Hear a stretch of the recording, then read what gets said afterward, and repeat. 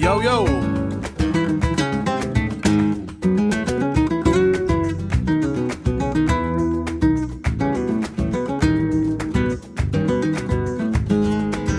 Guys, we're going to be talking to Connor in a second. Hope you guys are doing well.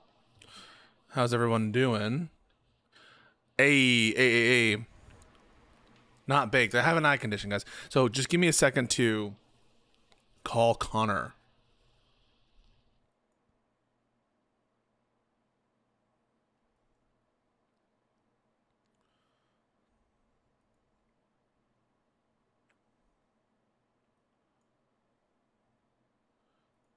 Yo, what up, bro? Hey, King, how are you? Good. Can you hear me? I can hear you, yeah. Awesome. Just give me 1 second to put you on cam, all right? I have a lot of Okay. questions for you. 1 sec. Transitioning. You appear to be transitioning as well. Yep. And I'm happy for your conversion. 1 sec. Thank you. Cool. Yo, what up? How you doing? How you doing, brother? How you surviving? Good. The first question I have for you is like, why are you yelling at your 7-year-old about donuts? And like, you're mad that he doesn't care enough about your wife, but you're also mad that your 2-year-old cares too much. Like, what the hell? Like, just let him have a donut. No, my 2-year-old didn't even notice. My 2-year-old is 2. Okay, mommy left when the 2-year-old was in the bath. Yeah, 2-year-old didn't notice. He's a 7-year-old. Like, just give him. He can be chill. And like, wouldn't you be happy that he's more worried about donuts? He's a young kid. No. This is all right. Let's break this down a little bit. So, just for those of you who are unaware of the situation that I was complaining about this morning, last week I was in the hospital for 3 days with an intestinal issue, pooping blood. Not fun. Almost died. Oh, very fun. I'm very sorry to hear that. It's okay. I survived, and God gave me a lesson in humility. So, my wife, probably 2 or 3 weeks ago, threw out her neck and shoulder, and that sucked. And she was, out of action for like a day. Well, she threw it out again last night. And so it just happens, you're dehydrated, you do too much, whatever. You're old, you're 30 or 40, just your body stops working on you. It happens. Okay. So the wife needed to go to the hospital. And my son says, oh, well, mommy's going to the hospital. Can we get donuts tomorrow? Because normally mommy makes breakfast. And I was like, yeah, I see the logic. Yeah, that's great logic. Yeah, I was like, yeah, sure. Let's get donuts. But then he asked about donuts another 2 or 3 times after my wife had already left for the hospital.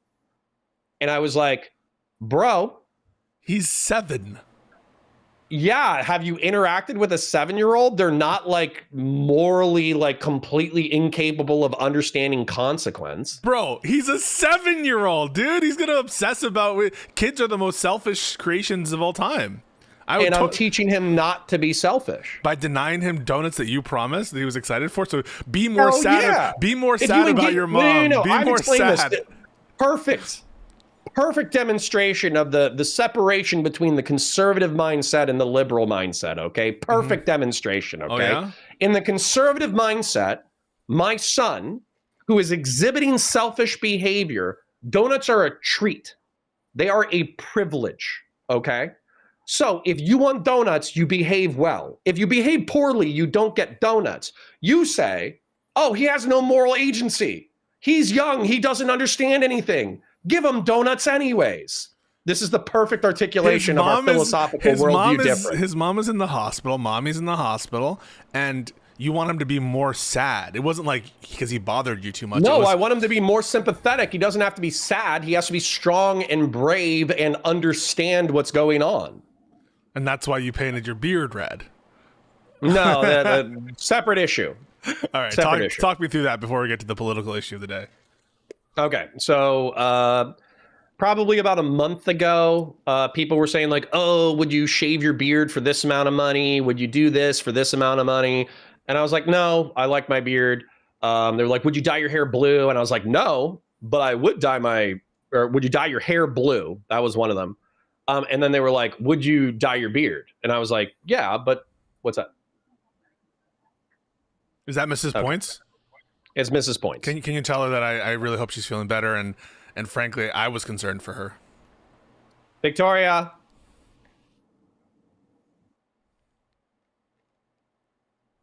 Pisco wants you to know that he hopes that you're feeling better. Thanks, Pisco. Nice. All right. The okay, sorry, Redbeard. So we landed on beard. We landed on dye. The color was red. We and somebody landed did on. like You wanted this. Can you just be? Let's stop. You wanted this. You wanted. I would. I mean, we're talking about it like Redbeard. And by the way, this is like super cheap. It just washes out. But if I did white here, maybe blue on top, you know, maybe red, white, and blue, maybe a little bit of Uncle Sam. I don't know. Yeah. We'll see. We'll see. So then we can all go to a gay club that's together. the way that I would incorporate the blue hair. They'd be like blue hair, red beard, you know, Patriot. Oh shit. And what would be the white? You just like Daenerys Targaryen the sides, or you just let the kind of? Yeah, I would. So I already have like silver or gray like coming in the side, so I'd probably just get white, you know, and do like the bottom part. Now that's going to be like that's going to be like if we're doing like a big show or a college tour or something. I'm not just going to do it randomly. But yeah, I would 100% do red, white, and blue. Yeah. Especially around like a patriotic holiday. I would 100% do that. Is there any patriotic holiday coming up? I mean, would you consider Thanksgiving November patriotic? 10th. November 10th? November 10th is the Marine Corps birthday. Okay, what's up with this whole Marine Corps aesthetic that you have? I mean, I was a Marine. So what do you feel about your the first issue I want to do? Well, first of all, how you doing? I mean, I kind of just asked you a bunch of questions out of the gate. Besides almost dying from intestinal ischemic colitis, it's you don't have to. It's just nature of getting older. Besides being terrified for 2 or 3 days that I was on death's door, besides that, I'm great. Everything else is great. I just want you to know, if the worst had to come, which of course I hope that it didn't, I would have had like an in memorial, like retrospective of every good moment that we've had. Oh, that'd be so sweet. Yeah. That's what I want, dude. That's what I want. I'm not going to lie. Yeah. Like, what was so sweet. So, you know, obviously the wife is texting me, my mom's texting me, and I'm just like, please God, leave me alone. I'm dying. Just let me focus on dying, please. But then, also chat, I was like, hey, I'm going to the ER, can't stream, blah, blah, blah, blah, blah. And I had like 30 or 40 people who were like, please don't die. And I was like, oh, that's really nice. Like, it's nice to have a community of a few dozen people who actually give a shit whether or not you die. It's nice. We don't want anything bad to happen to you, of course, Connor. And it's nice to catch up. I feel like sometimes you and we go really hard on each other in these discussions and debates, but I don't want people to think that I want harm to befall you. I mean, that, of course. Okay. So anyway, of course, it's a fraternal rivalry. So I want to talk to you about a bunch of stuff, and I have a bunch of ideas in my head about what to bring up, but I want to give you the opportunity. Is there anything you'd like to discuss with me? The thing that I was watching before you showed up was your summary of the Prime Kai and Tim Pool showing. I think I watched your Tim Pool showing yesterday. Mm-hmm. Dude, I love what you're doing. So obviously we don't agree on everything, but I think that a lot of people have complimented you on your debate chops, and I think that you do well. I super appreciate that. I think that especially in the studio setting, I feel there's a little bit more control, and I'm able to like take a stranglehold of the conversation a little bit better in contrast to when we're like facing an audience in a live setting where it feels a little bit more loosey and I'm just like yelling most of the time. So I really appreciate you saying that. Did anything stand out from the Prime discussion or the Tim Pool discussion? One of the things that you said is like, oh, maybe I'm too conciliatory during these conversations or whatever. Let me know if I'm too conciliatory or whatever. But I think that the thing that you hit on that a lot of people don't understand is that when you're on Twitter, it's just shit talking, right? Like it's aggressive. You're pointing out your enemy's worst attributes, all that kind of stuff. Then when you're on a panel setting, it's also like a knife fight. You know, you're throwing elbows, all that kind of stuff. But when you're in person, there's something that I think it's like we all instinctively understand that we could technically beat the shit out of each other. Like, are you one of those guys? Violence. Yes, I am. You wouldn't say this to me in front of my face, kind of people? No, I actually think that subconsciously that's part of the motivation to not be as abrasive in person compared onto the internet is that there is like, we're human, we're here, we know that this could get ugly, let's not make it too ugly, right? And so do you change your demeanor in person versus online, or do you keep it 100? You could tell me. I feel like I articulate all the same positions, but I would say, yeah, I'm less spicy in person. Maybe. I would say you're less spicy in person. That's what you just said. That's what you told your audience. You said, "Hey, while I'm disagreeing with these people and being argumentative with them, maybe I'm being too nice and too conciliatory." That's not an IRL versus online distinction. I think it you're was coping, it was a distinction between being in a live crowd versus being in a studio. But no, I hear what you're saying. I will say, your live crowds. I can see. I pointed out several times. Not only are you antagonistic towards the other panel hosts, not only will you call Tim Pool out on his shit, but you'll be antagonistic towards the audience as well. But they all fucking love it. But they're really loud. Like, you don't hear it as much, but they're loud, man. I mean, it's loud that the mics don't always pick up how loud they are. But they're heckling the whole time, and so I like to give it back. But But I think on some degree you're like. I think the reason why Tim keeps inviting you, which I hope is a compliment to your talent, is you're an excellent like liberal villain for them. They literally say that behind the scenes, and I think it's also because you're our favorite liberal heel.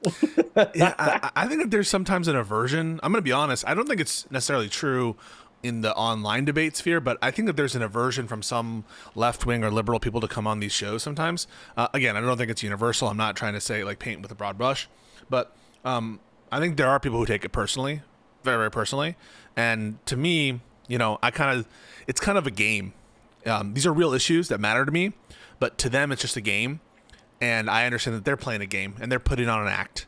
And when Tim Pool is doing this kind of thing, he has an audience that he's concerned about. He's concerned and juggling his own kind of like internal political friends. He has to worry about his audience capture as well. He can't ever be seen to be like too agreeing with Democrats or hating Trump. I've seen him drift out of the, like if there's like a fence of like what's allowed by his audience, like I've seen him like escape a few times, but then like he runs back in real quick. Yeah. it's kind of a game. I think he's testing the waters for the post-Trump consensus. I think that's what it is. He's building up like I might be psychoanalyzing. Maybe Tim would be offended by it. I have no idea. But I feel like he's testing the waters for the post-Trump consensus, where eventually, like, Trump will be gone, and you're gonna have to admit some of the fucked up shit that he did, and you can't constantly sweep for him. So he'll use the post-ironic and meta-ironic comments that he's making now to be like, "Oh yeah, I thought that the whole time." Yeah, we'll see what the posturing is. I think that even though individuals in that movement, the MAGA movement or the MAGA coalition, ought to be planning for a post-Trump situation, and maybe that is what Tim is doing. I think, frankly, a lot of them are not doing it enough, and they can't foresee, or they're not able to position themselves in such a way, or maybe there is no coherent through line in the Republican Party when MAGA is gone, at least not yet. And so, yeah, it's possible he's trying to do that, but I do find that when I talk to him in these live conversations, I have the sense that he's deeply conscious of the fact that he's being watched and that he is putting on an act. And so in that sense, I don't take it personally. He is almost like a force of nature in that sense. I don't mean to overstate how good he is a debater or anything when I say he's a force of nature, but just to mean that he is like, I don't really consider him as much. He's responding to 7 different motivations. He's not having a conversation, right? I, with you right now, am having a conversation, and it feels like a real conversation is one where I feel, and sometimes I can get very heated with people because I have this particular vision of like how a conversation should be or whatever. But like when someone listens to you and responds to what you're saying because they are actually trying to contend with it, that is what I take to be like a real conversation. Other kinds of verbal utterances, like when we're just talking back at each other, what do you think about the weather, but we're not really listening, that I don't take to be like a real conversation. And when you're doing what like Tim Pool is doing, where he's just always, I think, thinking about the production of it to the exclusion of actually having the conversation, I just don't think we're doing the same thing. And so I don't take it personally, We're not. And what's funny, I think maybe I gave him too much credit in our first interaction, but what happened was it was either I think it was Fabian Liberty was my first appearance on Tim Pool. You brought on Fabian Liberty? Yeah. Well, because believe it or not, this is how it happened, was they were looking for IRL creators like Tim Pool IRL, random Twitch and YouTube political debaters in order to come on the show. and somehow they got introduced to Prime Kai. And then Prime Kai was like, hey, I do panel shows all the time, and I know dozens of creators. I could introduce you to like everybody.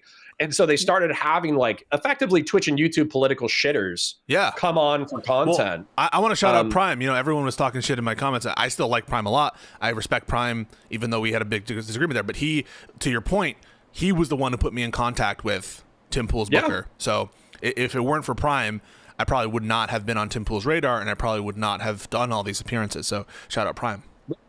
And so, yeah, so Prime put, you know, Fabian on. They needed an opponent for Fabian. I went on. They needed an opponent for Stockton Left, and I was kind of his opponent or whatever.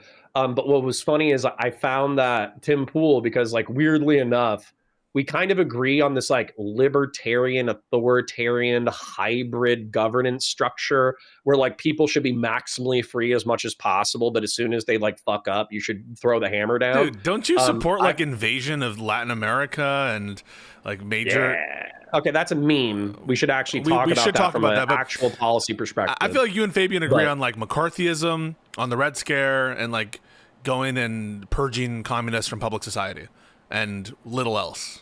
Maybe some liberties. I mean, that's probably true. Yeah, that's probably true. But I don't even think Fabian would necessarily agree with that, because he wouldn't want like a central government to be able to purge various ideologies. But yeah, I agree that he's a hostile. He's a rabid anti-communist. Yeah. But yeah. So at some point we should probably talk about like my actual policy for Central and South America versus the meme of invading Central and South America. Well, I think it's topical given the current it is. military. We just drone striked a fucking boat. Yeah. 2,700 miles off of American waters in international waters with no disclosure of intel of who these people actually were and what they were actually doing. So convince me you give a fuck. What's that? Convince me you give a fuck. I mean, do you think it's bad? Yeah. Didn't you support this kind of shit for drug cartels in Mexico? Why not in Venezuela? Yeah. Can you give me some rope and I can actually do like a non-meme description of policy? Sure. You can take out paint? I should. Yeah. I should, but I don't have one ready. Maybe I'll draw it later. But the I am becoming a talented Microsoft Paint political artist. It's actually amazing.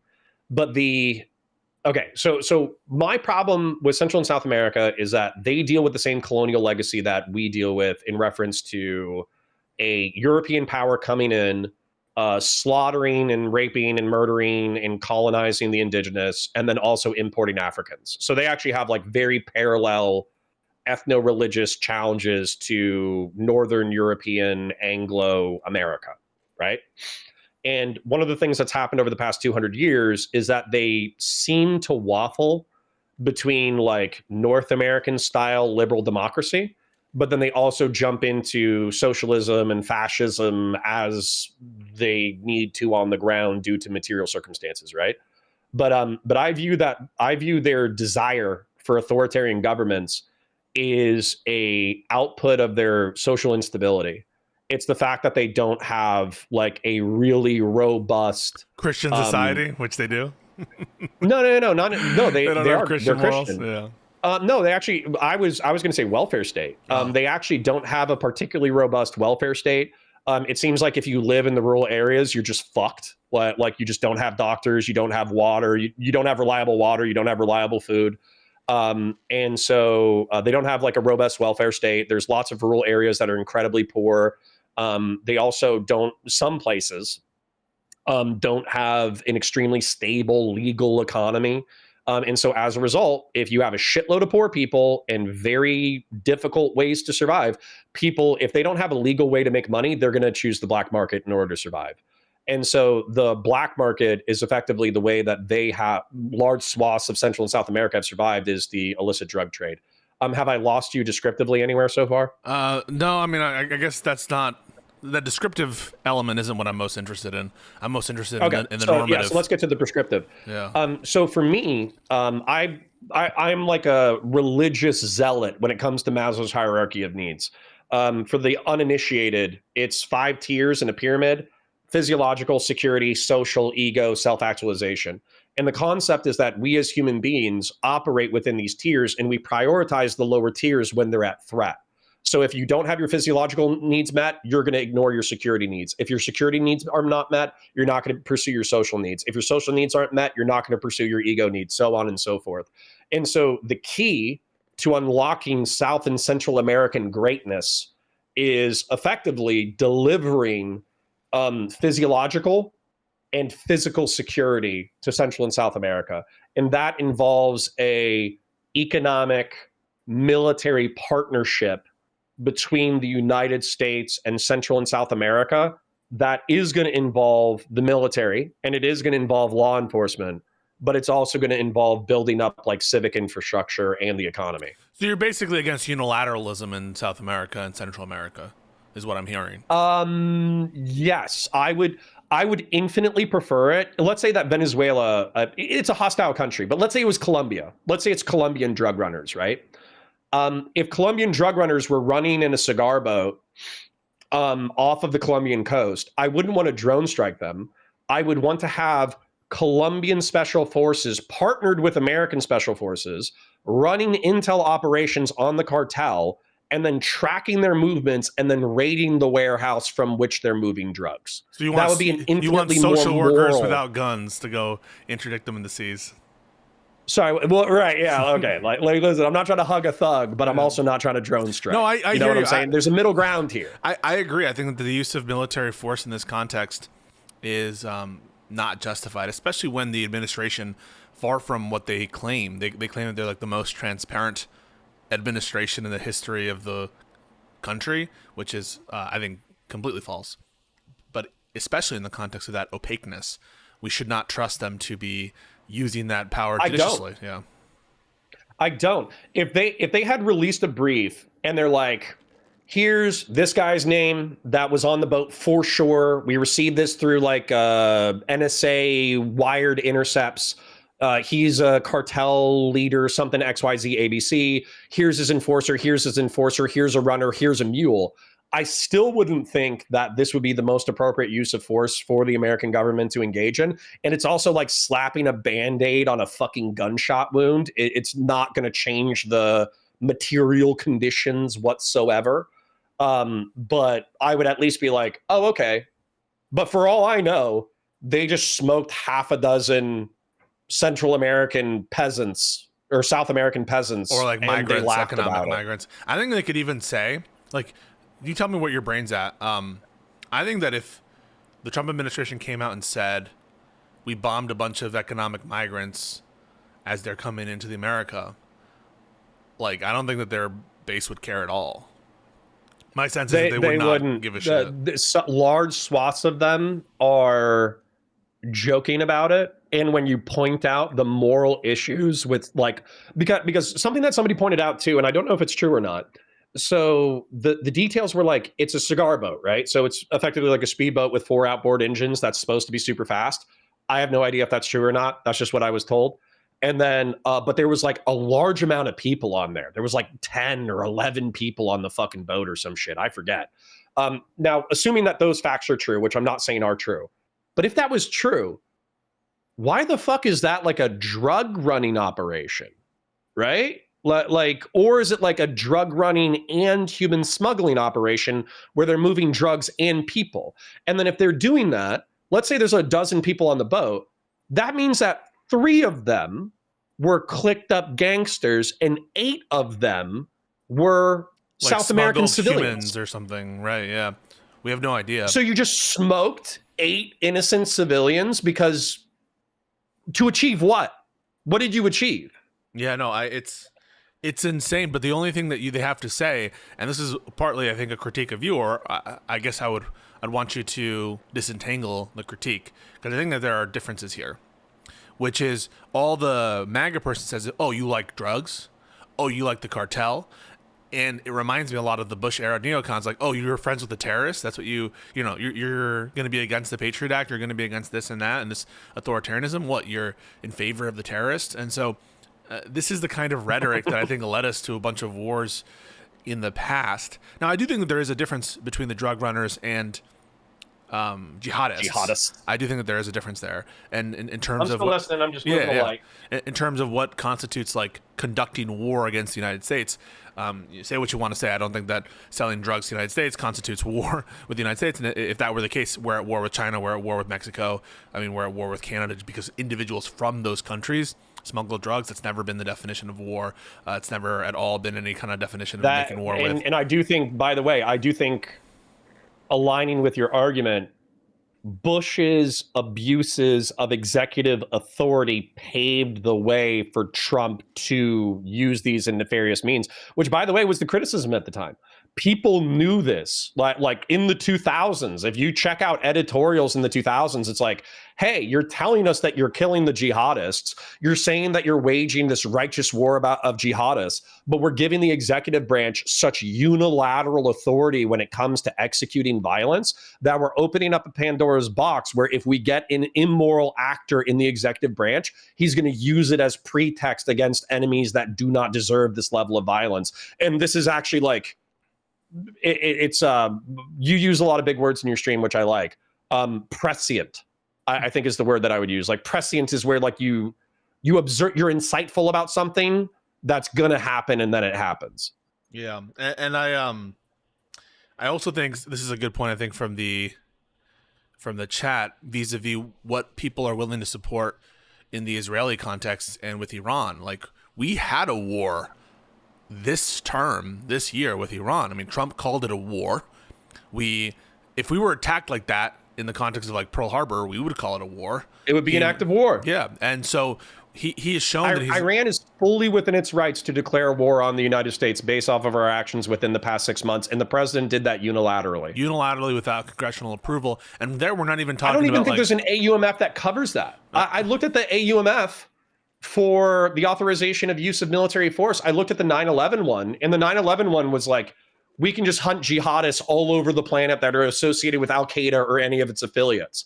But I don't think Iran falls under that. They're like a Shiite military organization. Well, if you take Trump at face value, which I think in terms of his legal arguments, you have to understand the scope of them, and he's out and open in all his briefs, is that he believes that there's some inherent executive authorities to like declare invasions, to declare some limited forms which Congress and not Congress, which Congress doesn't have the balls to call him out on, and the judiciary has enabled, because so for me, like, I don't think like Amy Coney Barrett is somebody who's preying on the downfall of the United States. I don't think she's like an evil MAGA simp, and I think she's proven through rulings for that to be the case.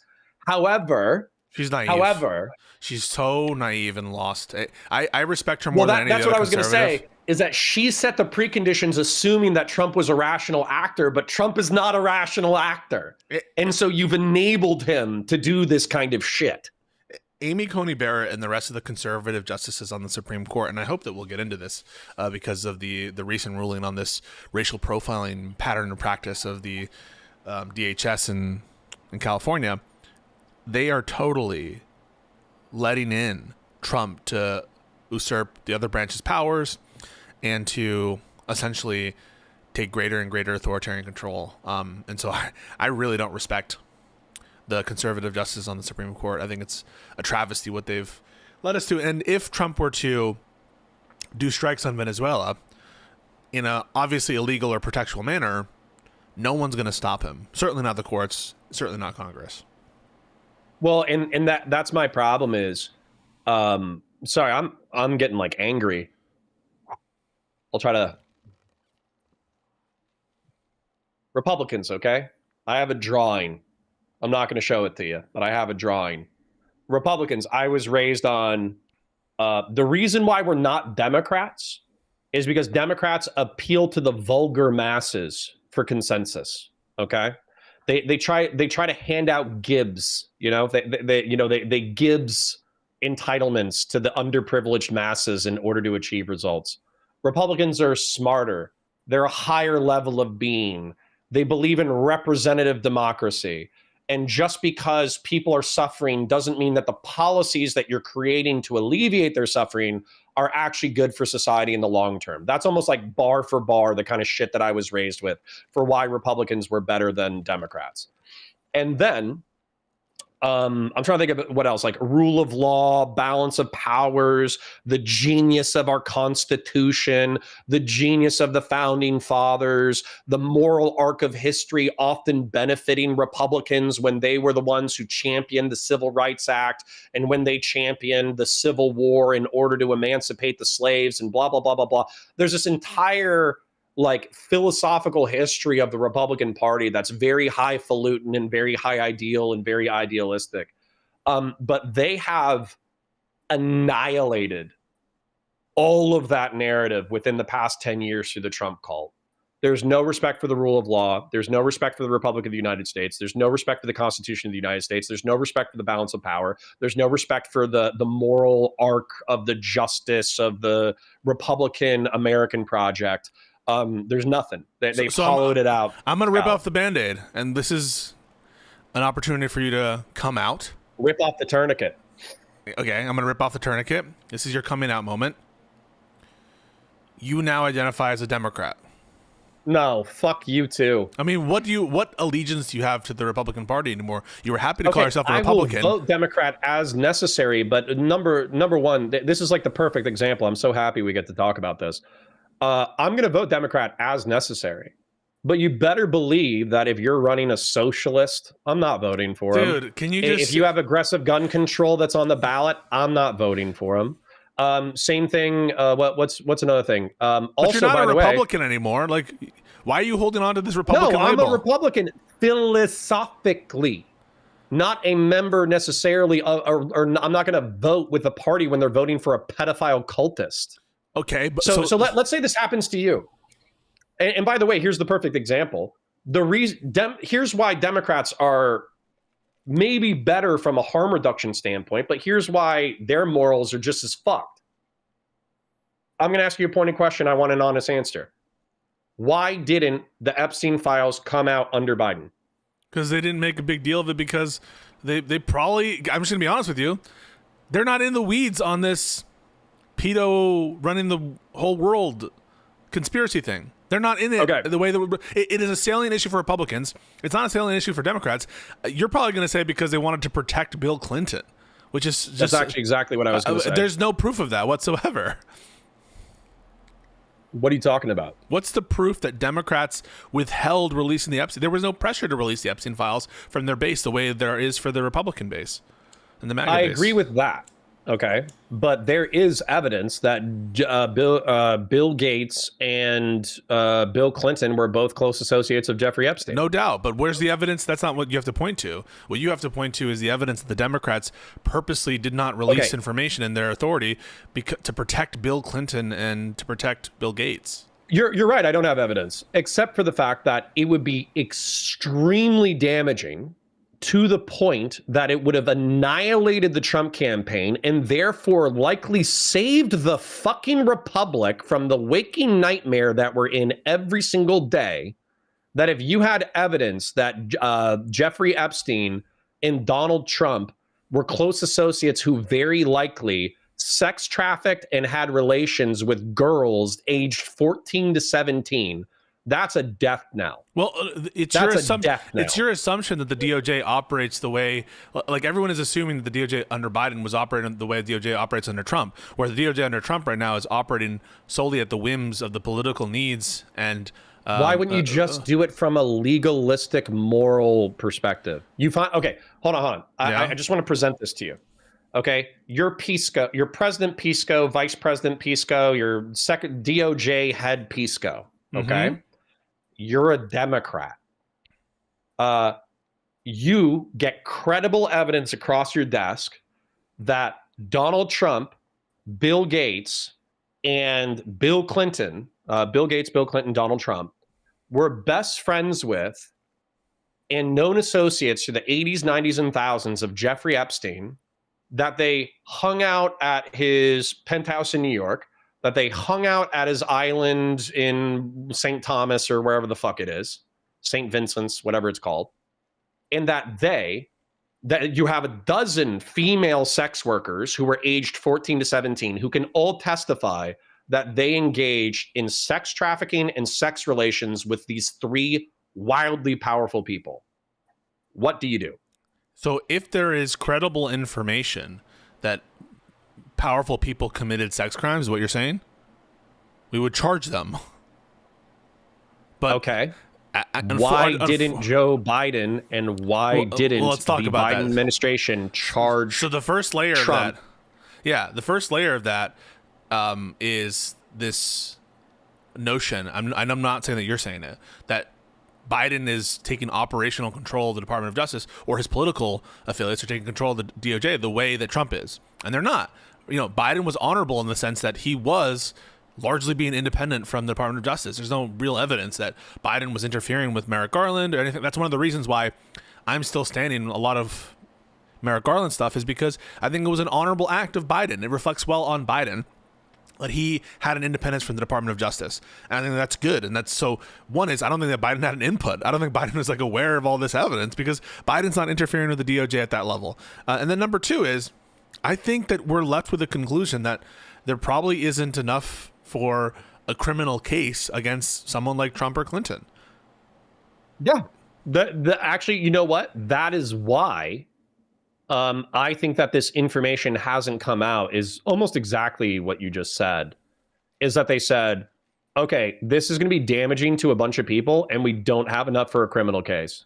Right. So, I mean, it's the same I think that's why they did it. Because you should not be, your assumption in asking the question was if it would save the country, Pisco, why wouldn't they release all this? Well, that would presuppose that I would want the DOJ to be releasing information based on their priors of how it's going to affect politics, which is precisely what I don't want them to do. Maybe I'm ignorant to some level of federal investigation. Okay, the way that it worked in local law enforcement. So I'm laying out my ignorance. So feel free to correct me. The way that it worked in local law enforcement is, I, as a cop, respond to a crime. I show up to said crime. I preserve evidence. I secure evidence. I log evidence. I write out a report. I talk to victims 1, 2, 3, 4, 5, and 6, and I talk to suspects A, B, C, D, and E. And then if I have a probable cause for arrest, I arrest that person. If I don't have probable cause, I write up a report and I turn it over to a state attorney. In the state of Florida, as far as I understand it, all these records are public. You could probably go through every single fucking case number from Mount Dora Police Department, and you could secure every report that I wrote for half a fucking decade. You could secure my unredacted police report. And the only thing that you might not be able to get is if there's CSAM material, or if there's drugs or some shit like that. You're obviously not going to be able to get a sample of the drugs so you can independently test the drugs. But you're going to get 95%. So most of this shit is not public. So I'll tell you, most of this stuff is not typically public in the federal criminal investigation stuff. Is they let the filings speak for themselves, and they don't just release all this information. A good example of this is on the Russia investigation. They charged a bunch of firms that were connected to Prigozhin, and they were going to go to trial, but there was no big evidence that they would be able to actually get to the underlying people behind those different firms. And so they dropped the case. And the reason they dropped the case is they didn't want to go to trial where the prospect of punishment was dim with respect to these different firms, and reveal how they got the evidence, or how you'd have to inquire a little bit into methods when you're doing the actual case. And so that's one of the reasons why they don't reveal it as a matter of course. Listen, between you and me, I think there's a big enough public clamor right now, public interest, that there ought to be a comprehensive report at this point, right?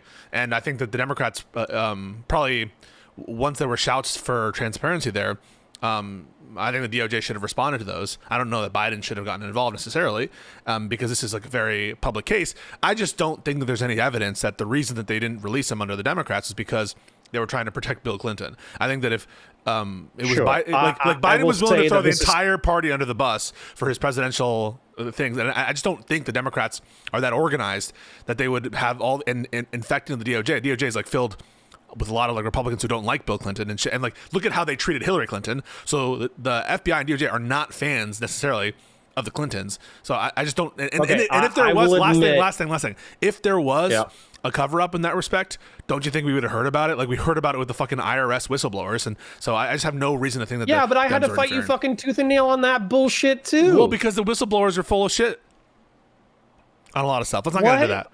On some stuff, they're full of shit. Yeah, that's what I mean. Like, if there was this evidence of like the Democrats covering up, I think we would get it from the DOJ, and the proof is kind of in the pudding that we got other whistleblower reports from other stuff, and because if they really thought it was helpful for their electoral math, and they had control of the DOJ over which like the Republicans seem to think that they do, and if they really wanted to win the election the way Republicans think that they're using the DOJ to win the election, and there was this evidence, they would have thrown Bill Clinton under the bus any day of the week. And the proof is right now. Like right now, the Democrats are leading the charge in Congress to release the files, and they don't seem to give a fuck. Yeah, but they might be saying no balls. They not only are they saying no balls because they know they can beat the shit out of the Trump admin on this topic, but also Clinton's a fucking dinosaur.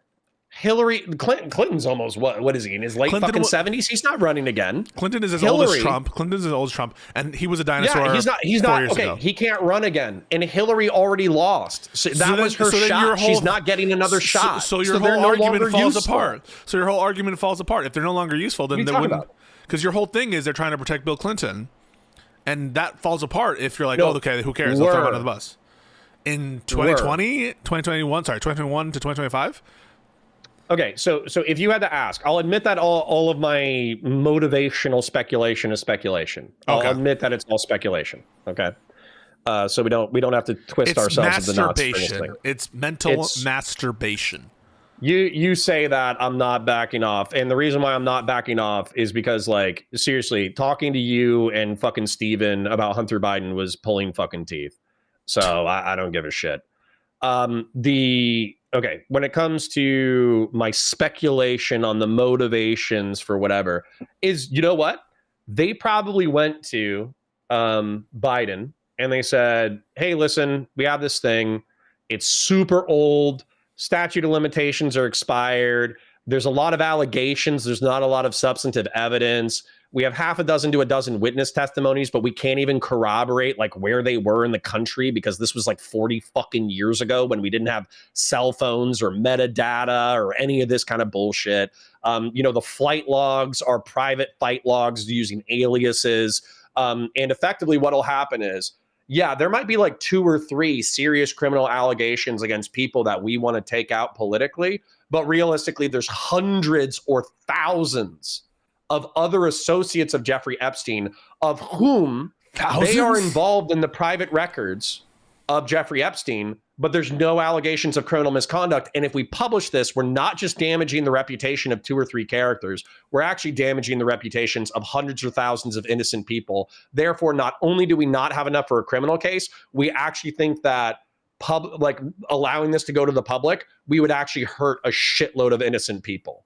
And that might have been the calculus that they made in order to justify keeping it secret. But I think this thing is of such public interest that it doesn't fucking matter. And this is why you won't call yourself a Democrat, even though Republicans stand for everything. Yeah, I'm not going to call that. No, this is so dumb, dude. Like, I'm not you philosophically. No, but I don't agree. I'm going to say something, and you have to let me say it. I think if you were to ever call yourself a Democrat, you would lose the whole like splendor of you being the one good Republican. But even though the party has totally abandoned you, even though the Republican Party has changed significantly, for you to say I am a Democrat now, even though ideologically it's a big tent and there's plenty of room for you in it, it would jeopardize your status as the one good Republican. Thoughts? Okay. Sure. And this is a optical argument that Fabian Liberty and Rob Knorr and Admiral I don't know about them. Have they said this? And yeah, of course. Oh, okay. Rob Knorr, Admiral Gibbs, and who else? There was somebody else who was like, this is purely optics. Your function. And sorry, I'm doing a little bit of workout while we're talking. They're like, oh, this is all functionally optics. You vote Democrat. Just admit you're a fucking Democrat. Fuck off. You're a Democrat. Blah, blah, blah, blah, blah, blah, blah, blah. But I don't want to become you. I want you to become me. And I don't want the Democratic Party to, I don't want to bend to the Democratic Party's will. I want Democrats to be more like me. And if there's Republicans who are similar to me, who feel similarly abandoned, that every single principle that we were raised with has been fleeced and destroyed and murdered in public, and 70% of the Republican base fucking laughs at it. They enjoy it. They think it's funny that the Republican Party has abandoned every single principle that it ever allegedly stood for. I would rather those people say, fuck you, I'm not a liberal. I'm not, well, maybe they're like liberal philosophically, but I'm not a fucking Democrat. But fuck MAGA. Fuck them for skinning and destroying everything that we ever fucking So do you still for. call yourself a Republican? So put aside the Democrat label, or do you call yourself independent? I don't think you can call yourself a Republican. I would probably, if like, see, we're talking about two different things. Okay. This is why you're so slippery. I'm saying this party is why you're affiliation. such a good It's not slippery at all. I'm asking your party affiliation. You're such a good debater. No. I almost guarantee you, we had a similar conversation about a different topic where we talked about electoral versus ideology. This was in reference to the Vanguard boys, by the way. Okay? Because I made the concession that electorally, the Vanguard boys are closer to you and Josiah than Rob Noor, right? Right. Electorally. However, ideologically, Rob Noor still believes in a republic. He's not a revolutionary. He's not a socialist. He's not a communist. He doesn't want to destroy the fucking country. And so as a result, ideologically, Rob Noor is more proximate to you than the Vanguard boys are. And this is the exact fucking same thing. You're saying electorally you're a Democrat, so just be a fucking Democrat. But I'm saying ideologically I'm fucking not. There are 10 things from Sunday that I will fight you on because Are I you think a registered Republican? Shit. Are you a registered Republican? Yeah.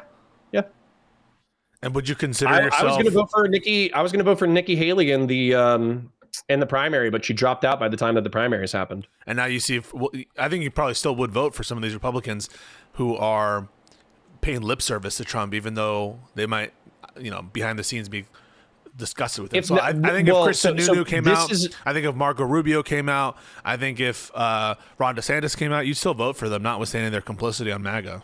Well, so this is actually like a super interesting question that my my conservatarians in my audience who may or may not have voted for Trump, they've burned me a few times on this, held my feet to the fire.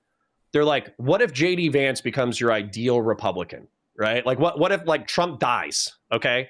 He has a heart attack and he's got like this perfect, nuanced, neoconservative gun, like perfect down the line on gun control, on abortion, on the economy. He's just like the perfect candidate for you.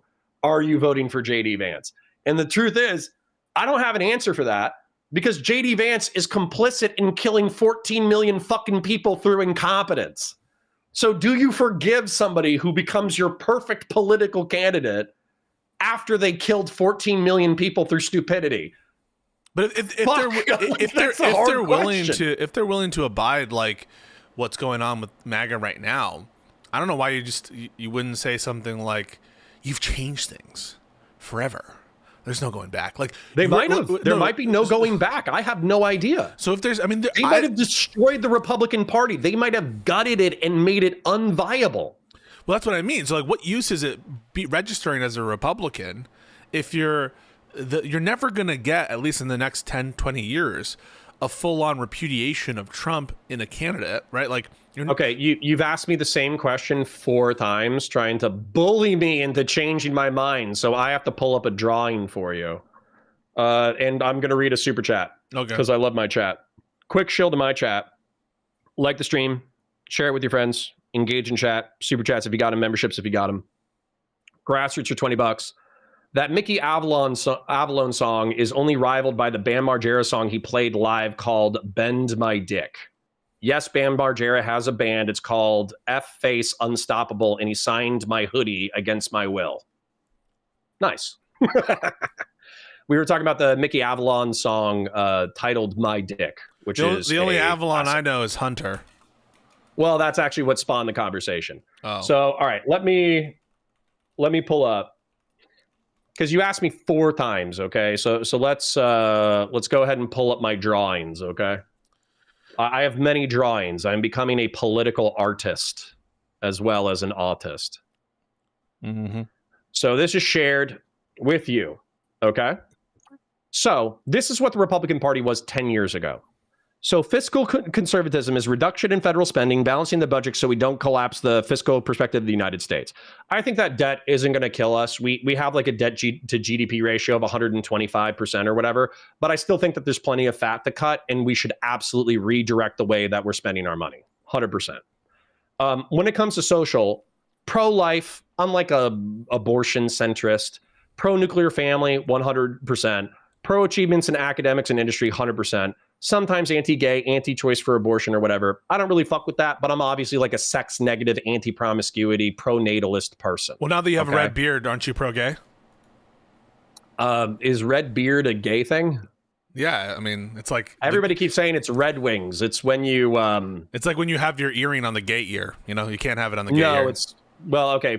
I have to defend the honor of heterosexuals. Mm-hmm. They're saying it's like when you give love to a woman with your mouth, but they're having their time of their month. So you're saying you're okay. That's what. So this is proud heterosexuality. Okay. All right. Then, when it comes to neoconservatism or Burkean conservatism, the new left went too far in the 60s through the 80s. They were a bunch of dirty socialist, communist, hippie fucks, and they needed to be fought tooth and nail. Pro-democracy and republic, and they were militarist, meaning that they were perfectly okay with military intervention and foreign intervention in order to stop the threats of communism. I agree with like 80% of this shit. So please tell me that this is what the Republican Party was 10 years ago.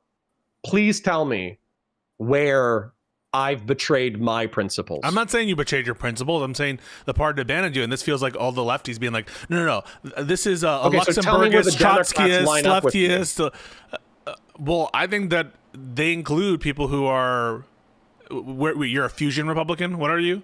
That sounds pretty gay. I mean, yeah, like fusion or Burkean conservative or neoconservative, yeah. Okay, so Biden reduced federal... the federal deficit under his term. That chafes my ass. It chafes my ass so hard that the only people who have been fiscally responsible are fucking Democrats. It chafes my ass so fucking hard. Anyways, sorry, continue. Yeah, I mean, I just think that there's nothing incompatible about your beliefs with the Democratic Party as such as a coalition, and you're better aligned in terms of your foundational beliefs in like being pro-America, being why? Because I believe in a republic. Yeah, I mean, I don't think that it would be like saying, the Republican Party used to mean. But you know how much of a cruel irony it is to have the Republican Party no longer believe in republicanism. Do you know how much that hurts? Yeah, I don't know. Like, imagine if the Democratic Party became a fascist party. Yeah, I wouldn't be part of that party anymore. Well, right, but I'm no longer part of the fucking party, but I still identify with the philosophy of republicanism. But you are a registered Republican. You call yourself a Republican. Because I wanted to, because specifically with the primaries, I was hoping, because if you look at 2016, okay, if you look at the 2016 elections, Trump got around 35% of the vote in the primary, okay? But what happened is all the moderates stayed in the party and split the moderate vote, so Trump ended up being the nominee. If Marco Rubio had dropped out and endorsed, I don't know, what was it, like Kasich or fucking Christie or whoever the fuck was in, right? If all the moderates, if they'd done what Biden did to Bernie Sanders, if they had done to Trump what they did to Bernie Sanders, they would have saved the fucking republic. But they chose not to. And as a result, the fucking Republican Party has been flayed and destroyed. Yeah, so it's time to leave it. It's time to stop calling yourself a Republican. Sure, and electorally, I'll fucking leave it. But I'm never abandoning the principles or ideology that I was raised with. Yeah, which means I'm not saying that you should, but you're going to keep calling yourself a Republican because I think that there is something nostalgic about that. If there's a Republican who believes in republicanism, then I'm going to vote for the Republican. Let's say that we have Zoran Mamdani, and let's say we have a guy like me without JD Vance's or Trump's baggage. You see, a guy like Trump me, Republican. a freak. Sorry. What's that? That's never mind. Keep going. Okay. Mamdani versus a guy like you. Let's say that you have Nikki Haley without the internet censorship, okay? And maybe a better understanding of where we are currently economically, right? Nikki Haley without the internet censorship plus like a decent understanding of redistributive economics. You're voting, I'm voting for Haley. Nikki Haley over Zoran Mandami every time, 100 times out of 100. Even though Haley's a Trump supporter? Hey, I've been, not that I hope she fucking sees my tweets and she cries. Every time she bitches about the Trump admin, I'm like, you're the one who endorsed this, you dumb bitch. Yeah, she endorsed Trump. And that for you is not disqualifying? But that's why I think I had the caveat of without all the baggage. Okay, so a new Nikki Haley that just emerged on the scene and... Okay. You're saying like that, like it's impossible, but Maxwell Frost is close to me in district, and Maxwell Frost is like 25. You're saying we can't find like a 26-year-old congressman? The new Republican youth are Nazis. I know. It's so fucking bad. So I'm just like not very sanguine about the opportunities of some like Burkean conservative emerging from that. God wants me to suffer, Pisco. What the fuck do you want me to say? I'll vote Democrat as long as I need to vote Democrat, and if a sane Republican emerges, I'll vote for a sane Republican, okay? Let's take the New York election. You are in a more electorally viable and comfortable position, which is that of a liberal in the Democratic Party who has some progressive tendencies. You're sitting fucking pretty. Oh, really? I thought I was a communist. I thought I was a socialist. Not only do you have a party that aligns with you ideologically, but you are in the majority within your own party. You effectively can walk around just bullying the fuck out of everybody. How is this a response? So how is this a response? No, like if I were in your shoes, I'd be like, this is what I'm saying. I'm not a God Republican wants anymore. me to suffer. Okay, between the two of us, God has chosen me to suffer. And he almost killed you last week, suffer. which would have been awful. What's that? And he almost killed you last week. Right. He wants me to suffer. I did something wrong in my previous life, and he is punishing me for it. And you're punishing the whole audience with that beard. I'm just kidding. I like the beard. I like the beard. Can I just be honest with you about something? So in the New York election, we have Mamdani with a huge lead. Yeah, I would vote for Cuomo immediately. Cuomo's a snake. Yeah, and he's not a communist.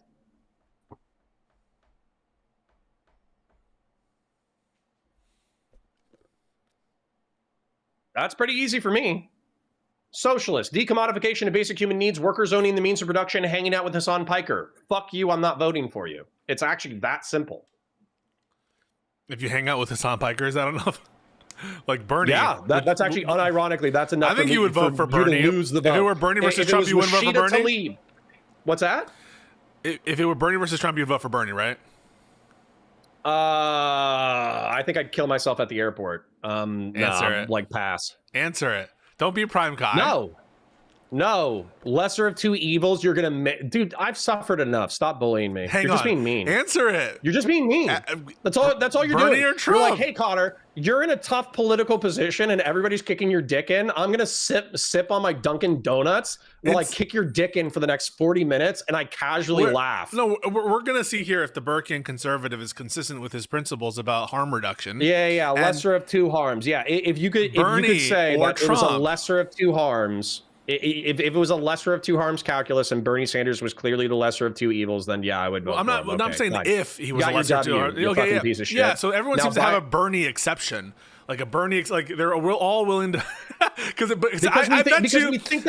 we think that he's hiding his power level. We don't believe the social democracy woo bullshit. We don't believe it. We don't believe it. No one who is right of Joe Biden believes that social democrats are social democrats. We all think they're socialists hiding their power level. That's not the way I mean that there's an exception for Bernie. I think that if I presented you Mamdani versus Trump, the same exact situation, I think you would not say that you would vote for Mamdani over Trump. I would abstain from voting. You're actually making me choose between a socialist and a fascist. There's an exceptionalism to Bernie. I would not want to be morally responsible for anything that happens after that. Yeah, for some reason you consider I would not want to check my box by either thing. Yeah, because I think that both things would end up in fucked up shit that I don't want to sign off on. The exceptionalism that I'm pointing out. Matter of fact, I'm going to go ahead and go back and say, like, probably with Bernie too. I'm not checking my name by that shit. Yes.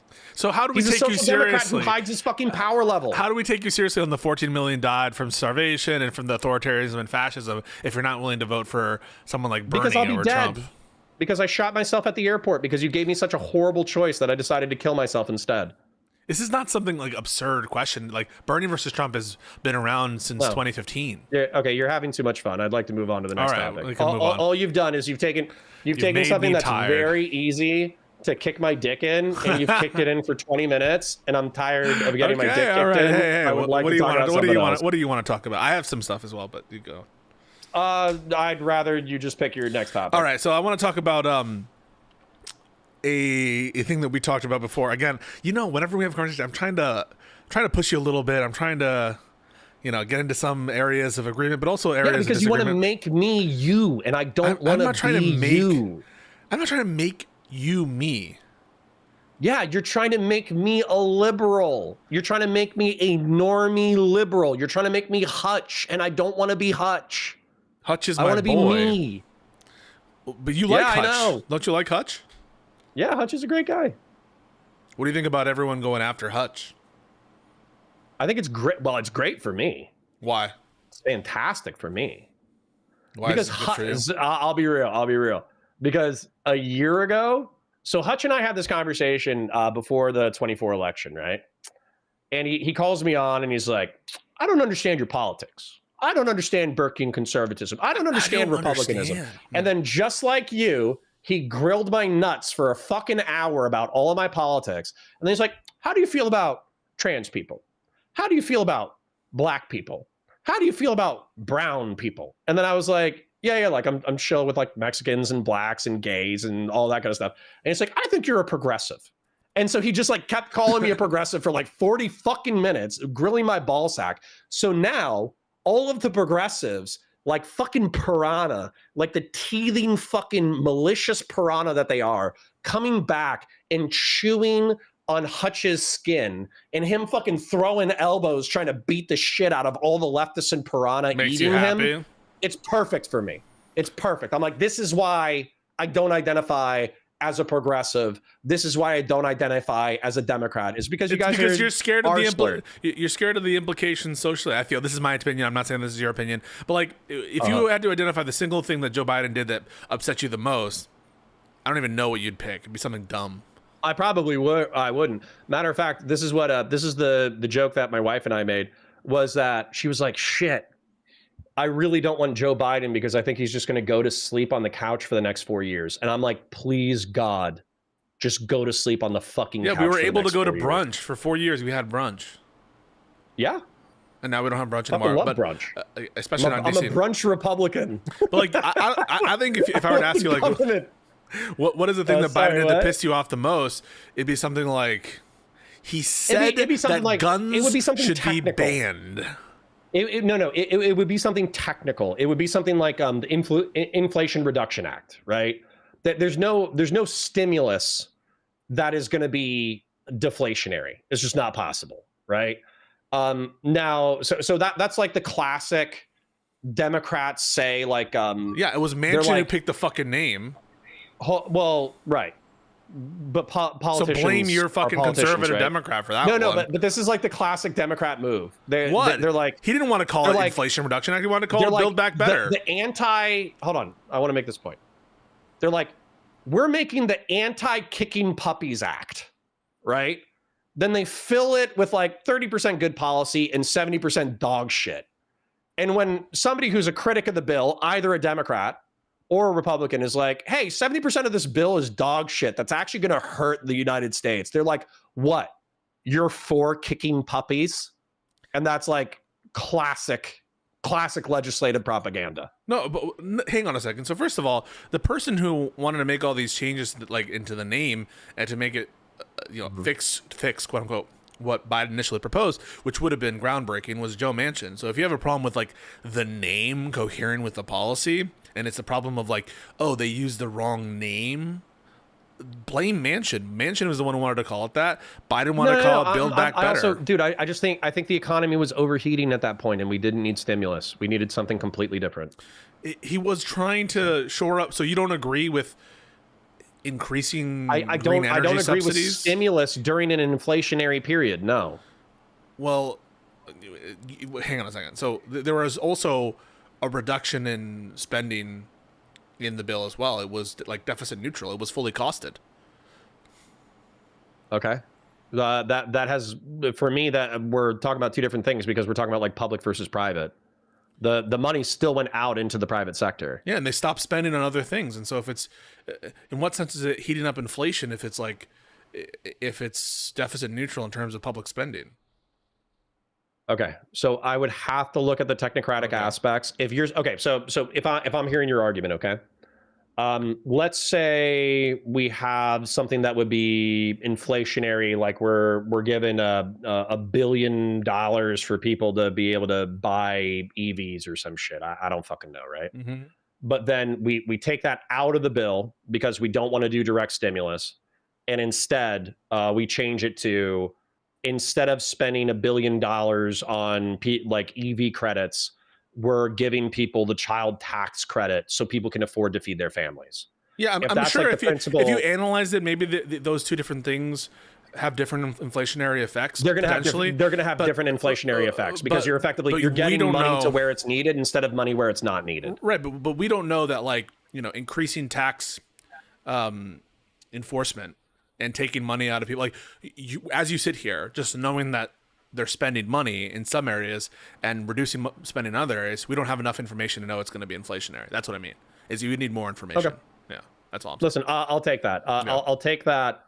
70% of my political coverage is reading the headlines and the articles and then covering dramas and debates. Why do you cover the drama? Do you enjoy the drama? I mean, that's the shit. I'm trying to really push away the drama, and like it is so toxic. I don't know why. For me, it's fun. It's not fun. It's like, it's super, like there was a civil war in my Discord, and I don't want to get into it. I just want to be clear about it. But like, I just don't understand, like, the drama stuff is not helpful towards the ultimate project. It's destructive. Well, this is my. Are you okay if we just kind of talk about everything openly? No, hang on, let me think. I'll use sanitized language that doesn't involve people's names. I agree with you, and I think that drama can be a decent marketing tool. Okay, like this personality is fighting this personality, right? Like that's how you get people into the chat, right? Yeah. But if you're not breaking down the ideological differences and the actual, like, fundamental, like, the differences in perspective and difference in ideology and the difference in economics and the difference in technology, if you're not breaking down those deeper things, then I think you're actually, like, hurting more than you're helping. And not just that, if you're personally involved in the drama, where your involvement in any kind of political project is going to be a detriment because you're so toxic yourself, then you're hurting your stated goals. I mean, I think that analysis is apt. Very bland. I agree but that, very like, true. There are some things that can add a dramatic element to it, for sure. But the stuff that I just can't imagine why it would be useful. And this is also, by the way, a commentary on, and maybe back to our debate on, like, the liberals attacking the left for doxing scandals and for this or that, right? Like, to me, the concentration on those interpersonal conflicts, it's what good comes of it for me. Like, if I were to cover, so for example, there was this Hassan thing, right, where Hassan and Bad Empanada and people are messaging me about it, and I'm just like, why should I cover that? Why is it a good idea to cover it? What do I get out of it, and what does the discourse, to the extent that I have an effect on it, get out of me covering that? So walk me through that one. Like, okay, Hassan's a bad dude, Bad Empanada's a bad dude. Why should I cover that? Or do you think I should? You probably shouldn't. I will. And the reason why I'm going to cover it is because I do have this narrative that I'm running with, which is effectively that there are moderates and disaffected Republicans who see the same thing that I see, that the Republican Party has totally betrayed all of its values and virtues. And that if the Democratic Party was to moderate and appeal to these voters, you have to give them some time because they're going to have whiplash from like the early 20s and the late 10s. But if you gave them TLC, love and care, hugs, maybe a pudding, chocolate pudding, and a warm blanket, they might be amenable to supporting some Democratic politicians and some Democratic policies. However, when you cozy up to, like, for instance, you were grilling me earlier about Bernie Sanders and Zoran Mandami and all that kind of stuff. When you cozy up to socialists or communists, this is antithetical to recruiting those moderates. And so for me, the reason why I choose to cover leftists acting like pernicious, parasitic, manipulative, fantasizing about violence, fantasizing about taking over the Democratic Party, the reason why I'm doing it is because I want to alienate leftists from liberals, because the leftists are completely ideologically opposed to everything I believe in. You're doing it kind of to stick a wedge, drive a wedge between liberals and leftists. Absolutely. But isn't that the whole reason that you're mad at leftists? Or not your reason, but like there's one reason that some liberals give for why they are mad at leftists, maybe not you, which is they're driving a wedge between the Democratic Party and the content creator, or they're driving a wedge intentionally. They're really trying to hurt the effort here. But you're self-admitting that's what you're trying to do, in the sense of you are trying to create a finer distinction between lefty content creators and liberals and antagonize and spur on controversies between them. Because I view leftists the same way that you and I both view MAGA. MAGA was cute and funny and a joke a decade ago. And when Trump won, it was a shit post, and half of the people voting for him didn't even think that he was going to achieve anything. They did it as a joke and a middle finger to the federal government, because the federal government has fucked so much shit up over the history of the United States. And then it became serious. And then it became a cult. And then and fascism had, like, I actually mean it, political corporatism and flexible authoritarianism has destroyed my previous political home. Well, and so what I worry about is that you guys, and I've said this to your face before, I worry that you guys cozying up to these same motherfuckers, yeah, they're not as politically relevant. Yeah, they're statistically an infinitely smaller slice of the Democratic base, but they're very loud. They energize the opposite side, and if they were big enough, they would fucking kill you and take over your party if they could. Okay, but I'm getting this from someone who doesn't know if they would vote for Trump or Sanders, or someone who doesn't know if they would for JD Vance or Gavin Newsom, depending on what they would say. Yeah, because you don't think Bernie Sanders is dangerous. You think he's cute. I think that he's an honorable guy. You think he's a doddering old man. I think he's an honorable guy. I think that he just wants to give you healthcare, dude. No. So the history of Bernard Sanders is that through he's been in politics a long time. So he was an activist in the 60s through the 80s. He was hanging out in leftist circles. He swept for the Soviet Union and for Cuba when Cuba nearly annihilated us from a nuclear standpoint, and when the Soviet Union was an evil empire. Then he also, I think he did like a Noam Chomsky level of like Serbian history revisionism. I don't think he's as bad as Noam Chomsky, but I'm pretty sure that he was like making some Serbian sympathetic arguments in the 1990s. Then he kind of realized that the decommodification of basic human needs and workers owning the means of production was not a viable political route where anybody besides his local constituency would support him. And so he shifted to social democracy. And so you could argue that maybe since the thousands he's been a social democrat, I think that he still views the 2000s. My bad. Yeah. You could make the argument that he's been effectively a social democrat for the past 2 decades, but I think in his heart of hearts, that's only because he knows that America is not ready for socialism. And so he's trying to be an incrementalist and toil the fertile. He's trying to like till the soil to make it fertile for socialists. Do you think I'm not interested in a his Castro project. guy? Yeah. So you're willing to abide by quote unquote sweeping for Trump, but not sweeping for Castro 50 years ago? Ooh, that's so wild. Who said that I was willing to abide by? Because you said that you would vote for Trump? like Nikki Haley, JD Vance type if they became your perfect conservative. Yeah, if he was my perfect political candidate. Bernard Sanders is not my perfect political candidate. So the baggage of having supported a fascist is not weighing down JD Vance enough for you to categorically. I feel like you could understand this if you wanted to. You're saying that so liberals, we probably agree on 60 to 70% of shit, right? But we viciously disagree on 30 to 40% I don't even know what we of disagree on. What do you think you and I disagree on? Well, actually, one of the funny things that what my chat brought up that they wanted us to fight about was gun control. What's your perfect gun policy? I don't know. I'm not an expert here. I think that in general, feels like an evasion. So in general, I'm not super convinced that like gun buyback programs are viable in America. I'm not convinced. If you were to ask me, independent of the Second Amendment, right, what my ideal strategy would be, at time equals zero, if we could just prevent guns from being in the hands of as many millions as have them, that's probably better. But we don't have to live in reality. What if you're dictator? What if you're dictator for a day? If I'm dictator for a day?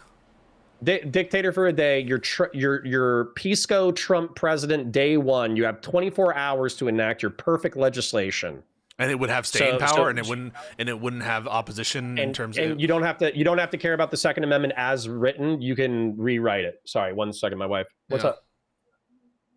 Oh, thank you, baby. Yeah. So it wouldn't engender resistance. Rewrite the Constitution. And what would you rewrite the Second Amendment to? And it wouldn't engender resistance from the populace, and I would be able to have they'll accept it. They'll accept whatever I say. I would say if I had ultimate authority on that version, I would say that every individual needs to have, which is not the case currently, a permit across the country to have a gun. I would be okay with him having a right to possess guns, but to just have a higher standard for achieving a permit in terms of training. That's okay. it. What about but again, I'm not an expert here. I don't feel very semi-automatic rifles and shotguns with a high magazine capacity. I'm not sure what my ideal policy is on that. I'm not offended by the notion of banning certain types of weapons, right? I mean, I don't think you are either. Like, I'm pretty sure you'd be okay with banning like grenade launchers, banning grenades, banning fully automatic guns, correct? You think that grenades and fully automatic guns should be legal? So I actually like the current system. So with the current that's system, convenient. Well, no, I mean, I genuinely think it splices a decent level of responsibility and liberty, which is one of the things that I get frustrated with everybody because they focus on liberty, but they never focus on responsibility. When it comes to fully automatic weapons, when it comes to grenade launchers, when it comes to destructive devices, right now they're regulated by the ATF. If you want to create a destructive device or a fully automatic machine gun, you have to go through a super rigorous background check. And not only do you have to go through a super rigorous background check, you also have to register the serial number. You have to keep it in an inventory constantly. If that weapon disappears, you are liable for it, and you have to report it immediately to the ATF. And basically, like, if you create a machine gun or a destructive device and it gets into civilian hands, like, you will lose your privilege of owning said class of weapon. So the current system of regulation doesn't infringe on your notion of liberty with respect to guns? The current setup?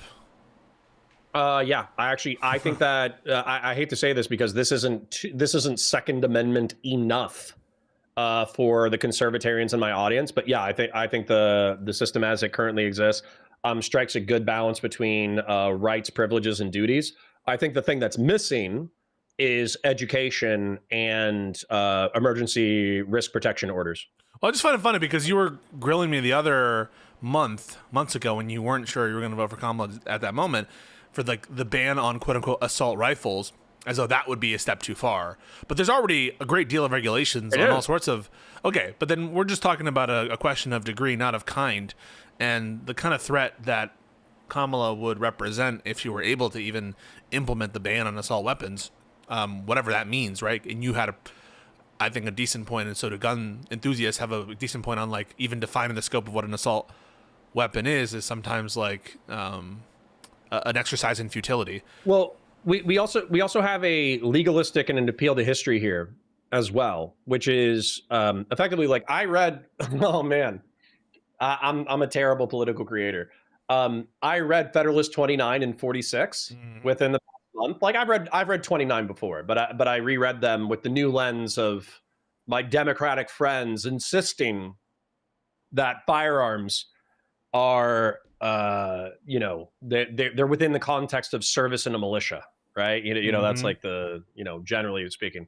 But what's so funny about 29 and 46 is that there's arguments about whether or not even a militia poses a threat to liberty. And then there's arguments about, like, effectively what would happen is, based off of the interpretation of the amendment, we should technically ban handguns. Like, we should ban, like, concealable private civilian firearms. That's how you interpret the Second Amendment? I mean, because like 99% of militia service is going to be with a rifle or a shotgun. It's going to be with like a large weapon, right? Because the militia is not supposed to serve a law enforcement context. It's supposed to serve the nation in a time of crisis during like rebellion or invasion. Okay, I find this totally bizarre. I mean, like, so your interpretation of the Second Amendment is in line with like liberals and left-wing people who say it's kind of a militia-based right, that even if there is an individual I think you should read, to it. If you haven't read 29 and 46 recently, it's actually really fucking funny. I know, it's like deeply ironic. But therefore, you think that Heller was wrongly decided, at least in terms of outcome. Hang on, I'll explain why. So you agree that there's an individual right to have and possess weapons. I'm not saying that you don't believe that, but even though you have a different rationale to how to get to that outcome, you do think that a ban on handguns should stand. So even though you think there's an individual right to own guns, it applies to a certain set of guns. And so you could. And so DC should be allowed to ban handguns. So you would disagree with the outcome in Heller, even though you agree with the reasoning of individual rights. So this is where it gets really, really interesting, and I'd appreciate it if you went down a technocratic hole with me, okay? So what's interesting is, there's I was fighting with my chat about gun control, and God bless them, they put up with me, and they gave me a bunch of like legal precedent, 29, 46, all that kind of stuff, and we were arguing about it. And I already knew that DC versus Heller like guaranteed a civilian right to ownership. Also, if you check out 29 and 46, they also argue for a civilian, like the unorganized militia, to have the right to keep and bear arms. They're talking about civilians. Like, it's clear. If you read the text, it's clear they're talking about civilians having the right to keep and bear arms. But what's funny, though, is that in, I think it's 1929, there was somebody who was carrying a short-barreled shotgun concealed, and he tried to appeal to the Second Amendment in order to say, like, oh, I can carry a short-barreled shotgun in violation of this, like, gun control act because it's part of my rights as an American citizen under the Second Amendment. But what's funny about that law, and I don't know how high it went up, but it's a famous case, is the court said, well, a short-barreled shotgun is not used typically in a military context. Therefore, the gun control legislation that bans a short-barreled shotgun stands. And what's so funny about that is, like, yeah, are pistols used in the military? Sure. But they're used as backups and by the officer. 99% of what the military does is with long arms. It's with rifles and shotguns. And so I think that you could, not that I would, but you could make an argument that pistols are actually like not relevant to service in a militia, but an AR-15 this is weasel absolutely language. Is. Like, you could say anything. You could say the sky is red. No, I think you can make a strong argument for it. But you're saying it wouldn't be convincing to you. So you have to explain why it wouldn't convince you. It's not convincing to me. It's convincing to, I think that it could be argued within the same spirit of that 29. I don't care if it could or could not be argued, Connor. I want to know, like, who cares what you a lawyer? No, we're not talking about in this context what could be argued. I'm asking what you think and why you're not convinced by the argument that handguns are not protected by the Second Amendment, which you're saying you could make a strong argument. Okay. I get what you're poking at. Yeah. The reason, if I was a lawyer defending this case, I would say. No, I want to know what you think. I'm not put you in a position of an advocate. Yes, I'm about to tell you what I think from a legalistic, argumentative standpoint. All right. Okay. I thought about getting a JD myself, Pisco. So what I'm fantasizing about right now, I don't even know about your fantasies. Is you and me in a court. Okay, we're in a court, and somebody else is the judge, and Pisco says, "Fuck handguns. They're responsible for 99% of homicides. They don't serve a military purpose. They don't serve a militia purpose. This is clearly outside the scope of 29 and 46. Therefore, handguns should be banned. Okay, Pisco just said that. What I would counter is that sidearms, like pistols, are actually very common in the military. They're common in the officer class. They're common as backups. They're common in tank crews. And as a result, pistol proficiency for the non-commissioned corps and for the officer class is actually a part of like military skills and militia-based skills. Therefore, pistols should be allowed. End of argument. So is your final argument or your final position that the Second Amendment protects handguns or not? Yeah. Okay.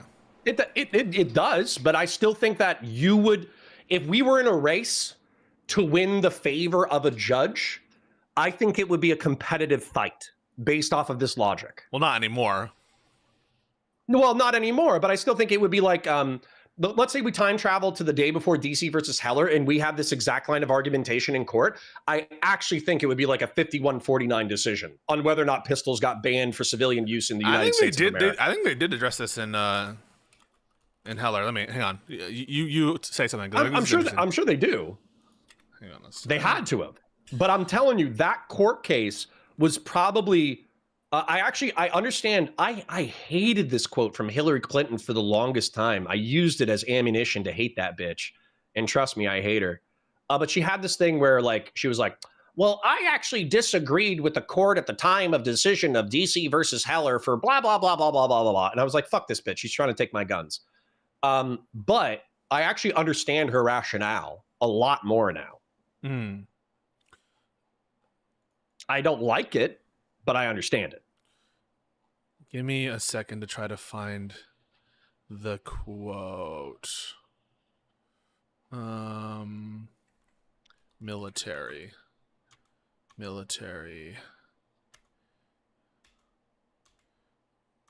Or militia. Associated with military.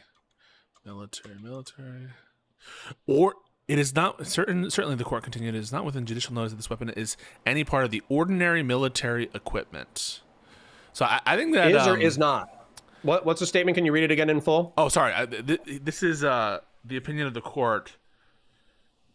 They're construing. Just give me a second, real quick.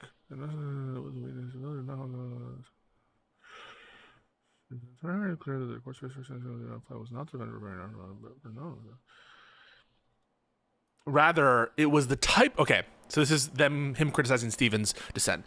Nothing so clearly demonstrates the weaknesses of Justice Stevens' case. Miller, said in a different case, did not hold that and cannot possibly be read to have held that. And that means that the Second Amendment protects the right to keep and bear arms for certain military purposes. The judgment in the Miller case upheld against the Second Amendment challenge two men's federal indictment for transporting an unregistered short-barreled shotgun in interstate commerce in violation of the National Firearms Act. It is entirely clear that the court's basis for saying that the Second Amendment did not apply was not that the defendants were, quote, bearing arms, not for military purposes, but for non-military use. Rather, it was that the type of weapon at issue was not eligible for Second Amendment protection. Quote, in the absence of any evidence tending to show that the possession or use of a short-barreled shotgun at this time has some reasonable relation to the preservation or efficiency of a well-regulated militia, we cannot say that such an instrument. Certainly, the court continued, it is not within judicial notice that this weapon is any part of the ordinary military equipment or that its use could contribute to the common defense. Beyond that, the opinion provides no explanation of the content of the right. This holding is not only consistent with... I want to tell you something that's particularly ironic, and it's like so ironic. I taste a steak in my mouth when I say it, okay? I taste the iron, okay? Mm-hmm. Short-barreled shotguns have come into military usage in the past, like, 50 years. So as a result, like, we could re-argue and re-litigate that case that actually short-barreled shotguns do serve a military and militia-oriented purpose as breaching tools. And therefore... like the civilians should have access to short-barreled shotguns because it's routine in military duties to use them as breaching tools, which is awesome. That's super interesting. That like the scope of a right. The sound is cutting out for some people. Hang on. So testing 1 2 3. Try refreshing your it might YouTube be on stream. my end. I don't think it's on your end. Maybe it's on my end. So audio. Hey, YouTube, can you hear? Sound skipping, sound skipping. How about now? How about now? Testing, testing, 1, 2, 3. 1, 2, 3, 1, 2, 3. Sound, sound, sound. Audio, audio. I'm hearing you. I'm hearing you. So just answer whether or not you can hear me. Twitch, you can hear me, right? Come on, wake up, Pisco's chat. Let's go. Did it fix it? Are we good on YouTube?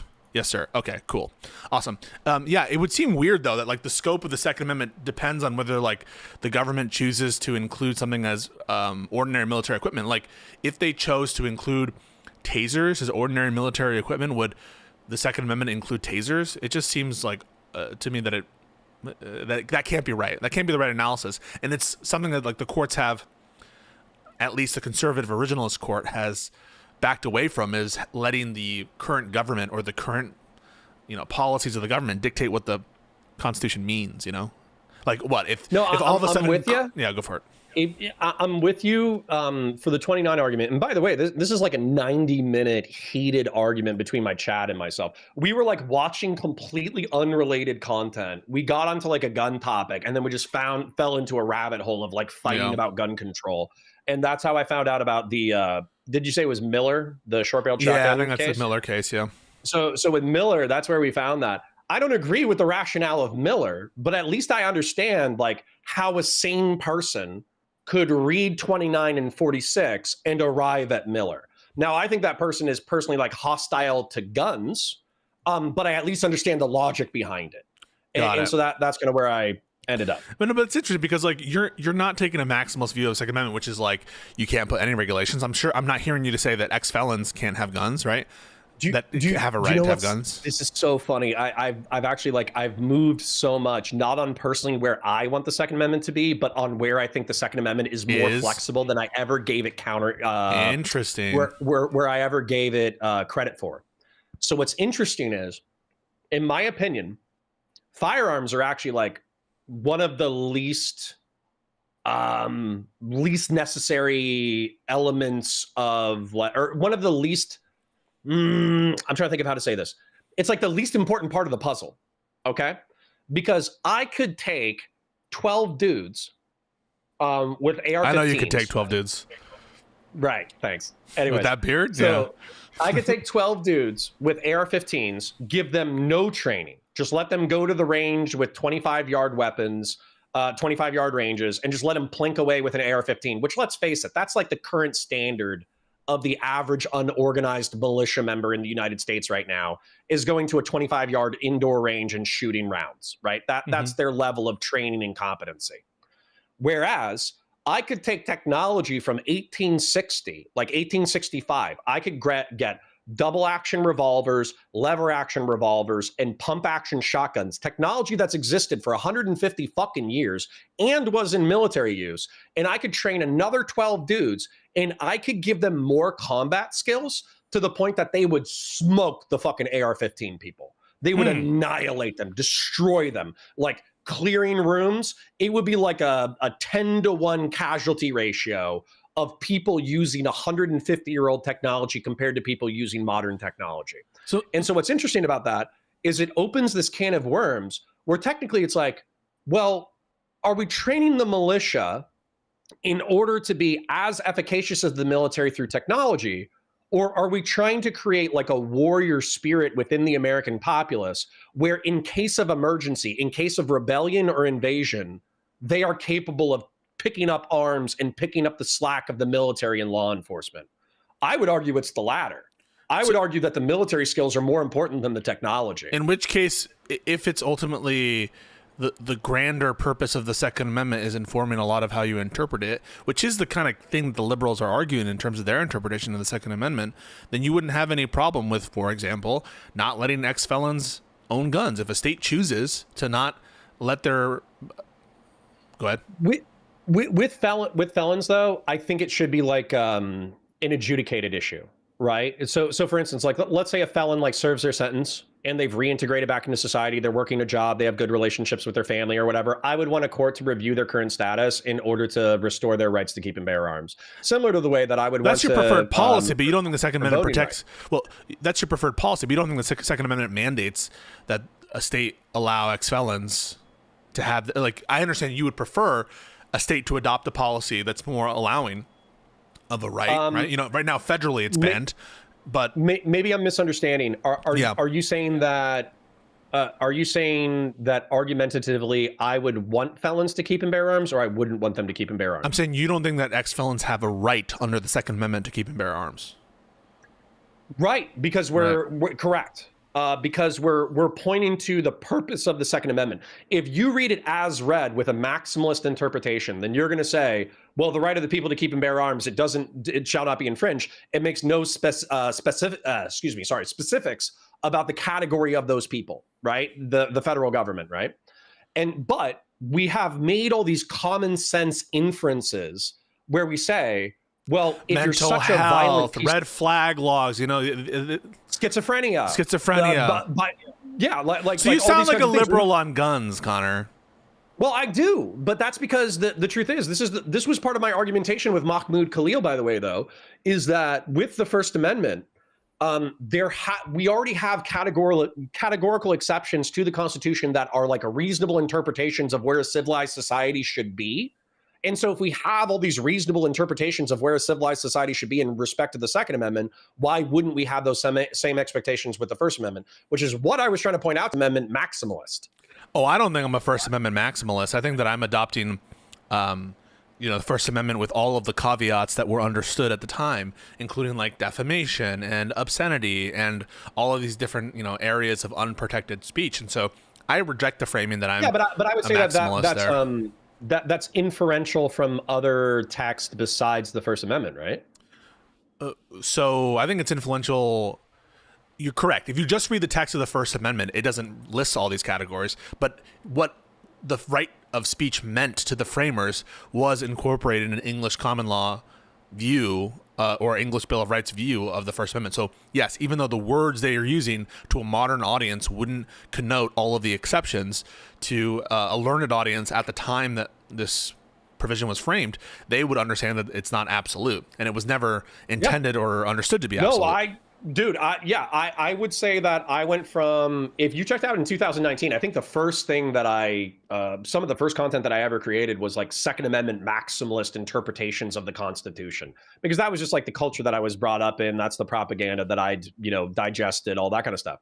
What's so funny about this is I feel like I still hold the same positions for like where the line should be, but I understand that the line is infinitely more flexible than I originally gave it credit for because of these other interpretations, which I believe is backed in Federalist 29 and Federalist 46.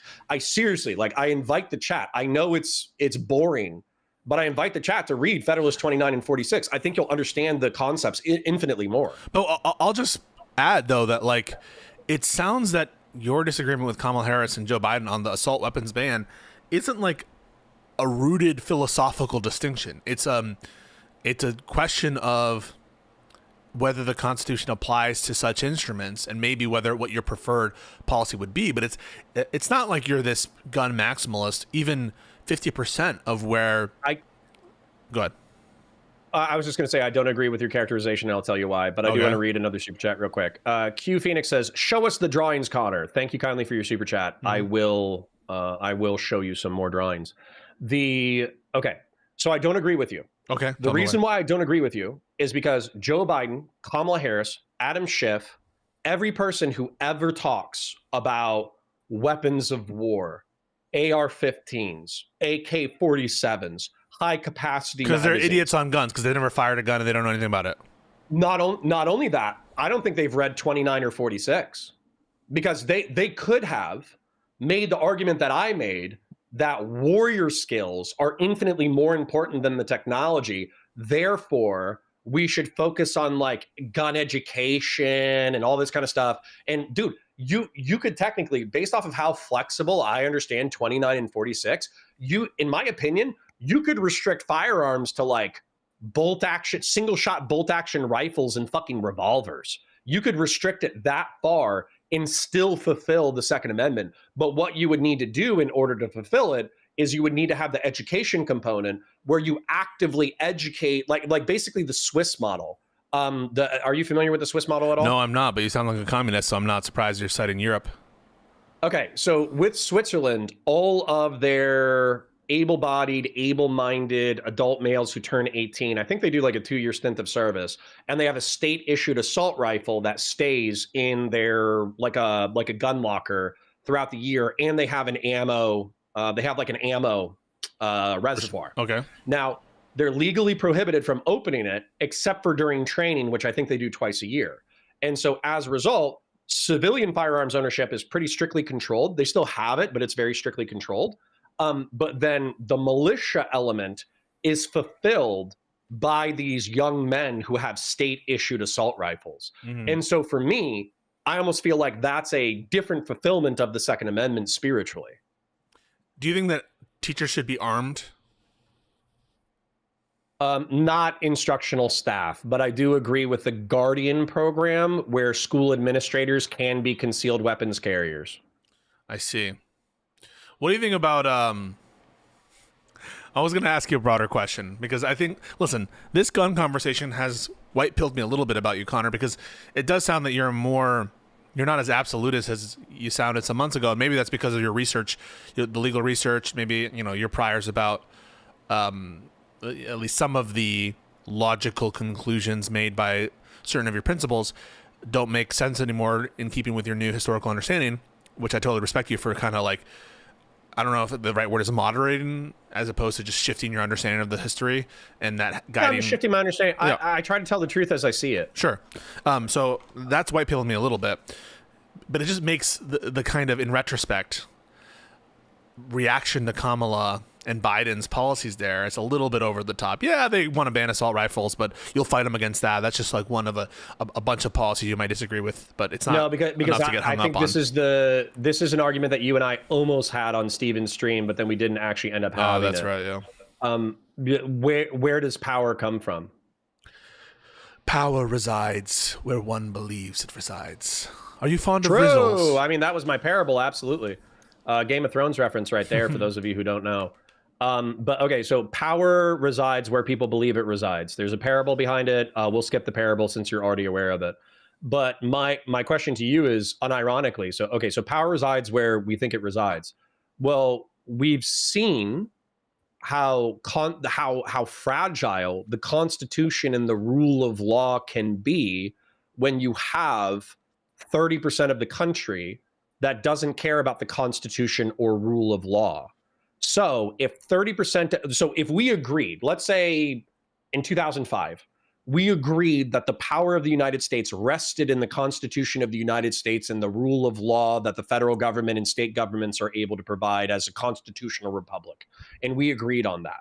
But now there's 30% of the population that no longer believes that. Okay? Where does power reside now? I don't know. In the majority, I don't know what you're aiming for. Sorry. No, unironically, it's in my opinion, the reason why this game that MAGA is playing is so dangerous is because it resides in the power of the majority. So and not just the majority, because technically you can have like a more populist majority who is oppressed by a more forceful minority, but the fundamental principle that undergirds this entire thing is force. And so that's where, for me, Joe Biden or Kamala Harris misunderstanding the Second Amendment and willfully pushing policy that perverts Federal 29 and Federal 46. This isn't an arbitrary issue. This is like the underlying power structure of human relations.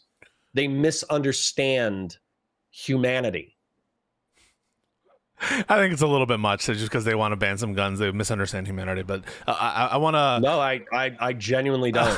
I genuinely disagree. I'm conscious of your time. I know that you closed out at 2, and I have another engagement I have to do in a second, but I wanted to close out with 2 different questions for you.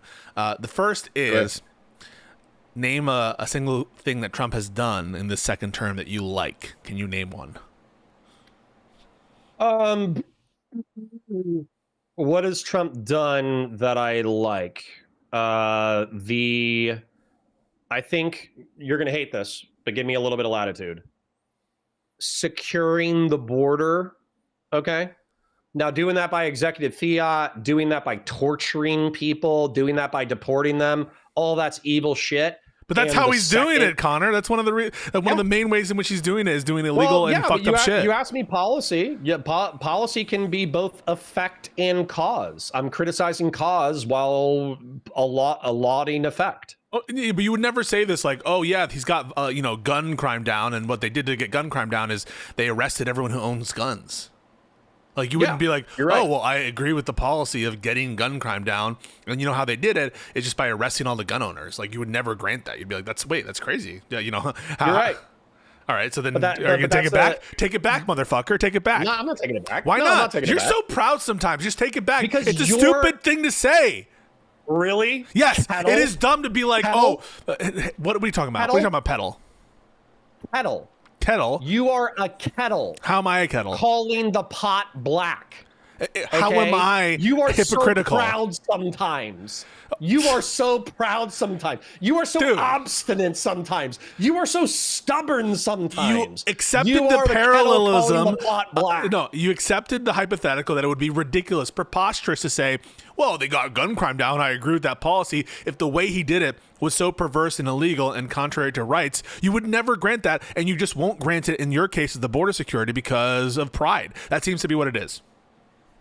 Okay, so I'm going to ignore what you said because it's funnier to do that. So you just got fucking owned. You just got owned, and you have nothing to say. That's a Fabian tactic, and I gotta say it's a Fabian tactic. And I gotta say it's my least favorite tactic. My least favorite tactic is making an argument victory. And then declaring victory. It's but I'm giving you the opportunity to address it. If you had a good enough of a point, you wouldn't need to declare victory. You would just let your point. You just said I don't want to address it because it's funnier when I don't. Well, I don't know what kind of tactic that is, or if Fabian does that. It's because I was reading chat. Do you want to repeat what you said? So you don't even listen. 80% of the time, you're not even listening. So what I said was, bullshit. You wouldn't give credit to someone. You complimented me earlier in the conversation for being one of the few people that you can talk to who you feel actually pays attention and listens to the content of what's being 20% of the time, said. And that's very impressive. 20% of the time, 80%. That is impressive. That's above the average. But I do want to say condescending. No, I'm not. Because this is funny. This is funny. That's why this is not a joke to me. My country's not a joke to me. So here's the example, right? The example is. Are you listening, or are you just watching super chats? I'm listening. Okay. Okay. I'm not gonna look at chat. I'm staring right at you. You wouldn't have given credit to Trump if he was reducing crime by like throwing a bunch of people in prison without due process, right? Yeah. And you wouldn't give credit if someone's like, "Well, we got gun crime down because we're arresting all the gun owners." Similarly, why would you give credit for a secure border if one of the major ways he's securing the border? "Quote unquote," securing the border, dumbest way possible. It's in illegal and rights depriving ways. Because this is my beef, and I think this complexifies the argument, Mr. I need to declare victory, is that I view Democrats and I view the status quo, quote unquote, uniparty, deep state, whatever bullshit you want to fucking assign it. I view them as making Trump's actions inevitable. Okay? If you could say the same thing about my example. Yeah, the left in their pro-crime ways, they made the guy who's arresting everyone without due process inevitable. That's what they say about Bukele. Yep. So you're going to accept that you would give credit to someone bringing crime down in America by just arresting people? I give Bukele credit despite being an authoritarian dickbag. Even in America, where there is a rule of law? What's that? Even in, understand that Bukele is in a different context in El Salvador, and America has a foundational structure here which isn't complete anarchy from gangs. You're asking a pointed question, and you're acting like there's some level of hypocrisy, and there isn't. You said, what policy do you appreciate about the Trump presidency or some shit like that? The policy is not just how or means, it's also effect, right? So what I would say is, I can appreciate the effect while decrying the policy. And I actually think this is I think the Trump short-term gain on a secure border is actually setting up an even more toxic dynamic than what was possible before. He's not negative on the border security, even on border security, by the way. It probably is, because what's going to happen, because as far as I know, he beefed up ICE. Yes, he got a border bill passed. Yes, but majority of his actions or whatever are cruelty administered through executive action, and a majority of that cruelty is going to be reversed with the next administration, regardless of whether or not it's Democratic or Republican. And then not just that, even a Republican, if we have price shocks to agriculture and construction, we're going to return to the status quo of like a loose, porous border, tolerating mass undocumented immigration, because that will be preferable to the authoritarian dictates of Donald Trump. But I view this as something that you can go back to interviews of George Bush in 2003, 2004, talking about how Congress keeps kicking the can down the road for border security and how it's imperative that we act to secure the border in order to make sure that people who are coming into our country are vetted and appropriate for our economy and culture. We've been talking about this problem for 20 or 30 fucking years. So you can be mad that Trump is an authoritarian fucking dickbag who's doing this thing in all the wrong way. But so you would condemn his border policies, the right? inefficacy of the Republican government as being responsible for Trump being able to do this in the first place. Okay, fine, but do you condemn his border policies? In means, absolutely. Well, I mean, how do you get the Trump results without his means? How can you just that's what I mean. It's like saying, oh yeah, like physically securing the border. You guys gave me so much shit. You gave me so much, but how much, riddle me this. Yeah. Okay. Mr. Declares victory. How much did they spend on upgrading ICE and securing the border in this most recent bill? Something like $40 billion for ICE, $40 billion. How much was Trump's original dumbass fucking border wall going to cost?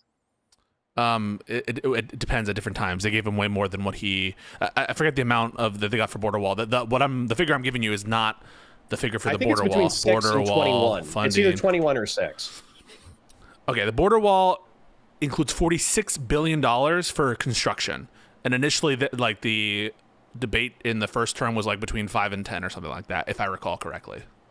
Right. But I remember it as 6, but it could have been like 21. I'll put 21 at the high number, okay? Mm-hmm. So what I would say is that through Biden's kicking the can of immigration down to the last fucking year and then trying to pass a bill at the last second as a symbol. Wait, that was really bad. But of caring about border security. But that's what enabled Trump to I'm not win. asking what enabled him. I'm asking what do you support? And so okay, yeah, you can give a descriptive reality I support securing the fucking border. Okay, but not through those means. Correct. So you don't support his border policies. It would be Correct. like saying I support like your son cheats on a test and he's found out and he got an A because he cheated. Be like, well, I don't support the means. My son getting A's. But you're like, do you support his academic policies? You'd be like, yeah, he got an A. No, never. You know. So I got your ass. So I got your ass. I don't think you got shit. Your ass. I don't think you got shit. But that's fine. Okay, last question, and then I have to bounce. But this is, I think, relevant as in the closet Democrat. Who do you want to come out of the nomination fight in 2028? Funnily enough, I think as a racist Republican Democrat, I think you need Newsom. How did I know you were going to say that? Because he's white, straight, male. He could pretend to be Christian. He has a blonde wife. He has 4 white kids. Really? That he went on with Sean Ryan. Because he has a white family, that's what you want? Because he's not. No, I think that's what's needed. Because they're not. Because the rest of the world, as a closeted Democrat, the rest of the world is not as progressive as I am. I like Pete. So you want a white candidate. So one of your factors going into the election is male. We want a white male who's straight and has a cute family. A straight white male. It has to be. Okay. If you go with Pete Buttigieg, who, by the way, I like Pete Buttigieg. I admire Pete Buttigieg. But if you go with Pete Buttigieg, you're going to lose because he's gay. If you go with Josh Shapiro, you're going to lose because he's Jewish. If you go with Kamala Harris, you're going to lose because he's a woman. So you think America's racist, anti-Semitic, and sexist? Go on Twitter and tell me I'm wrong. You sound like a lefty every day. Well, hold on. All you've done is you've accused me of being bigoted or believing in the bigotry of others. But And now where you're have saying you you're said I'm embracing the wrong? mantle. You're saying you're embracing the mantle. You're saying, I won. I won. I got the dub because I'm right. Because okay, America is anti-Semitic, racist, and sexist, and Pisco won't admit that because it's bad optics. okay, counterpoints. This was a wonderful conversation. I hope you feel better. Get your son a donut, man. I mean, like, what's going on? You really need to you have let guilted him. me. Your liberal guilt has guilted me so bad that I'm going to check in with the wife and see if I can get him a donut for when he There comes you home go. from school. Lovely. And I'll apologize. He'll always remember it. He'll for always yelling at him Yeah. and trying to instill some discipline. You should be sad that your mom's in the hospital. You shouldn't be thinking about donuts. Yeah, you fucking selfish dickhead. No, hey, All right. hope you feel better. This was great, and talk again soon, okay? Okay, cool. Well, and then just checking in real quick. I know that's the perfect. Cut the VOD off there. I and you have obviously ended up on different levels of the drama fence. Yeah. Would you? I understand that I am potentially, through vicariousness, a liability from a dramatic standpoint. Would you like to commit to a weekly show, or would you like to just play it by ear based off of the way the ground is? I listen, Connor. I would love nothing more than to do this kind of content. I think it's fun. I think people love it. That kind of shit. I just don't want to do drama. That's all I would ask. Is like I don't enjoy the drama stuff. It makes me feel bad. I think it distracts from the message. It disunifies my Discord. And anytime that like is being spent, it's one of the reasons why I hated the kind of the discourse we were doing with the whole like communist stuff in the back. Like I have, but the thing is, I interact with all sorts of different people, but I don't want to interact about drama. That's the one thing I would ask. Okay, then what I'll say is I will reach out to you on an approximately weekly basis or whatever. Sure. And if I'm covered in slime and sludge and shit from a recent drama thing and it might rub off on you, then we'll take that week off. But if we're both vibing and we're having a good time and we're talking about politics and all that kind of stuff, then yes, I would love to do this as close to weekly as possible. Let me know, brother. Okay, appreciate you. Peace out. All right, folks. We'll be back with in a second. Just chill, all right? We'll be back with some news, legal stuff, and other shit.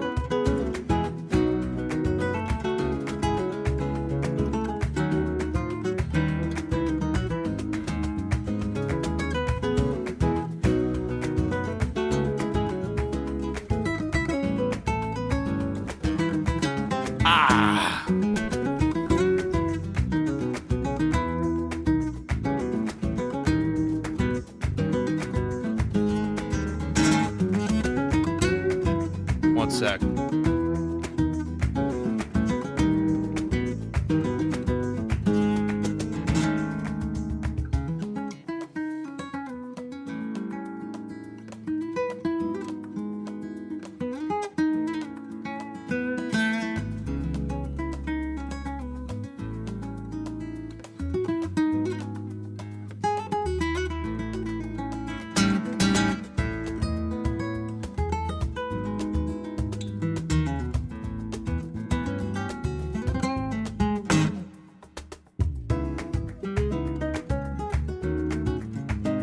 Yo, I'm back. Folks, how we doing? In a second, we're going to review some shit. Aaron's going to be on in a little bit as well. I have a dinner to go to tonight as well, so get ready for her to mauled out about that and me leaving early, that kind of shit. That was an interesting conversation, hey? I think it's a little dark. I'm gonna let there be light. Okay. Maybe a little better. How we doing? Okay. First thing to talk about with y'all before Aaron arrives is I think we're gonna get into this opinion by Kavanaugh and what's going on with the racial discrimination stuff. But in case you guys like weren't here, I don't know if we covered this yesterday. One second, let me just take a look at something.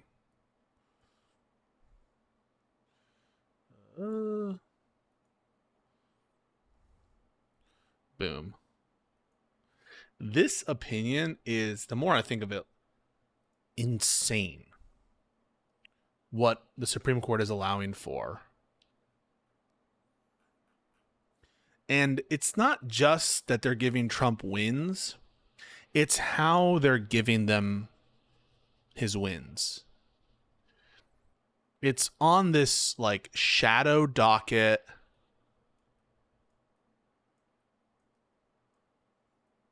So that's number one, is that it's in the shadow docket. It's being done in these like summary orders without any reasoning, right?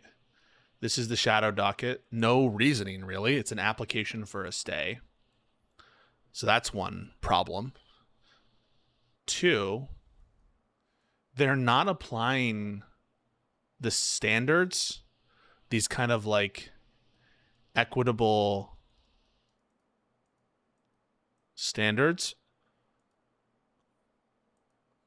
in these procedural postures. So they're not like weighing the balance of equities as part of the stay analysis. They're not properly weighing irreparable harm. And they're basically just going to their views on the merits of the opinion. And so these are kind of related, interrelated issues. But yeah, they're really not letting it percolate in the lower courts. Another related concept are the kind of the factual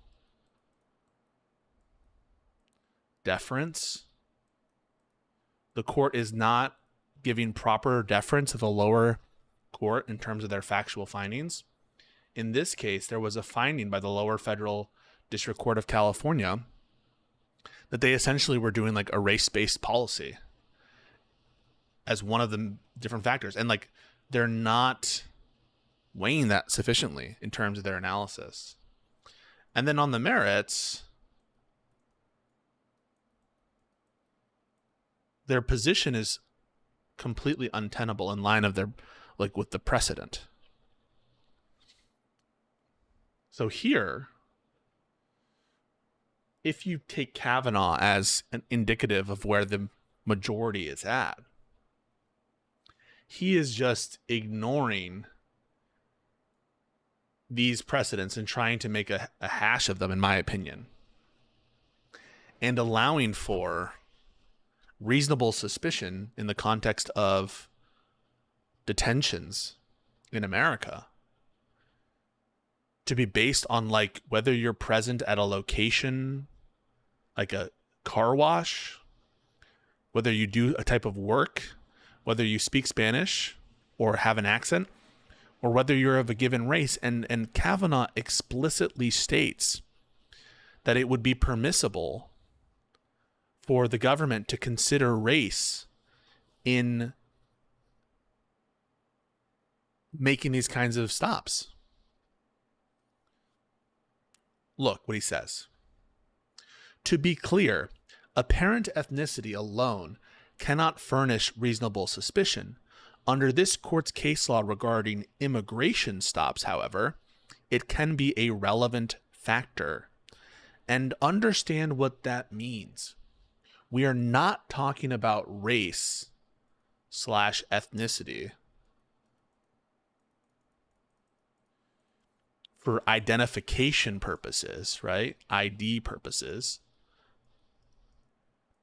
That has always been like, okay. The example of this is, I saw a black guy. He stole my wallet. A black guy comes running from that very area. You stop the black guy, not the white guy. Because you're using race for identification purposes.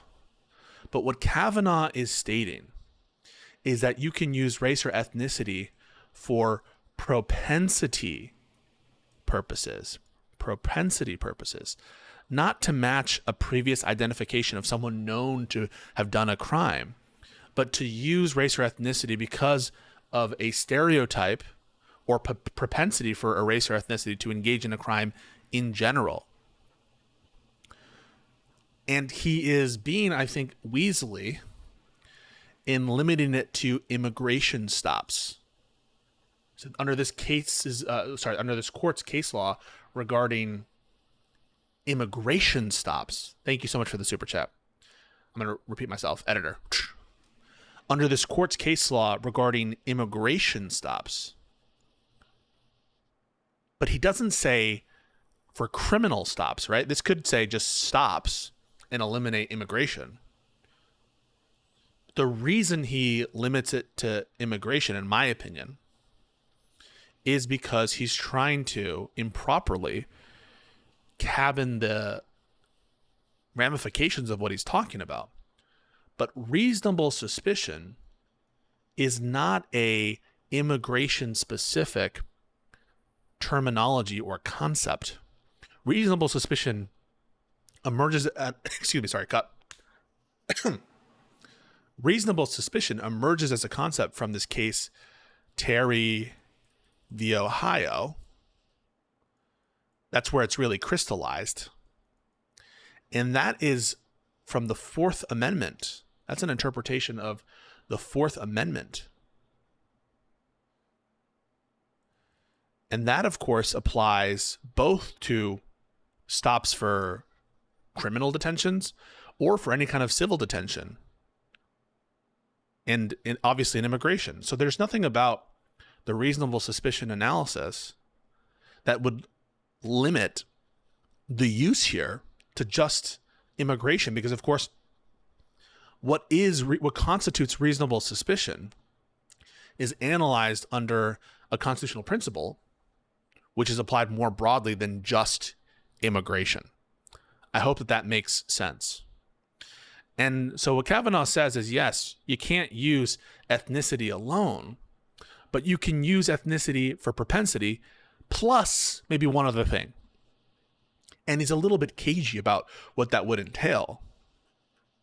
But he seems to be suggesting that, I think he's clearly suggesting, I'll say that a little stronger, that being Hispanic in LA and working as a landscaper, an agricultural worker, a construction worker, a day laborer, that by itself would furnish sufficient reasonable suspicion to briefly detain you for immigration purposes. But this brief detainment aspect to his holding here, which I think is a bit of a tactical almost political statement where he's saying, don't worry, it's just a brief detainment, a brief encounter. Once again, I think he's trying to limit the ramifications of what he's suggesting. And we know the danger here because we understand that a stop, even of a limited duration, any kind of rights deprivation, is an irreparable injury. Rights deprivations are irreparable. So don't be confused. The briefness of the encounter here, this is not a reason to be in favor of this just because it's a brief hold, right? It's the fact that we're allowing this kind of propensity evidence, which, by the way, was accepted in like Korematsu, right? This is the Japanese internment camp case. This is supposedly what we're not supposed to be doing in the Trump versus Hawaii case. If you remember the Trump versus Hawaii case, Trump v. Hawaii, what the court was trying to say in that case is like, oh, this is not a Muslim ban. It's not a Muslim ban. So how can we call this a Muslim ban and analyze it under the typical religious tests of higher scrutiny if it's not an explicit Muslim ban? If you remember, the third version of Trump's travel ban was like anyone from these particular countries, and they included like North Korea and some Latin American country to kind of throw off the lawyers. And the court was like, this is not a Muslim ban, implying kind of like that if it was, it would be, of course, illegal. But I don't understand why this rationale, this propensity rationale, wouldn't allow for a Muslim ban. Why wouldn't it? Or racial checkpoints. If you are a Hispanic person coming into the country, you are subject to additional scrutiny at the border, because it's not just propensity that you're Hispanic, it's propensity plus you're arriving at the country. You're an arriving person at a country in the United States. And so it's not just the fact that you're Hispanic that we're stopping you. It's the fact that you're Hispanic and also that you're arriving into the country at a port of entry. That's also why we're stopping you. So you start to see how hollow this apparent ethnicity by itself cannot furnish reasonable suspicion. Any authoritarian cop worth their salt is going to come up with some other pretext to stop you, or some other rationale that they can put in a numbered list. And so this, oh, don't worry, by itself can't be race, that is going to do very little work for the average cop looking to stop someone on a racial basis, because they'll just furnish some additional attendant circumstance or some additional pretext. And then it's not race alone, it's race plus. And the last thing I want to talk about here is some of the assumptions that Kavanaugh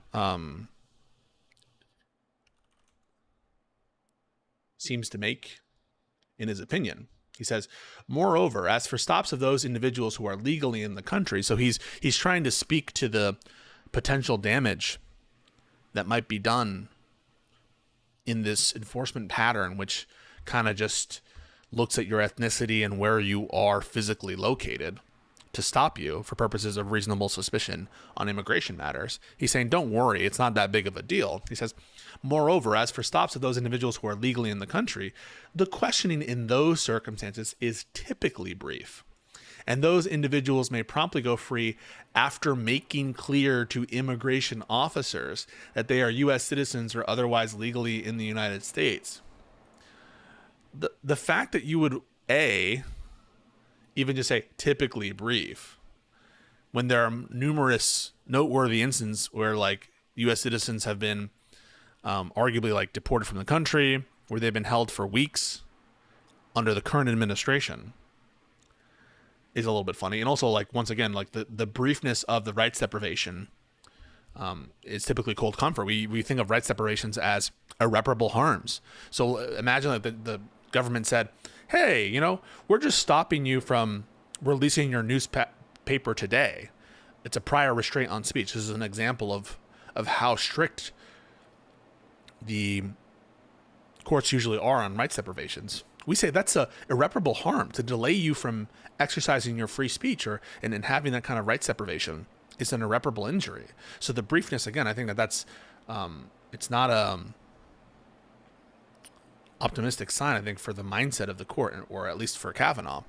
And then look at this. Those individuals may promptly go free after making clear to the immigration officers that they are U.S. citizens or otherwise legally in the United States.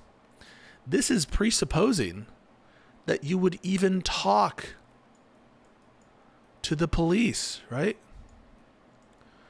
So Kavanaugh has this like pie in the sky, naive view of these police encounters where somehow the advisable course of conduct would be to speak with the police and waive your right to remain silent. And that is very telling as well.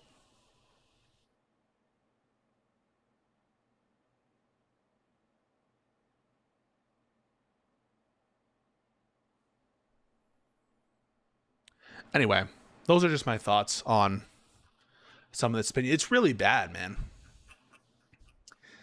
And to see Barrett, I haven't even watched the full interview, going around and defending the court in this context, you know, it's deplorable. In my opinion, it's deplorable. What can I say? Give me a second, folks. I have to respond to some messages. How you guys doing, though? Tell me how you been.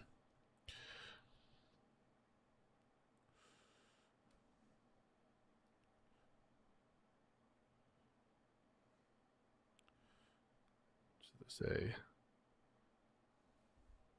ready to go to war with Venezuela? I don't want to go to war with Venezuela. I would be very against any war with Venezuela. That would be really bad.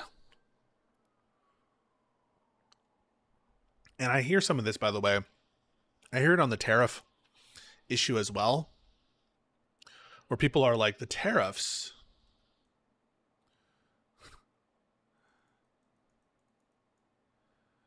we want the SCOTUS to approve the tariffs because this will lead to harm that Trump will be blamed for. And I'm hearing some people say similar things, like it would be disastrous to do the Venezuelan war, so we should let it happen and just reap the electoral benefits of us being in a war. I don't think this way. Number one, I don't think this way because it's kind of hard to predict where these remarkable circumstances which will lead. And so in the case of like tangible policies where it would matter, I'm much less willing to just accept the notion of we should just take in a bunch of harm to the country for purposes of some political goal that we're not aware of. And I would distinguish it from like the CR stuff as well, which I think is in a very different footing. And I think it's much more clear who would receive the blame there. But for these kind of like economy destroying situations, or like, different paradigm shifting wars we might have, I'm just not willing to be the accelerationist on those stuff. I'm willing to say Democrats fight on the CR, but let's not just like privately cheer on the Supreme Court to approve of Trump's tariffs. I don't think that that's a good idea.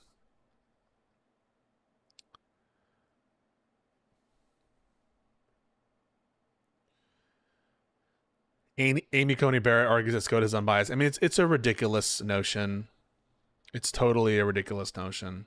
You think that they're angling to challenge the war powers resolution? I think they're trying to challenge everything. And I think the court's going to give them, when it comes to like foreign policy, anything involving military usage of stuff, the court is going to be unwilling to get involved. That I think is a pretty, a clear bias they have in favor of the presidency's authority on anything where the topic is international. which is a wild, I think, state of affairs now, that we like don't have to examine whether the president's conduct is legal as long as he says the words national security, as long as he says the words international relations, as long as he says the words military. We're not going to touch it.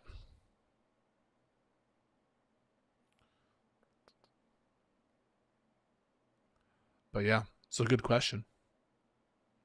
What'd you guys think of that conversation with Counterpoints? What do you think of the red beer? I was giving him some shit, but you know, let him live his truth. It seems like he really likes it, and so I don't want to yuck his yum. Are they saying it's up to Congress to do something about it? They probably will, right? With respect to this stuff, oh, here's the last thing I'll say. Editor, include this part in for my analysis here. And it was so good. Someone wrote this. But SCOTUS says it's impermissible to consider race or ethnicity for affirmative action. Right? You can't consider race or ethnicity at all for affirmative action, but you can for immigration stops. Why? Why does the Equal Protection Clause, why does the Fourth Amendment, and these are technically two different analyses, right? Fifth and 14th Amendment. So Kavanaugh pretty much only addressed, and here is one way that I think that litigants, not in the current administration, because the current administration I think is protected by this SCOTUS personnel, but a creative litigant I think should push this angle from an equal protection perspective as opposed to a Fourth Amendment perspective. That's one way in which you could, because this 5th and 14th, this is Equal Protection Clause.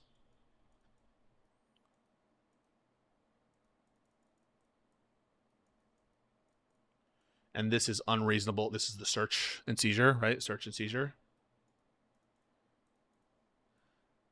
So one way in which you could try to distinguish this is saying, okay, even under, it could be the case under immigration stops for reasonable suspicion, you can consider race, but you can't under the Equal Protection Clause. And the reason I include the Fifth Amendment here is because as applied to the federal government, the Fifth Amendment is said to reverse incorporate the Equal Protection Clause of the 14th Amendment, which is limited to states.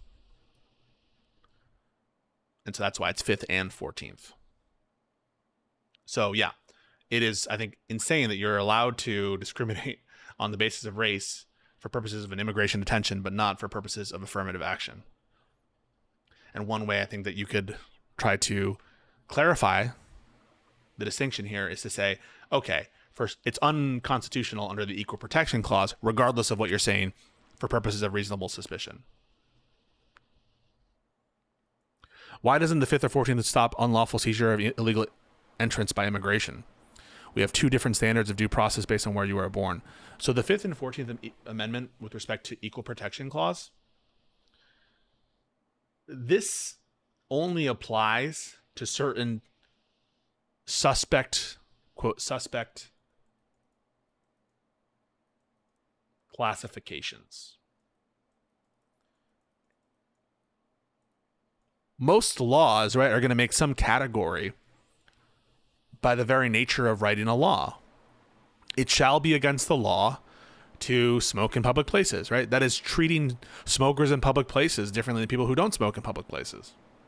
It shall be against the law to, drink over the influence. I mean, that's making a classification that is burdening alcoholics more than non-alcoholics.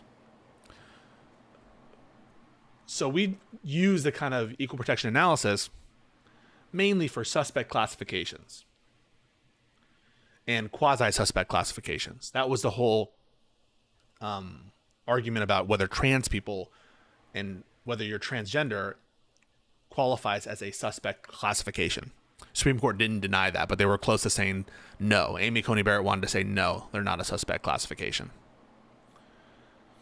The suspect classifications we know about are like race, to ethnicity, alienage, but for states. So the federal government's allowed to discriminate more on the basis of alienage. So those are some suspect classifications. And another type of burden that raises equal protection grounds are classifications that deal with fundamental rights.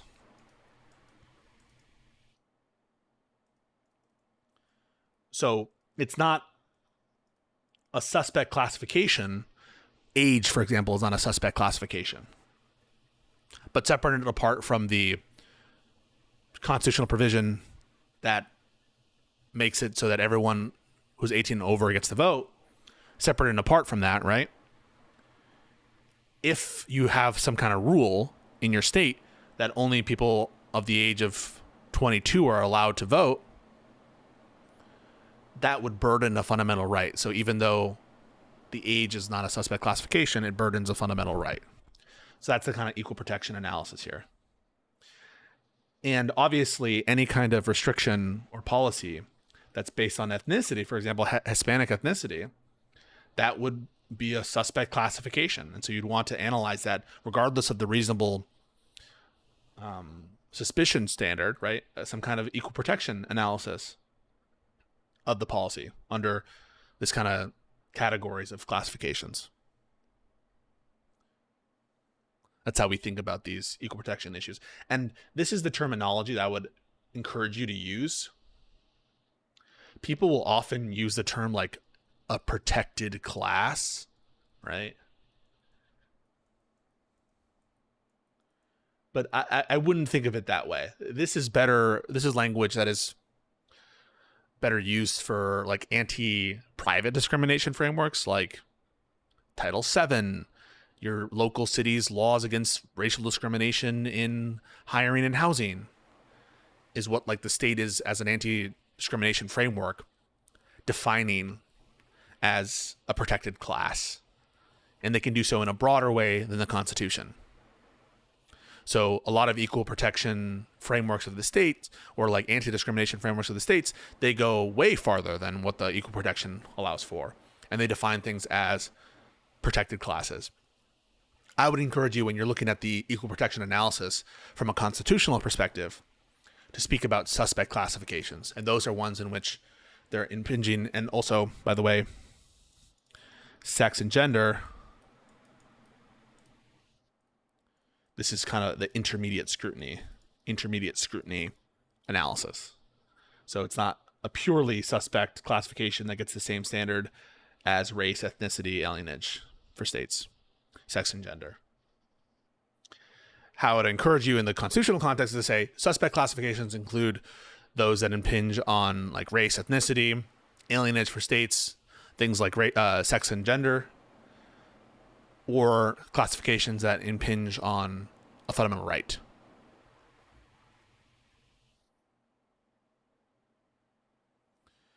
So suspect classification means that a law or administrative order that involves a suspect classification triggers a different level of judicial scrutiny. Right. It means that there's an understanding that the Equal Protection Clause was enacted to protect certain kinds of classifications, but not all kinds of classifications. And so the first question when dealing with the equal protection issue is to say, well, what is the classification?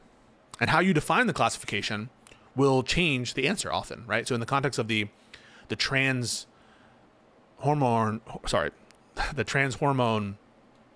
replacement therapy case, if you define the class as people who are seeking hormone treatment for a specific purpose, maybe it's not a suspect classification. But if you define the class as people who have a particular gender identity that doesn't necessarily match onto their sexual identity, then maybe the classification is thought of differently. So how you define the classification will often sort of produce the answer. But if you are dealt with a potential equal protection issue, you got to think about what the classification is first. Is it a suspect class or doesn't it impinge on a fundamental right? And you can think of that in many different contexts, right? Like speech, right? Political speech is not a quote protected class under the Constitution, but freedom of speech is a protected class. Sorry, it's a fundamental right. And so if you have a classification that says, all right, 80-year-olds aren't allowed to be pro-Democrat or something weird like that, I imagine there would be a on the merits First Amendment challenge, but depending on what you're doing, right? Let's say the Social Security only goes to people who are over 80 who don't support the Democrats or something. There, it's both probably a First Amendment challenge, but also an equal protection challenge because it's infringing on a fundamental right. And it's making a classification and saying over 80 and you support the Republicans or something, then you get Social Security. It's both a First Amendment issue and potentially an equal protection issue because of the classification is infringing on a fundamental right. Does that help at all? Am I making sense? And notice how that's different than the reasonable suspicion argument. What Kavanaugh is suggesting here is under the Fourth Amendment standards for immigration stops, you're allowed to consider race. So under the Fourth Amendment, race is something that can be considered for propensity as part of a multi-factor analysis to produce reasonable suspicion. But that's not necessarily analyzing it under an equal protection framework. You got me? So they're technically separate. I actually wonder if the dissent deals with that. Let's search equal protection. Oh, no. Let's search 14th. Nope. Equal? No. Race? Yeah, so, I mean, this seems to be squarely about the Fourth Amendment standard. I'm glad that they haven't analyzed it under the 14th Amendment, because if they did, I'm scared that the court would rule the wrong way. All right, any other questions?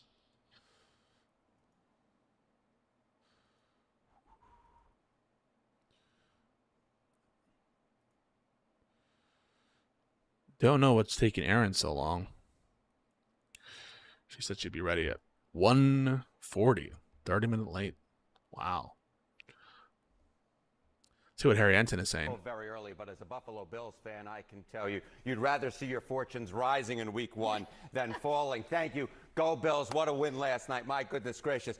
Top Dem choices for the 2028 Democratic nominee. Look back in April. Look where Gavin Newsom was. He was at 8%. Look at where he is now, up to 21%. Wow. Doubling his support from back in April before he really started taking on Donald Trump. Kamala Harris, who, of course, was the Dem nominee last time around, from 28% to 19%. And then you have AOC rounding out the... AOC is rising. Harris is falling. Newsom is rising. J-Mac asks, Cav appeals to totality of the circumstances. Is this appeal not a good one? It's not a good one for a couple of reasons. One is it's a truism. So it's true that reasonable suspicion is totality of circumstances. But that's kind of hiding the perniciousness of what's happening. No one is disputing that reasonable suspicion is a totality of circumstances test. The question is, like, what are you allowed to consider as part of that totality of circumstances, and for what purpose, and what would constitute reasonable suspicion under various different test cases? So here, what the district court below found was it was not reasonable suspicion to have your detention based on these four factors alone, which is race plus ethnicity. So apparent, right? Apparent race plus ethnicity. The language stuff. Place and occupation, or perceived occupation, right? So everyone knows it's totality of circumstances, right? Everyone knows it's TOC. All the district court was saying below was, if your TOC only has the following four factors as the universe of circumstances, right? If the totality of your circumstances amounts to these four things, or any combination of them in isolation or combined, then we don't get reasonable suspicion. So saying it's totality of circumstances, no one's disputing that, right? We're just saying if the totality of circumstances equals X, where this is X or any subset of X in isolation or combination, that would not, under the totality of circumstances, amount to reasonable suspicion. So it doesn't help anything, right? Kavanaugh is just saying a truism. Everyone agrees it's TOC. The question is, do these four things under TOC amount to reasonable suspicion? So that's why it's not a good response, because it's not addressing what the district court said, and no one is disputing that it's TOC. You get me?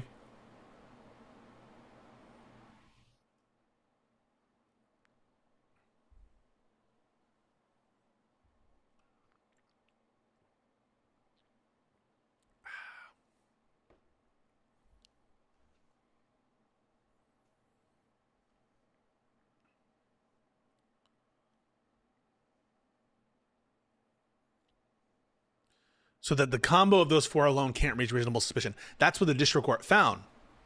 But what Cav is suggesting, but one of the problems is we don't know, right? Because the Supreme Court didn't tell us.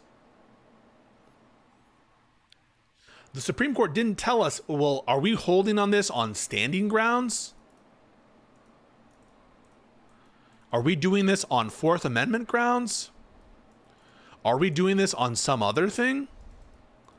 That's one of the problems here of what the Supreme Court is doing and why they're, at a time when we need maximal clarity, they're not letting us know.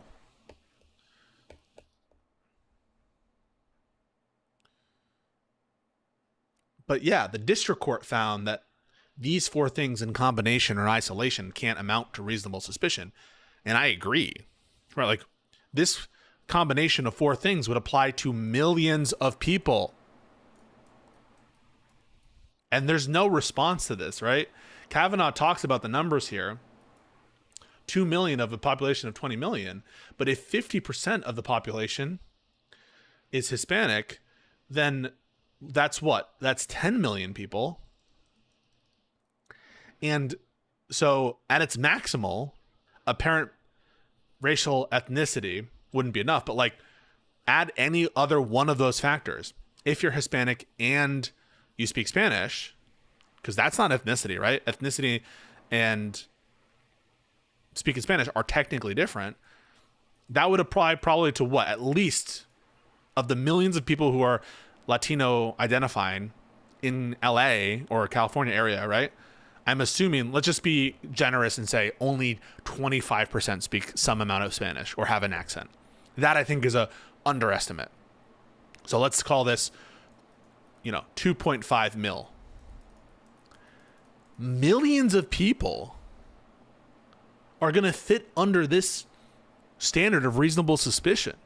And so when we say racial profiling, like, we're not wrong, right? We're not wrong. This standard is signing off on the detention of millions of people based on their ethnicity and what language they speak. You can stop them and ask them questions about whether they're here legally. And the whole heart of the Fourth Amendment is trying to make it impossible to have these wide sweeping general warrants, these wide sweeping policies that affect everyone in their day-to-day homes, the kind of oppressive policies of the British in imposing themselves on the lives of ordinary people of the colonies.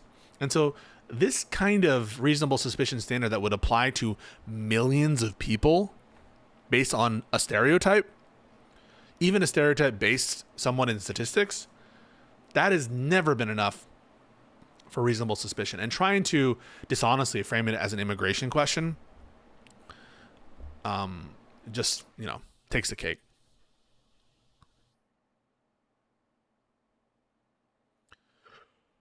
I'm on the majority report right now. How? Oh, that's great. Shout out majority report. Because of Tim Pool? Nice. Cool. Very nice. What are they saying?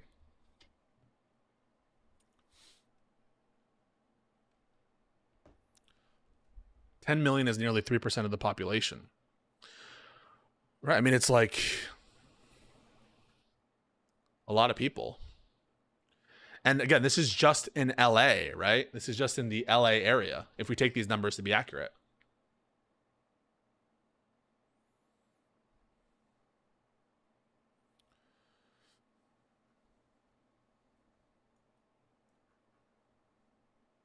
Oh, I love that. I'm gonna watch the Majority Report thing after. I don't want to. I'll let you guys take a look at it, but that's very cool that they're covering my shit. That's fun. That's fun. Oh, but am I supposed to hate them? Am I supposed to hate Majority Report?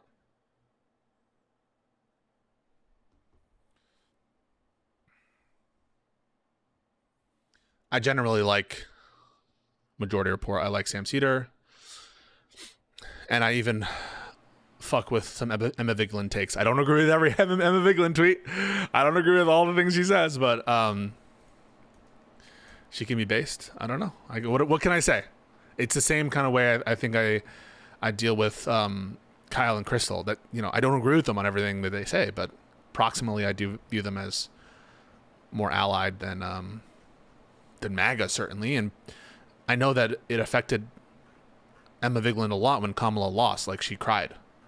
And that's the kind of, like, I understand we don't agree on everything, but like, that's the kind of energy I want. And I think that that's like different than the Prime Kai energy of never vote for Kamala because of this one thing. Like, they were excited to vote for Kamala in the sense of to try to prevent Trump from reaching power. And on that, like, I'm willing to, you know, to say that there's a difference, you know? You know, if you know, you know. All right, what am I doing here? Why is my co-host almost an hour late? Insane. No soup for you.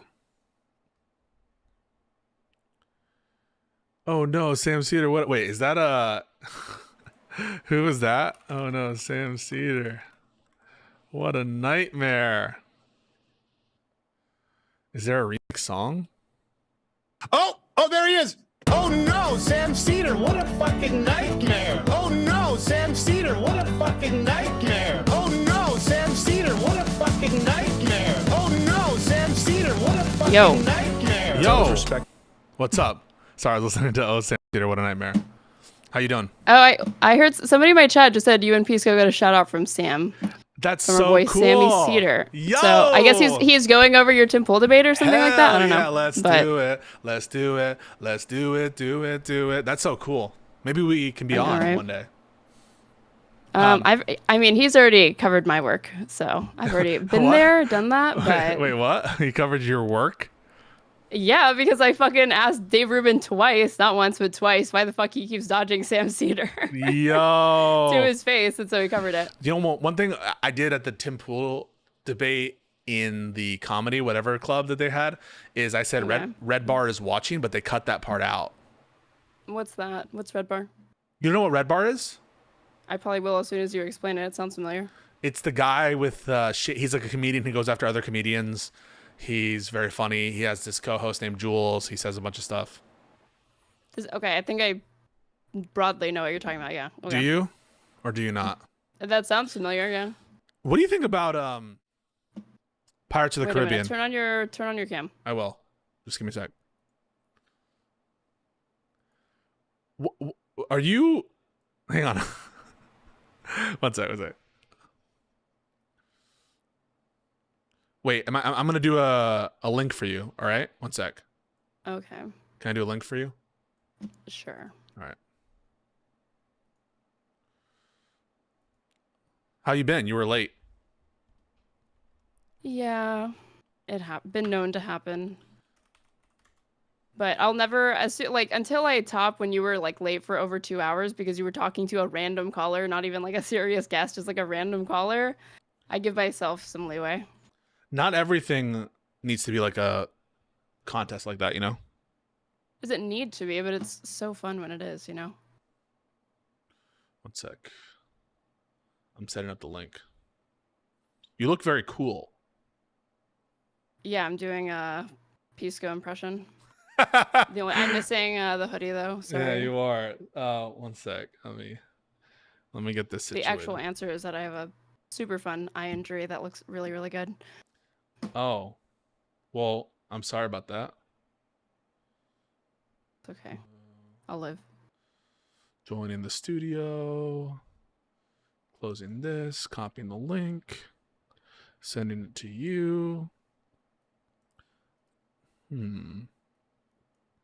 What do you think? What do you think of Emma Vigeland? I think she has some base takes. Sometimes she. We like Emma here. Yeah, I think we like Emma because sometimes she has some pretty base takes. Not always, because I'm a lib, I'm a capitalist, so I'm not always gonna agree. I don't even know that Emma calls herself like a socialist. Maybe she is. I don't know. Oh wait, she's in the DSA, so I guess so, right? I guess you're technically a member of the DSA. But I mean, that disclaimer means nothing. Like, who is there anybody who you agree with entirely that you've never had like a disagreement with? Oh, let me think. Yeah, I think Counterpoints. What do you think? He was like right at the fucking top of my mind. I was gonna say, Counterpoints. I was gonna say, Brian Mullally, CTV. Like these people were coming to mind, but I wasn't sure if you were on the same page. Ryan Mullally. Wait, one sec. Are you there? I'm like joining as we speak. Oh I wait. don't know if it's because you don't have the light on, but your camera looks so choppy on my end. I know it's choppy. One sec. I'm gonna fix it. I'm gonna fix everything. Oh, Sam Cedar, what a nightmare.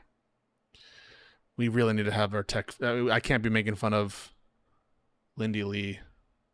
That's a set design thing. That's not really like a tech thing. Mute yourself. Okay, done. Okay, cool. All right, I'm about to transition our slide.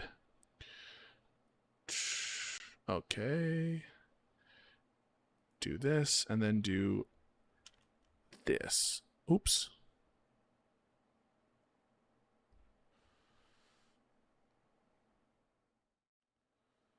Boom.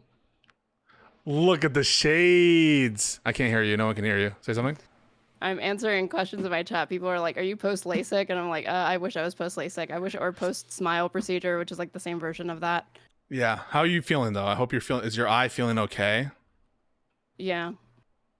You should ask Lycan about it. What does he know about it? In it? the tub. You slipped in the tub? It's a joke, dumbass. It's like the go-to joke that people say, or like go-to excuse that they have when they get like a black eye. It's a joke though. Oh, so he's. So I said you should ask Lycan about it. If he's hitting you, you need to tell someone. I would, and I would tell my stream. Don't worry. Alrighty. You think that if I had a black eye, that I wouldn't just be showing it off for stream for more engagement and more questions? I would get questions the entire time. How did you get that black eye? Of course I'd fucking show it. If it looked like that, I would show it. So that you could like have that insinuation be in people's minds. There has to be no, not that specifically. Just if I had a black eye, I wouldn't even bother covering it with the sunglasses. Okay. Well, anyway, thank you so much for joining us, Aaron. We have a lot to talk about. We have a lot to discuss. There's things that's happening that I don't even know why they're happening or how they're happening, but they're happening. I just had a conversation with Counterpoints. He dyed his beard red. And he's like, why? He goes, there are two things I want to talk about, Connor. That's the first one. He's like, well, we were talking about it for months and my chat was like really pressing me. And then someone donated $100. Like, dude, you wanted to dye it red. $100? That's it? Like you wanted to dye it red. That's not much. That's not much. You always wanted this. You wanted this really bad. And then number two, he was like, and we're hoping that Counterpoints recovers because he had like a bit of a health scare, and so did his wife. Apparently had a bit of a health thing. She was in the hospital, and apparently his 7-year-old was like, "Oh, the donuts. We need donuts." And like, "Oh, because mom's not here to make breakfast. We'll get some donuts." And then like Connor was like, "Yes, we'll get donuts for sure." And then like the 7-year-old kept bugging him about the donuts, and so he's like, "You're not concerned enough with your mom's health." And so 7 years old. And Right. So I'm not getting you the donuts tomorrow. And I'm just like, it's a child. And you want that child to be like more sad? Like, so you want your kids to just have like no sense of empathy, just all they care about is donuts. Got it. Yeah, so I mean, that's how you parent. That's the difference between liberals and conservatives. Conservatives actually give a fuck about instilling that's what he told me. discipline into their child. That's what he told me. He's like, this is the difference between libs and conservatives. It's conservatives actually want to discipline their child. I'm just like, I don't think it's that bad if you just get him a donut. And I'd rather him, like, during a tough time when he's dealing with potentially some weird and new emotions as a 7-year-old, for him to have a little bit of a sweet treat. I don't think it's that bad. I mean, you could tell your 7-year-old that their mother died, and it might not even land entirely. They're selfish creatures. Yeah, I mean, they're like 7 years old. They're 7. No, because they don't understand. Because they don't understand these things. Yes, they don't understand. And then he was mad that his 2-year-old was like too concerned with his mom being in the hospital. It was just like weird double standard. There's no winning. There's no winning with Connor. But apparently, update, I guilted him into getting him a donut, and so it's the happy ending. And he's probably always going to do that. He's going to cave You at think? some point. But of course, like I can already see it right before he actually hands that kid a donut. It's going to be like, but remember, like, it's going to come with some fucking lesson, some monologue, some random ass fucking story. Can I just say, I'm over the random stories. It needs to end. Tim Pool does it every time. He just brings up some random story. Like, we're all here to listen to you fucking... Yeah, you just don't... Okay, just admit you don't give a fuck about black people or their houses being burned down. Just say it.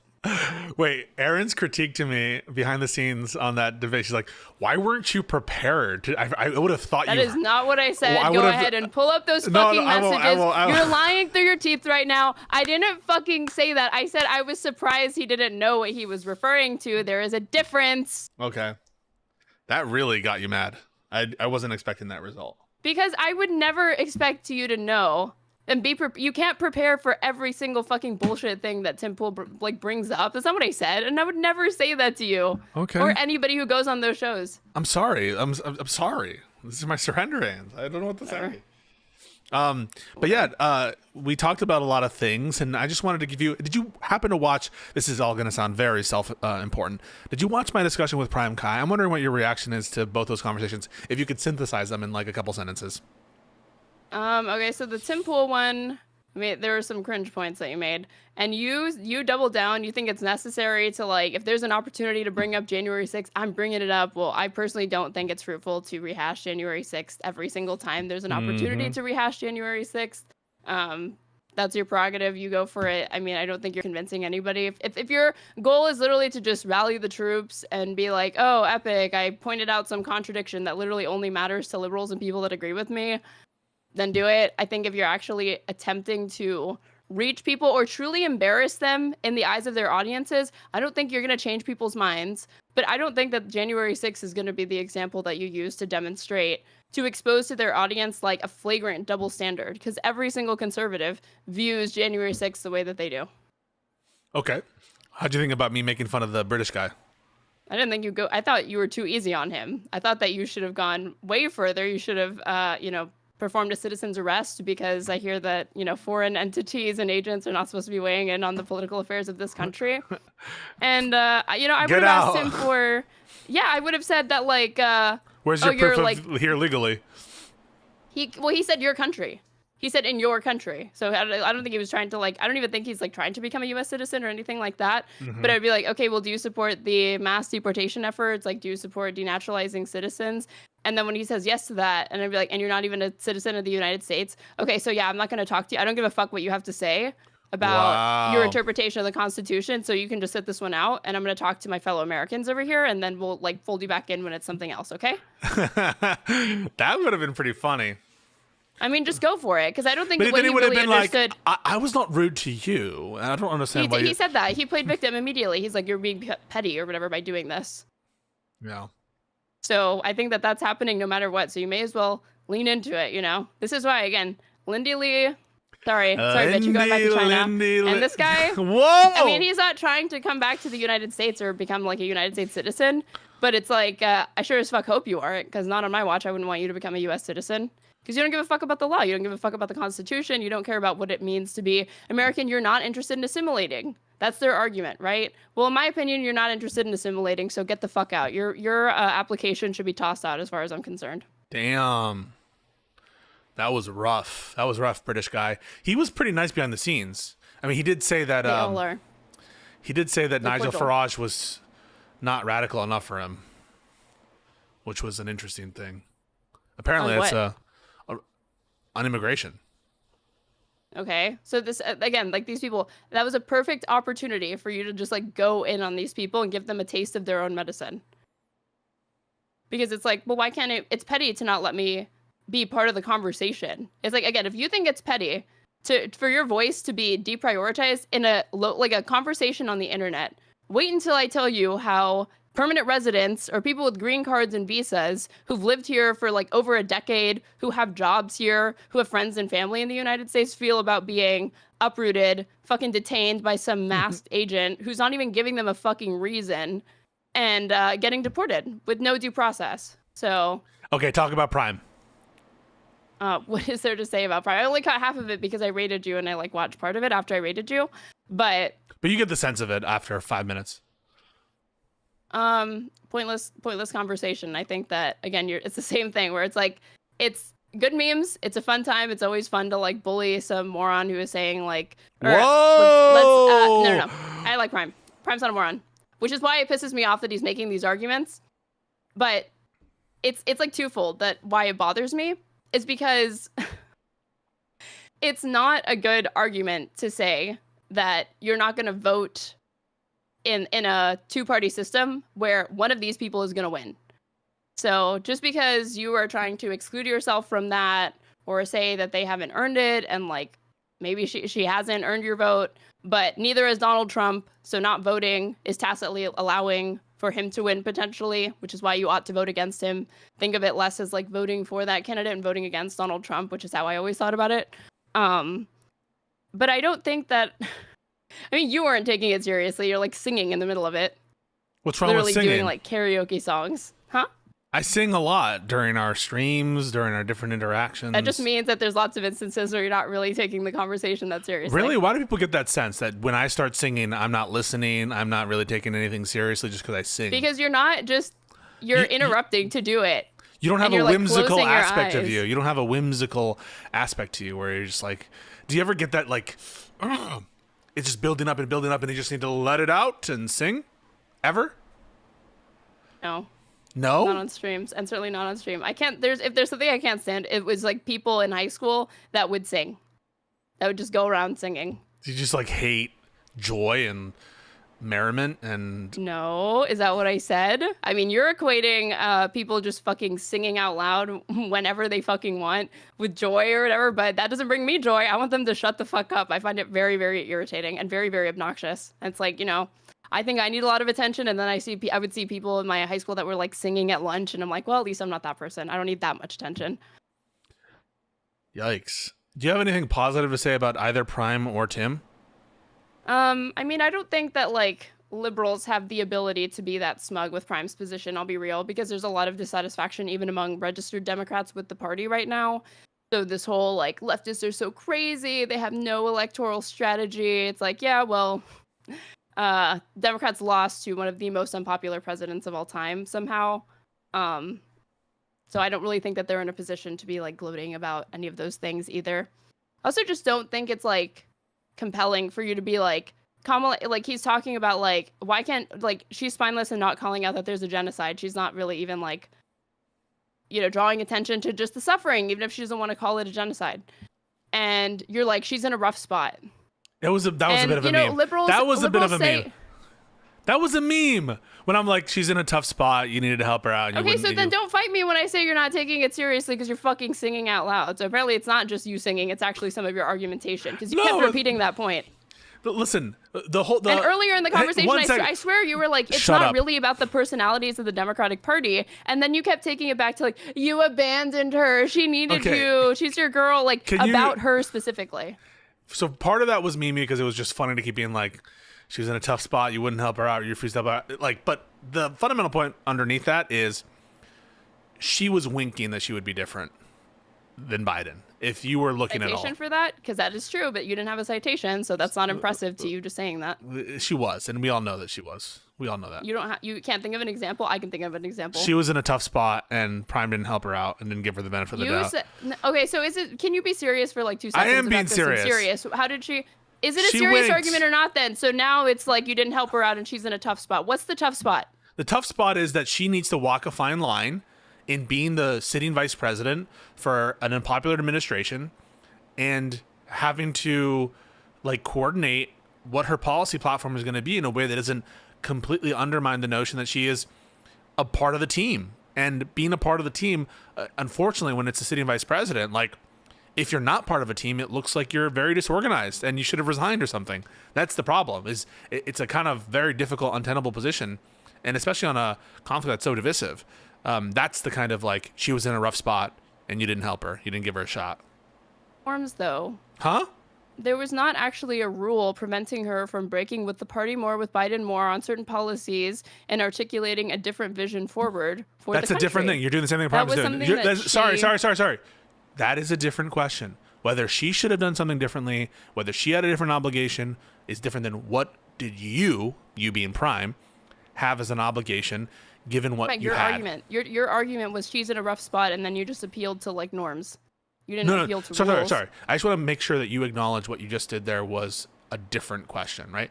What she could have done is different than taking a candidate as given and what you should do in response to what she's signaling. Do you agree those are different things?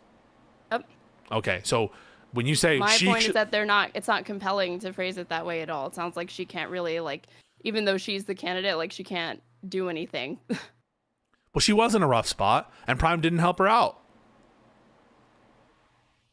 Yeah, see the strategy. How's that strategy going for Democrats? Let's bully every individual person. I'm not saying that this is the best strategy. I'm not saying it's the best strategy. I'm just saying that I think it's true. No, it's just the one that you deployed in this particular conversation. No, in this conversation where you had somebody who didn't want to vote for her. No, there was nothing. Wait, stop. So Prime was never going to be convinced. He's not going to be convinced. I'm not going to convince Prime. You're never going to convince the person that you're talking to. It's always for the audience. So know that. Do you acknowledge that? Yes. Do you acknowledge that? Okay, thank you. So I am emphasizing the fact that she had a difficult job and she had to do certain things to be aligned with the administration, otherwise risk being seen as like some kind of rebel of the administration and undermining her whole credibility. God forbid she separate herself from this really, really unpopular administration. Are you acknowledging it was a tough spot? Or not? Yes, but I actually have citations for the claim that you made, which is that she signaled. Sorry. On the mere notion that she was in a difficult position, you agree with that notion. So why are you fighting me on it? I shouldn't have said but. I said yes and. I should have said yes and. But yes. Yeah, I agree. So she was in a very difficult spot, and people should have given her the benefit of the doubt that she would be different. No, see, here's the thing. What she did from there, I can absolutely hold her accountable for. She's the fucking vice president of the United States, and she's the Democratic candidate in the child to Trump. That is a separate issue. The issue about what she should have done is separate from what the voters should have done. Did I say it was part of the same issue? No, but it's just not responsive to what I'm saying. So you agree with me completely? No, it is responsive because I'm saying, yes, she's in a difficult spot, but separate point, introducing separate point, pay attention to the separate point that I'm fucking making, which is I'm saying it's totally valid to criticize her for her electoral strategy. Yes, but I'm not even considering all of the other things that were stacked against her. Yes, but when I'm talking to Prime about what he should have done, I can't Kamala should have made different choices. Prime should have made a different choice. And then what I'm saying when I'm talking to Prime, wow, thank you so much for the Raiders from the Majority Report. Welcome, the Majority Report. We really appreciate the Majority Report. Big fans of the show. And right now we're doing a little bit of a decompress after my debates with Tim Pool. And yeah, we're just talking about that in a different conversation I had with someone about the election in 2024. So thank you so much for the raid. Shout out Majority Report. Very much appreciate y'all and what you're doing. So yeah, listen, I can understand and even appreciate that Kamala should have made different choices. I agree with that. And I even agree fundamentally that Biden should have made huge different choices vis-a-vis Israel and Gaza, especially after Netanyahu was showing his hand that he wasn't taking these ceasefires seriously, 100%. Yeah, maybe not do the genocide. Yeah, but I just view that as a separate question from what your responsibility is as an individual in like the voting situation. That's all I'm saying. But you know that I voted for Kamala Harris. I voted against Trump. And you know that I agree with you that, yeah, she's not in the easiest position, because if she breaks from the party too much, it's like what you said. But if she doesn't do it enough, which she didn't do it enough, you're not going to be able to inspire and reach voters that are dissatisfied with the current status quo. And unfortunately, voters look up, they see what party's in charge, and they blame them. They're not going to factor in, like, totally, other. Okay, so we agree on both of those points. I just feel like there is, especially in this conversation of Prime, I think that is the show of good faith on your part should be explaining what your issues with the campaign were instead of making excuses. Well, I that's think how it comes off. Listen, I'm happy to say that there were mistakes made, and what were some? Name. Just okay, like I'll two. name some mistakes. I do think that even though I enjoy the unity, because I'm very anti-Jan 6 pilled, and so I appreciate that we're acknowledging the bravery of some Republicans to stand up against that. I think cozying up to Liz Cheney, Dick Cheney was probably, I don't think it mattered that much in retrospect, to be honest with you, but I don't know that was the right move to make.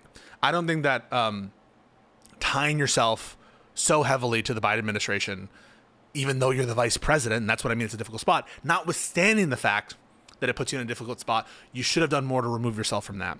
And then ultimately, I do think that the position on certain domestic policies should have been much more clear and tangible, in a way that, like, Mom Donnie's approaches are quotable, right? You can, even if I don't agree with all the policies of Mom Donnie, they're easy to remember, and what he stands for is easy to remember. Some of that I think has to do with candidate quality with Kamala, although I think that she did an honorable job in how she ran her campaign, and that she stood up after Biden screwed her over, frankly, not just, by the way, in the decision to run again, but kind of sidelining her throughout the entirety of their presidency.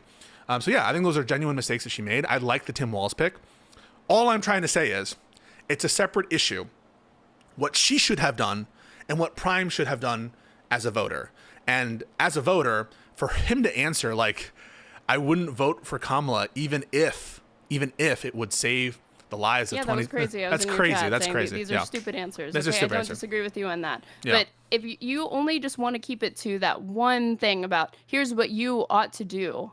Here's what you ought to do. I just don't think, like, if that's the way that the conversation ends up going, it's not productive. It's funny, but I'm not going to pretend like it's productive. Well, it's not would be persuasive. productive? It's not interesting. You not having, again, fucking tunnel vision that I've told you about, where you're getting triggered over bringing anything else into the conversation. It's like, no, we're just talking about your responsibility, right? But his responsibility is not a constant. It's an outcome, right? You say you think that there's no way his mind could have been changed. Maybe for this past election, it doesn't seem like it, but for the next election, maybe it could be changed. And I don't think that you seized upon the opportunity to try to point that out. I mean, I asked them, I basically said, would you vote for Newsom and over JD Vance? And I think that he was still giving like the same kind of cagey answer, that unless he was willing to do the kind of policy prescriptions that he wanted to do, and frankly that I think should happen. I'm in favor of stopping aid to Israel. I am. People might think that, like, I'm taking this ultimately elastic stance on Israel, and I'm kind of just shying away from the question. I'm not. I don't support aid to Israel, and I agree with a lot of the critiques, the left-wing critiques of the AOC fungibility. Yeah, so the fungibility argument makes sense, and I was even saying as much. I just don't think that you should have, like, just throw AOC out with the bathwater. I think she is making a understandable vote just in terms of optics, and people should give her the grace to fucking have that vote.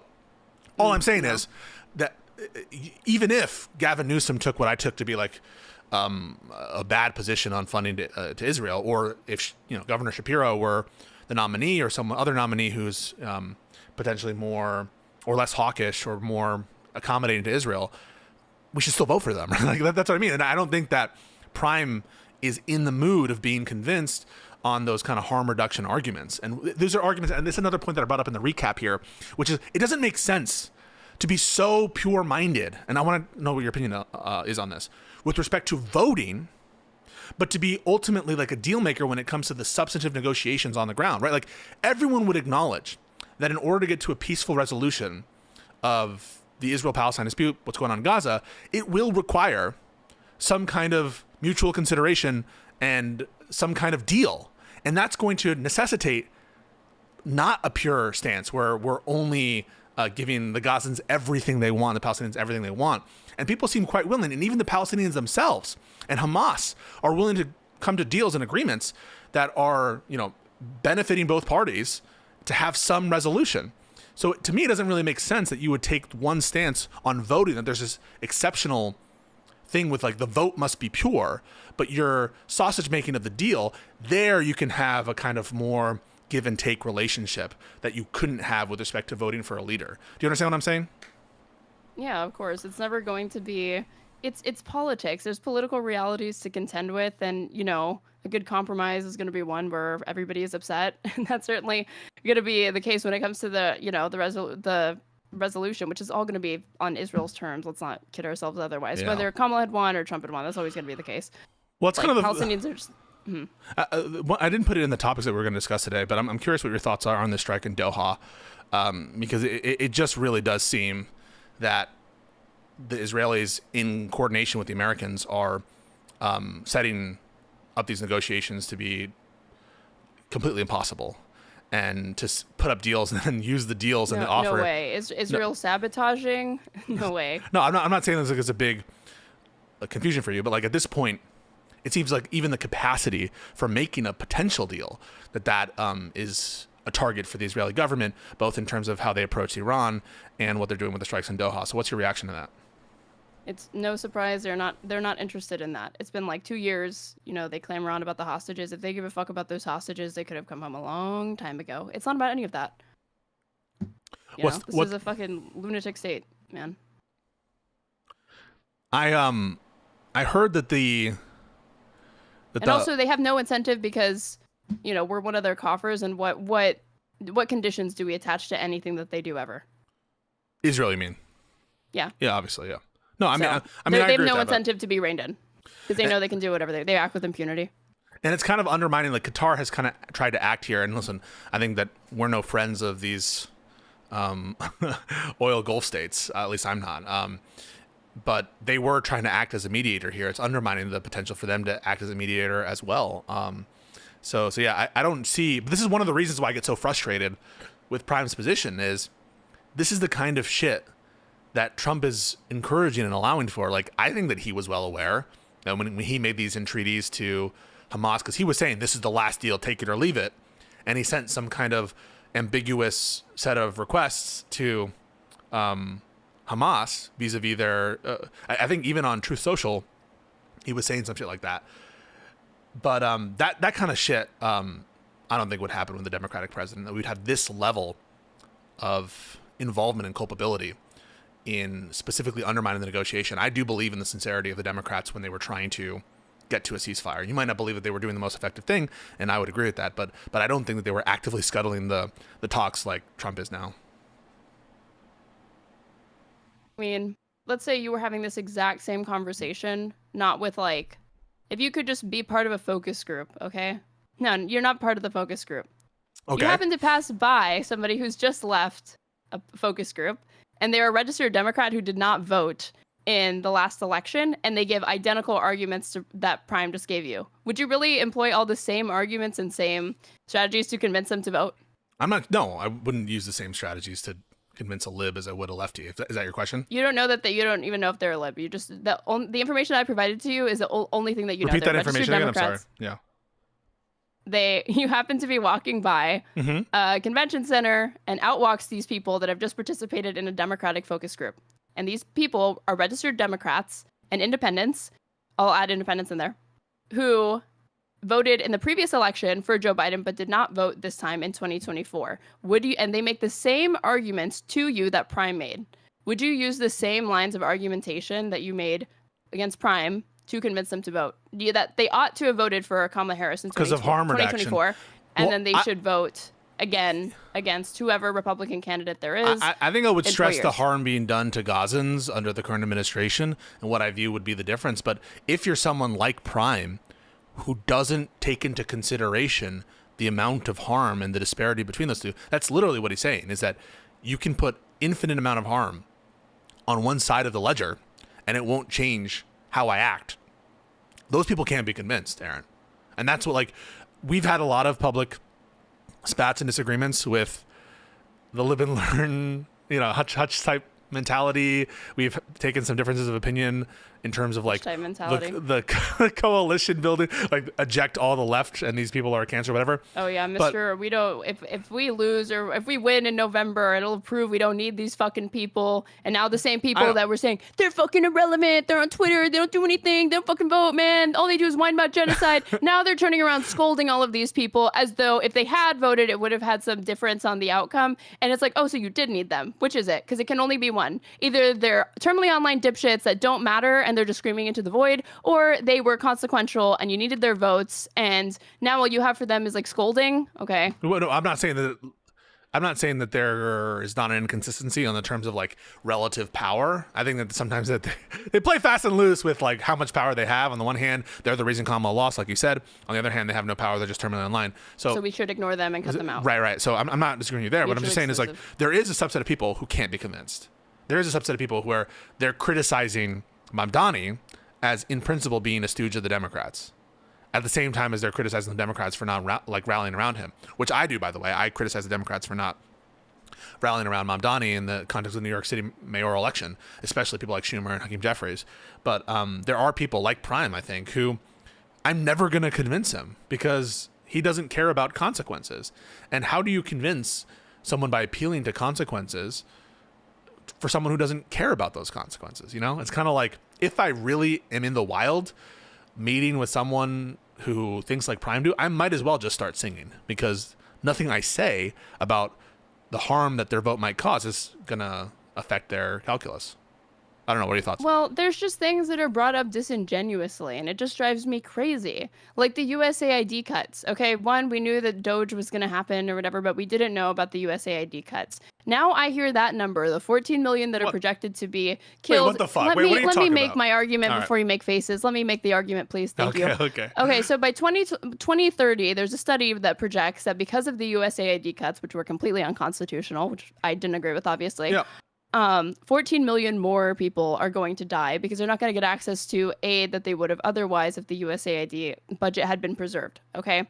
That number is brought up all the time to be like, that's 14 million people that could have been saved if you'd voted against Trump, voted for a Democrat and prevented USAID and Doge from like these cuts from happening and from Doge happening, right? Let's pretend all else being equal. MAGA, the Republican Party is the exact same. Democrats are the exact same, except they also support the USAID cuts. Would you then say that, and MAGA doesn't support the USAID cuts? Okay. Would you then say, oh, we ought to vote for MAGA then? So you're saying, would you There's 14 million people. So if Democrats supported the USAID cuts, Republicans didn't, would and you vote? vote And they didn't. No, but I don't think that, I would still vote for the Democrat in that context. But I know, and everybody who brings up these stats also would. I also would. So why are we bringing it up? Like it's this thing that really, really matters. No, it's being cynically invoked, and it's so it's not cynical. Transparent that it's cynically invoked. Wait, it's not cynical. It's not cynical to like appeal to someone else's values, right? Like if what I take the position that like we need to save ourselves first, and so sort of like the structure of our country and preventing us from falling into an authoritarian state. That if the Democrat, like I'll fight against the specific USAID cuts. And I'll be in court or helping or assisting or signal boosting the people who are in court fighting against the USAID cuts or whatever. But if our goal is to protect our system first and our country first before we help others, and I think that is maybe my most proximate goal, is to defend the Constitution and defend freedom in this country, then it's not cynical for me to trying to appeal to your values, right, which is harm reduction of overall death, to notice this difference between one party and another. I don't know how that's hypocritical. You could say, yeah, for me, it wouldn't be the deciding factor. The issue is that those cuts occurred unconstitutionally because no one elected Elon Musk. He's appointed by Trump in this role that's supposed to be really just reserved to a very, very limited capacity temporarily. And he starts doing trying to cut things that were congressionally allocated already that he doesn't have the authority to be cutting. So if that's your issue, then why are you pointing to the outcome and saying, and especially weird to say, no, it's both, we need to care about both. Ourselves first, but you're talking about 14 million people globally are going to die. There's no inconsistency here, in the United States. Aaron, there's no inconsistency. On the one hand, you're appealing to things that you care about and saying, well, how would I determine the vote? And on the other hand, you're saying, listen, if what you care about are lives, you should also agree with me because in addition to the things that I care about, what you most care about, and I'm saying I don't care about like the loss of life overseas. I'm just saying in terms of what you value more or less, and you're giving a hypothetical of a version of Trump that really does care about not cutting aid to foreign countries, and I'm happy to accept that hypothetical. I would like still the Republican Party. Not like the current Republican Party. Like Yeah. in that situation, hypothetical. in this hypothetical, yeah, you could have a different preference matrix, which you would still vote for the Democrat. In other words, it's overdetermined that you're going to vote for the Democrat. But in appealing to someone else who doesn't care as much about the institutions, doesn't care much about the rule of law and the structure of the country, and cares just about the raw outcomes for individuals in terms of their, them living or dying, then it's not inconsistent to say, hey, if what you care about is harm reduction for people abroad, look at this harm. I don't think that's disingenuous at all. What's disingenuous about that? But it's not just the raw outcomes. There have been conflicts that have killed far more than the Gaza genocide. The reason why it's significant is because the intentionality going in this genocide. It's not because of just the number of people dying alone. No, I don't think it's just because of that, for sure. And I think that you would agree that this is not something else I said in my discussion in the video that I had of like the recap, where there is this kind of, I think, genocide exceptionalism, which I'm not trying to sound crass. I think that you would acknowledge that we care about things, and I agree most pro-Palestinian people would care about things other than just genocide. You care about crimes against humanities and war crimes and genocide and poverty and starvation, whether intentional or not. And I agree that there's a special harm being done by the intentionality, the special intent of genocide. But like given the choice between two options, right? Like if there's a genocide of a 40,000 population person versus like, if you assume that the metrics or the estimations are correct, it's like 12 million people are dying. It's not so intuitive to me, like which is the worst outcome there. And it's not so intuitive to me that we should like discount, not saying that we should consider them exactly the same or that they're not apples or oranges. In some respect, they're apples and oranges, but it's not like that we should, are we really going to say that we know that our intuition is strong, that the genocide of the 40,000 is worse than the starvation and disease of 12, 13 million? That's not intuitive to me. Happening right now on social media, and I think people do get it. People are more viscerally disgusted by this woman, this Ukrainian refugee, young woman, who was brutally murdered on a train or something like that in North Carolina. Oh, I get you. Yeah. No, she's like stabbed in the neck, right?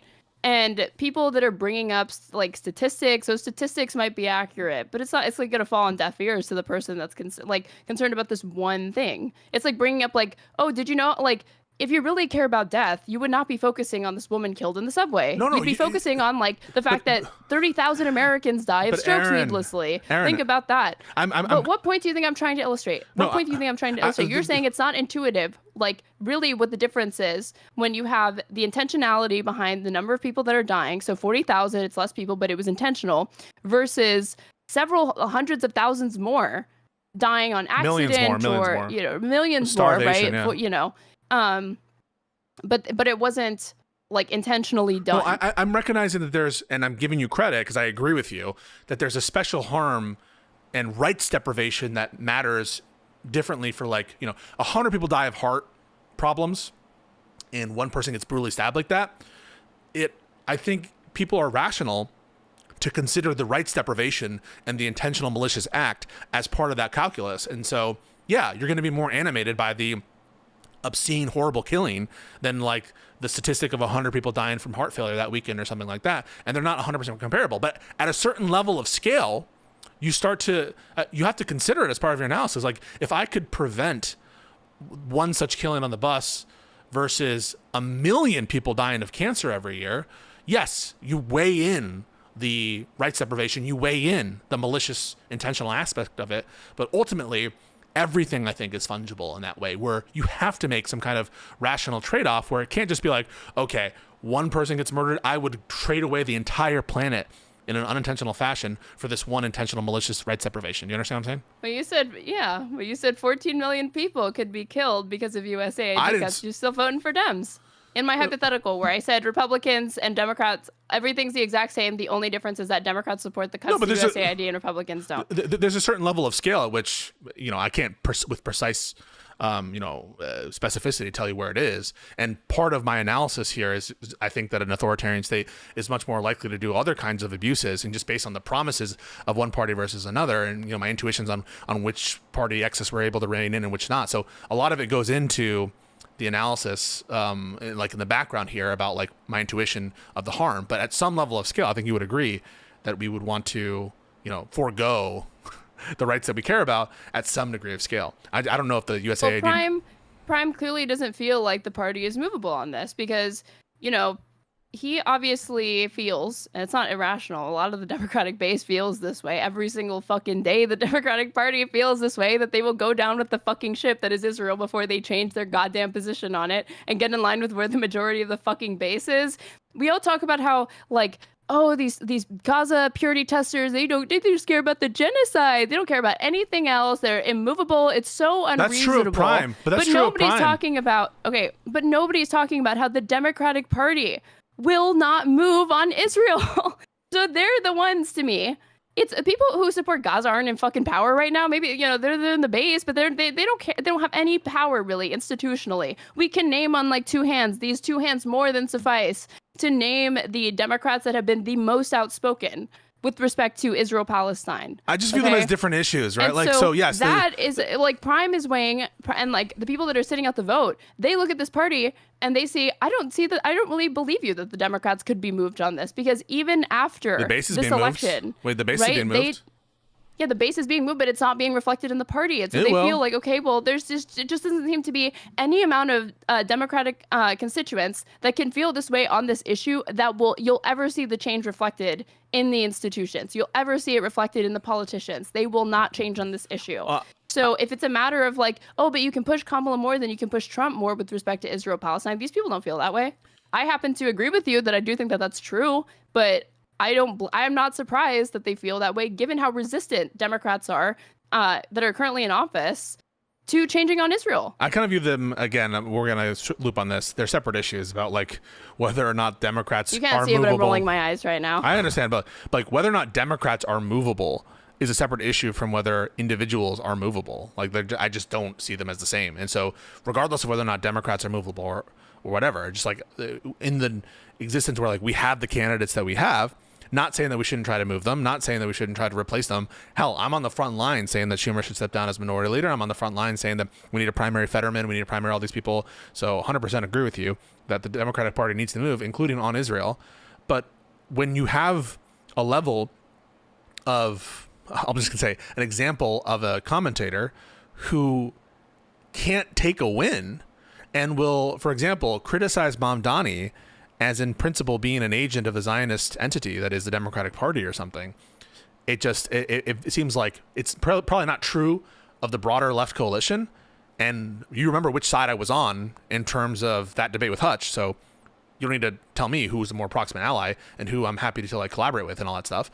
But there are some individuals who embody a kind of ultimately immovable position, and where they cannot be convinced. They're not in the business of being convinced, and they're going to find a way to denigrate our candidates no matter what. And that's what I think we saw in the Prime debate. But again, I don't know that there's much disagreement our there. Candidates no matter what. What do you mean by that? So I should say refuse to endorse / vote for our candidates.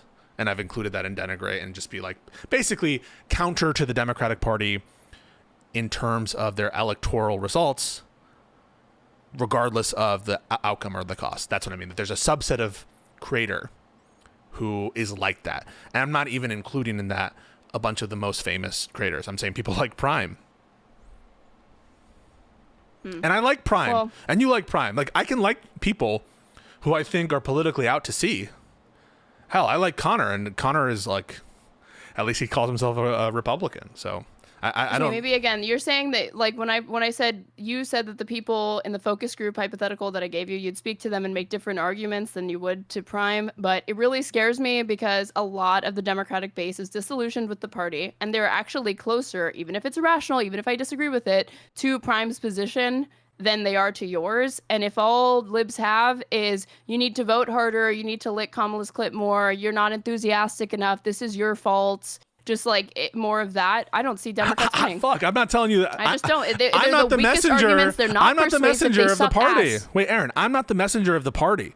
You know, proof is in the pudding. People like Mamdani are gathering crowds. People like Bernie and AOC. People like Gavin Newsom, right? They're messaging. And so I am not an expert on what is the right messaging for the Democratic Party. I'm just a debater, right? I feel like Avon Barksdale. I'm just a discharging gangster. yourself of responsibility. I was it's- never it's- wait, wait. insinuating that you have any connection to like the fucking DNC No, or any I'm of this. saying- I'm just talking about what's in your I am control. I'm not And what's in your representative. control is to just recapitulate the same strategy the Dems have been using, which is Trump bad though, Trump really bad though, Democrats slightly less bad on Israel than Trump, and acknowledge that. You have to vote. It's not working. It's the same strategy that I've seen that Bro, just failed. And so- it's being brought out again Aaron, and again and again. I'm just myself, right? Like, I'm not trying to say that I'm representative of what the Democrats' approach are. I have no affiliation with the Democratic Party other than I'm a registered Democrat. Don't. You just you use the same strategy though.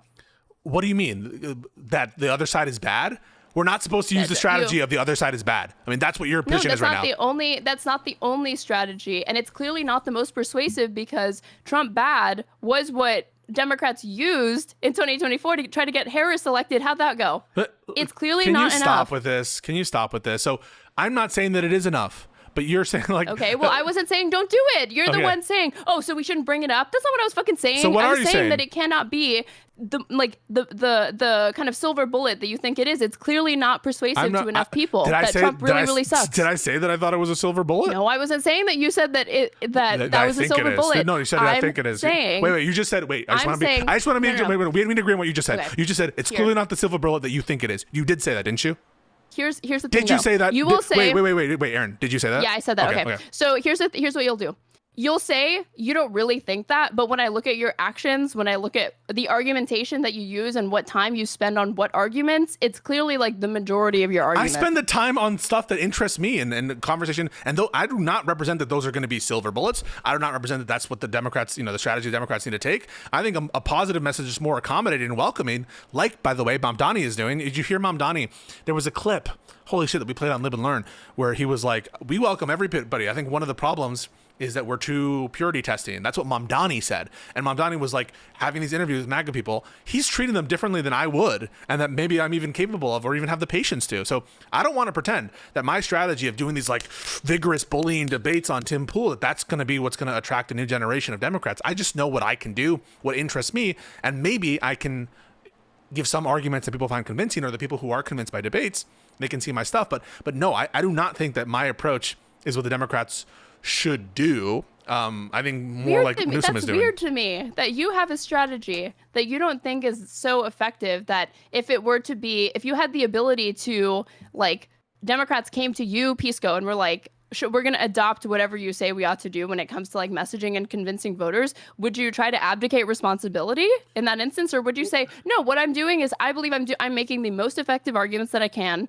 on an individual basis. And I absolutely think that if you extrapolated it and made this like the main way that the Dems tried to change their messaging to get back old voters and to attract independents, that it would work. I'm not a that fucking it would work pollster, in a Aaron. majority of time. I'm not Huh? a pollster. Wait, how am I supposed to know what will best attract, cross section of voters to come this way? You don't have to be a pollster. I'm just myself. I'm just myself, and I have to be myself because I can't be otherwise. And if I'm inauthentic, right, like I can't be the one. Bless my father. He was a bridge builder in that way, and I try to be. Sometimes I try to be patient and understanding in these kind of political discussions. I do try to, and I try to be more affable. And there are tweaks I can do, but fundamentally, I can't change who I am. Some of these politicians are in a better position than I am, in the sense of both, I don't know, personality-wise perhaps, but also their campaign can be something, their value add can be something more bridge building, can be something more inclusive, and maybe I can adopt other types of strategies. But when I do, I think that if I go too far against what my natural steady state is, it might come across as inauthentic or placating. But you can tell me if you disagree. You can't change. It's not like it's a choice that's being made by you to make these specific types of arguments or whatever. Obviously, I'm not saying disingenuously do it. I'm like, the reason why I'm talking about it is like to convey to you that it might not, the way that you go about it is actually not the best way to go about it, and to change your mind genuinely on that. I'm not saying you should disingenuously wield these arguments. I'm trying to say that there are better arguments to consider. So what do you say to Prime? I mean, really put yourself in that position. What could you possibly say to Prime? I would There's not nothing. do. Yeah. I would not do. Do you want an answer or not? I do want an answer. Yeah, tell me. Okay, because you say like there's nothing. You know, what people say is their priority. When they give nonsensical answers, I don't usually think that that's indicative of what they always really believe, or that they're really in touch with what could change them. I mean, why are you laughing? No, because the whole notion, like, you're not taking Prime at face value that he actually believes this stuff. It's because you think that there's some kind of like that he is insane and that he is just irrational. He actually believes this shit. No, there can be a point. You reached a point in the conversation where he's being so obstinate that he's not willing to acknowledge that 20,000 less people dead would be objectively better than if those 20,000 people, he's not willing to say that there's a difference. Because he believes it. Because he believes it.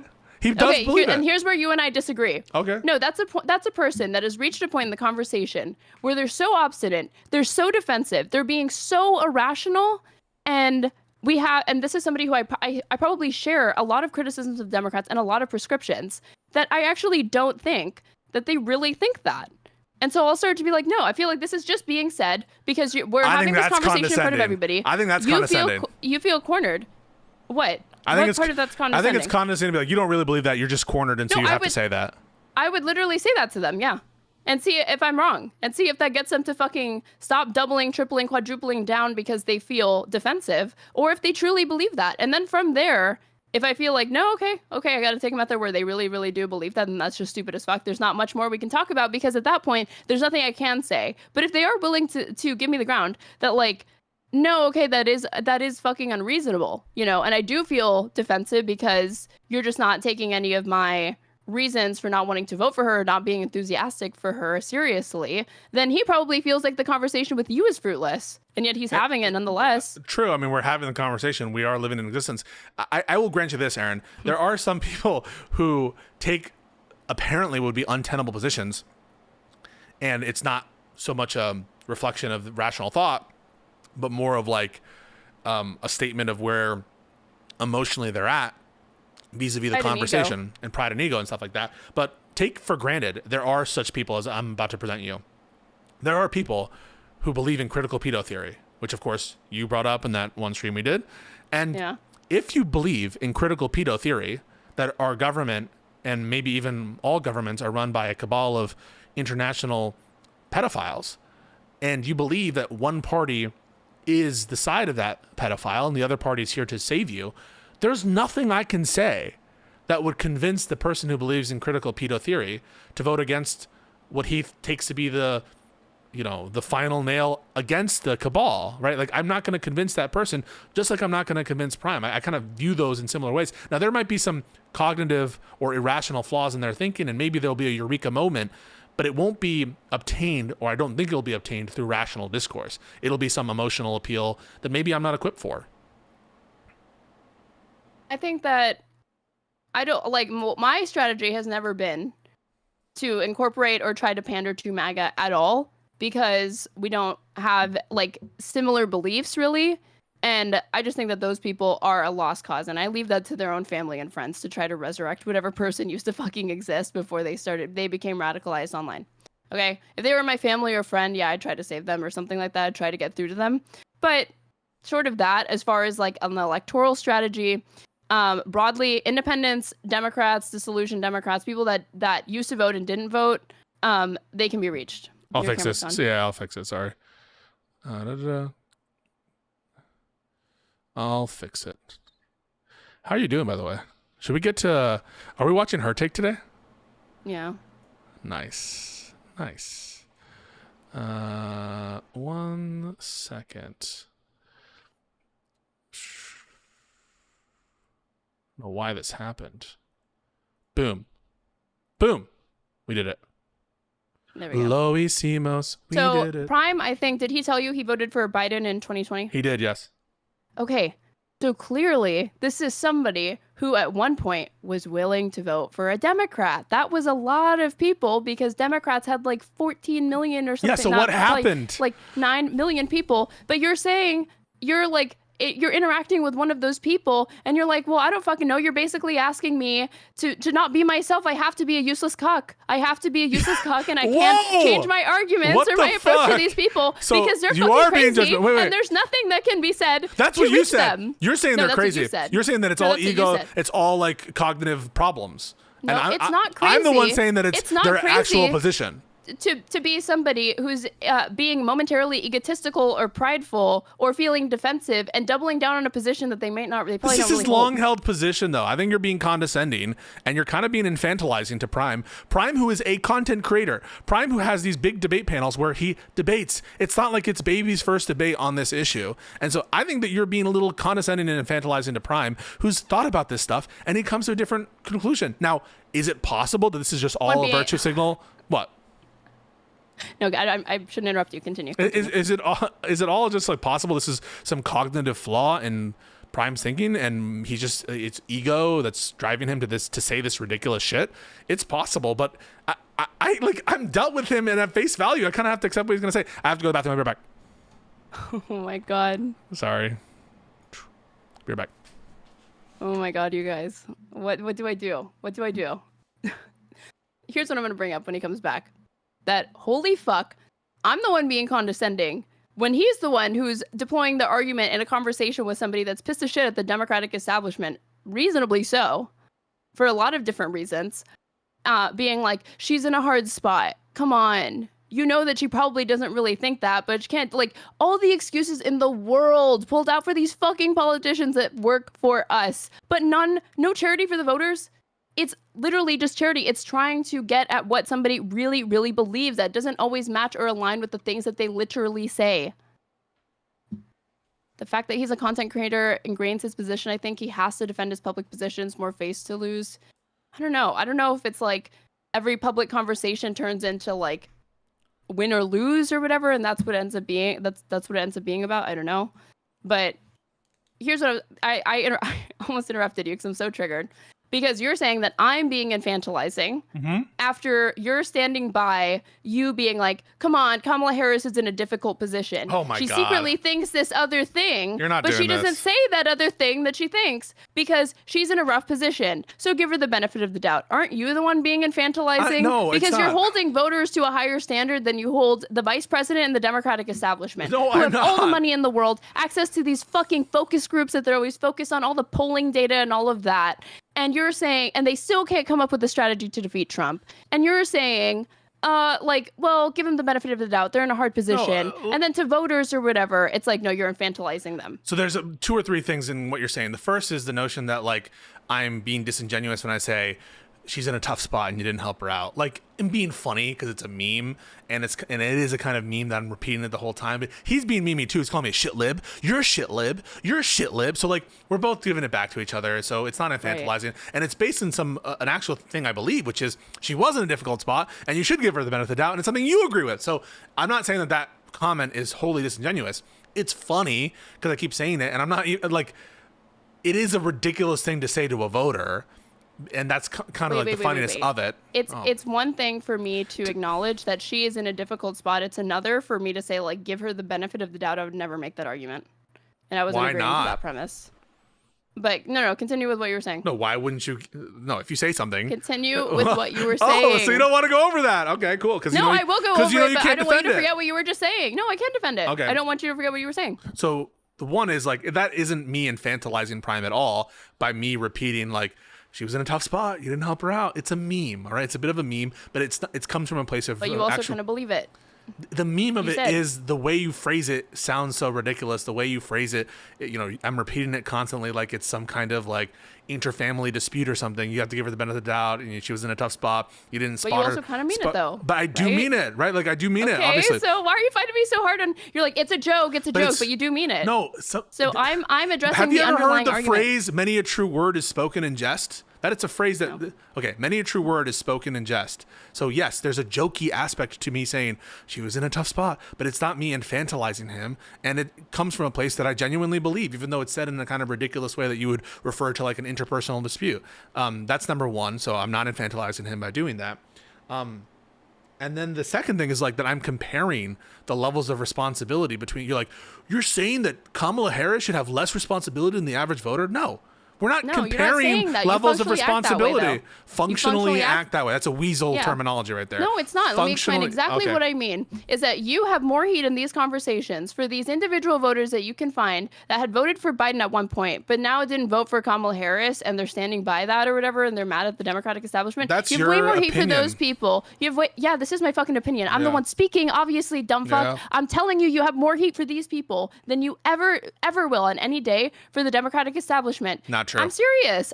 As far as yes, it's so ridiculous that you say that in the context you of me. literally said Prime is brain broken. So why don't you call your Live and Learn co-host brain broken, because they were the ones defending all of these people that you were saying Which people? like they need, like last night I caught some of the conversation where you're saying like these people, like a very very milquetoast statement of like the ineffective Democrats that are not meeting the moment and standing up to Trump like they said that they would. They need to fucking go. Talking and shit. we need to get Wait, younger. You saw me talking shit there. That's so funny that you say this, and it's so disingenuous. I'm not saying you're disingenuous. I think I think that this is a point where it's maybe ego. This is what you want me to say to Prime, right? Where it's ego and all that stuff. Okay, let me cool down.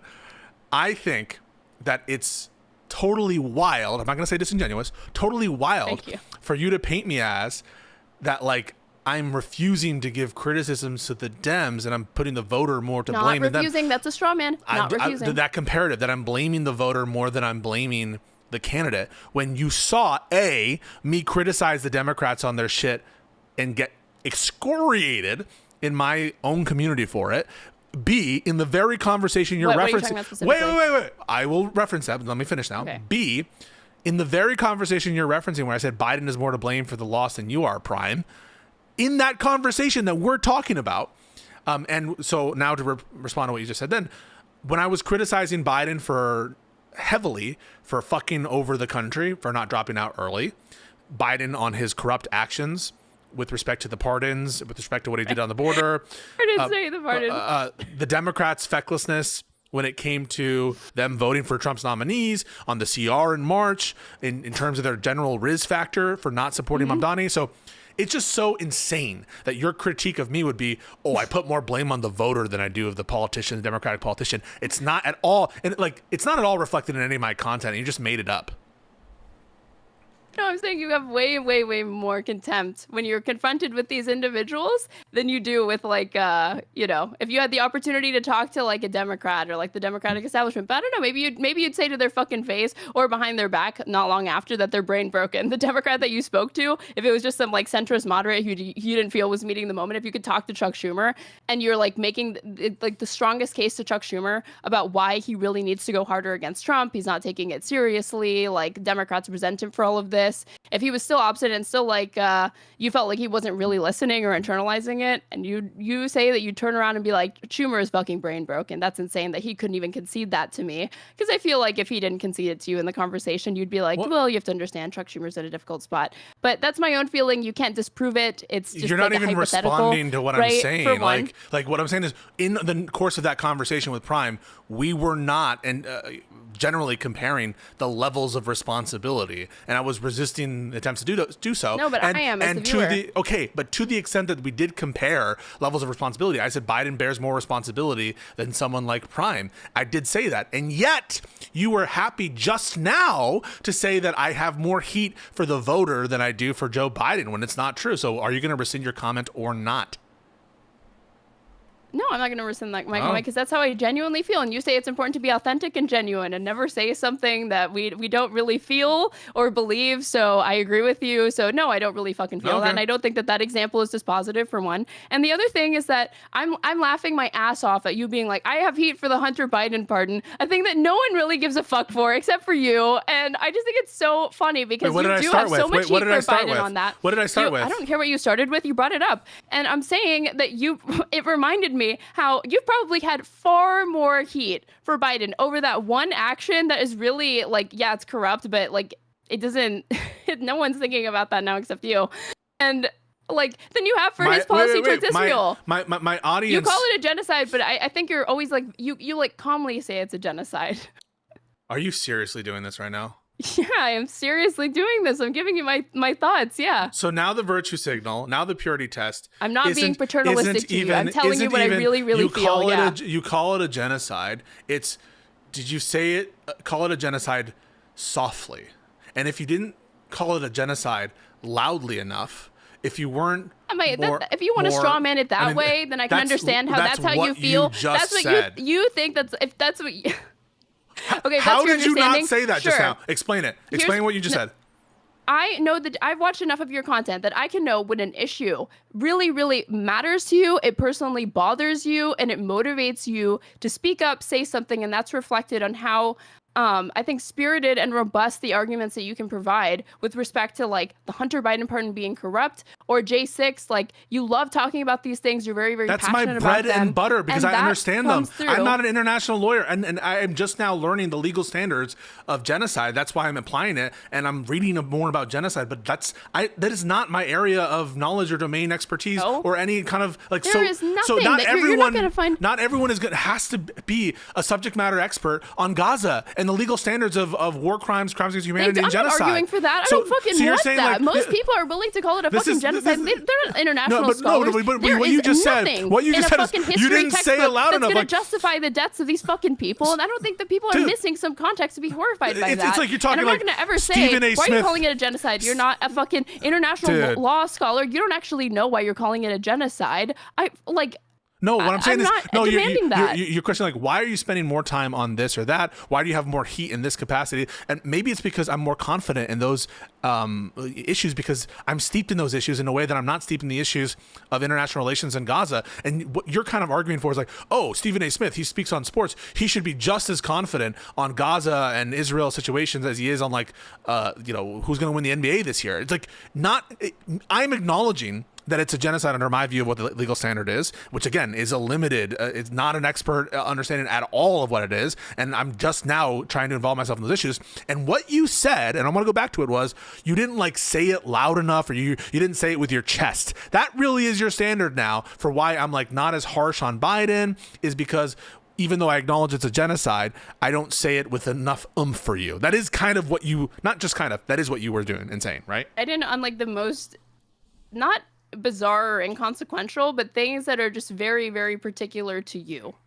Okay, I don't relate to being so upset about Biden over the Hunter Biden pardon. It's like, yeah, it's like flagrantly corrupt or whatever, but like, yeah, okay. No, I was giving you examples. So I started by saying I gave Biden a bunch of heat for not dropping out.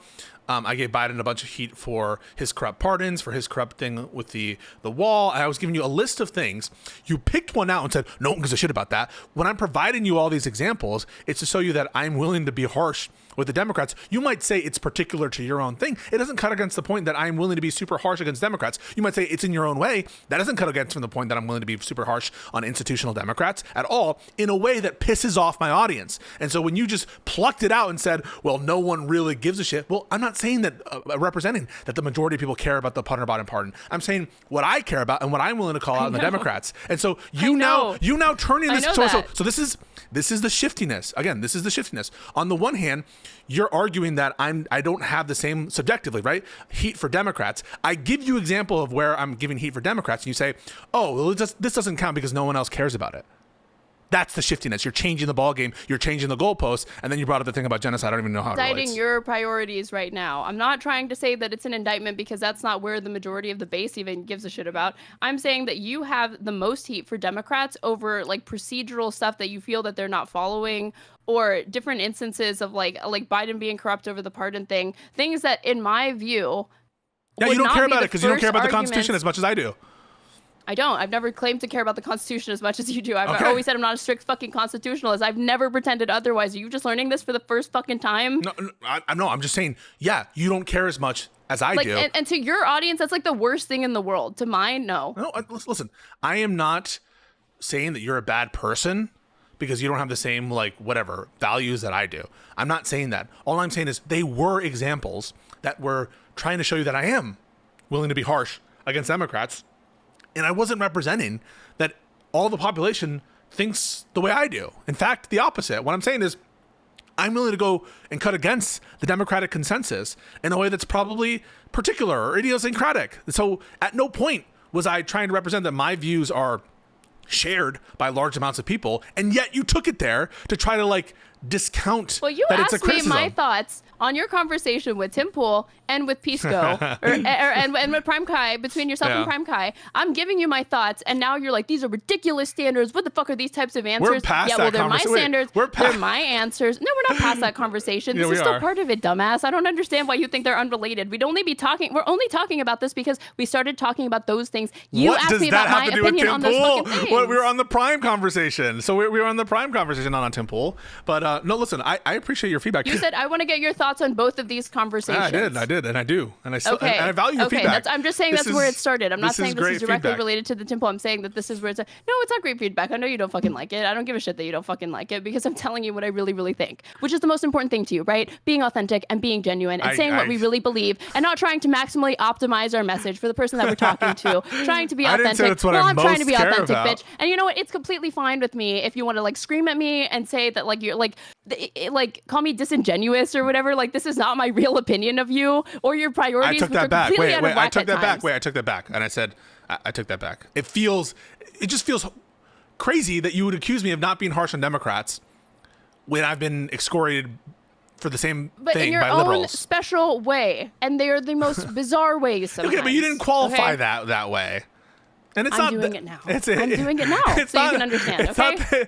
It's not that idiosyncratic when I And say also, like. is your issue with the pardon that you think it's unconstitutional? Because Biden can constitutionally do it. It was wrong because he said he wouldn't fucking do it, and then he did it. It's an abuse of power, and I view that to be an impeachable act under the Constitution. Okay. Yeah. Anyway, wow, what a great back and forth. That was that was harsh. I mean, you say you like again. If you want me to infantilize you, you know, I can like take the I can take the tone down. I cannot accuse you of the like. I'll abstain from accusing you. Am I saying that? Am I saying that I want you to take the tone down? No. I'm saying if you want that, just let me know, and I will calm down. Okay. Listen, I think that this was all great. I think we got a lot of the issues on the table. It doesn't really help me. Like, how would you recommend? Here's the recommendation aspect of it. When I'm confronted with a Prime type person, what do you think I should have done in that context different than what I did? Because I acknowledge that sometimes I don't no have one's mind can be changed. Prime's mind can't be changed because he's brain broken. He's irrational. And, you know, for me to ask you to do anything other than what you've already done, that would be me asking you. That would be an assault on your character and you as a human being, Aaron, Pisco. stop. Because apparently trying to make arguments for why what you're saying is really not compelling, effective, is stupid, is like irrelevant, is not really understanding where the other person is coming from. That's me actually asking you to be someone other that you're not. No, and I would never want to ask you to do that. So I'm not going to tell you what my prescriptions are. Okay? Wait a second. So just do you, Pisco. I'm not saying that I think that your feedback is invaluable. What I'm suggesting, I think, is that I think that there are certain people who genuinely hold the belief that Prime does, where it's not just a figment of their, you know, emotional mind. I think that they've actually thought about it. And I'm not saying that you're infantilizing me. I think you're potentially infantilizing Prime because I think But Prime you said was brain broken and his mind can't be changed. Well, but maybe I'm wrong. Do you think that he's brain broken? No. So how would you? I don't. How do you think that I should proceed with these types of people? You already told me really quick before I answer your question. You've already told me that you've acknowledged that the way that you'd handle the people coming out of the Democratic focus group and the independents or whatever would be different than what you did with Prime. So I feel like that's one, you acknowledging that like there are a diversity of approaches and any number of that you could take, and some of them might even be more effective than what you did. So next time I'll try to be his therapist. You to consider maybe thinking, what would I do in that situation? And maybe I should just try to use it here and relate to him on that level instead of like as another content creator, which is how you said you look at it. Listen, next time I have a conversation with such people, I will do an experiment. I'll try to be more emotional and ask them questions about how they feel. I mean, like that's what a character. What do you want me to? When women do be emotional, and they do be saying you got to be emotional. Stop. I'm not saying that that's what you're saying. I'm saying I don't. Like, okay, so where did you get that then? Well, I don't know how to You're actualize. fucking you're a weasel. You're doing it right now. Just say that's where you're coming from with it. I'm You not- think I'm highly emotional, and I am highly emotional. I'm fucking screaming at you right now because it's ridiculous that you won't just admit that you think that's what I'm arguing. Wait. I'm genuinely trying to understand. Okay, hang on.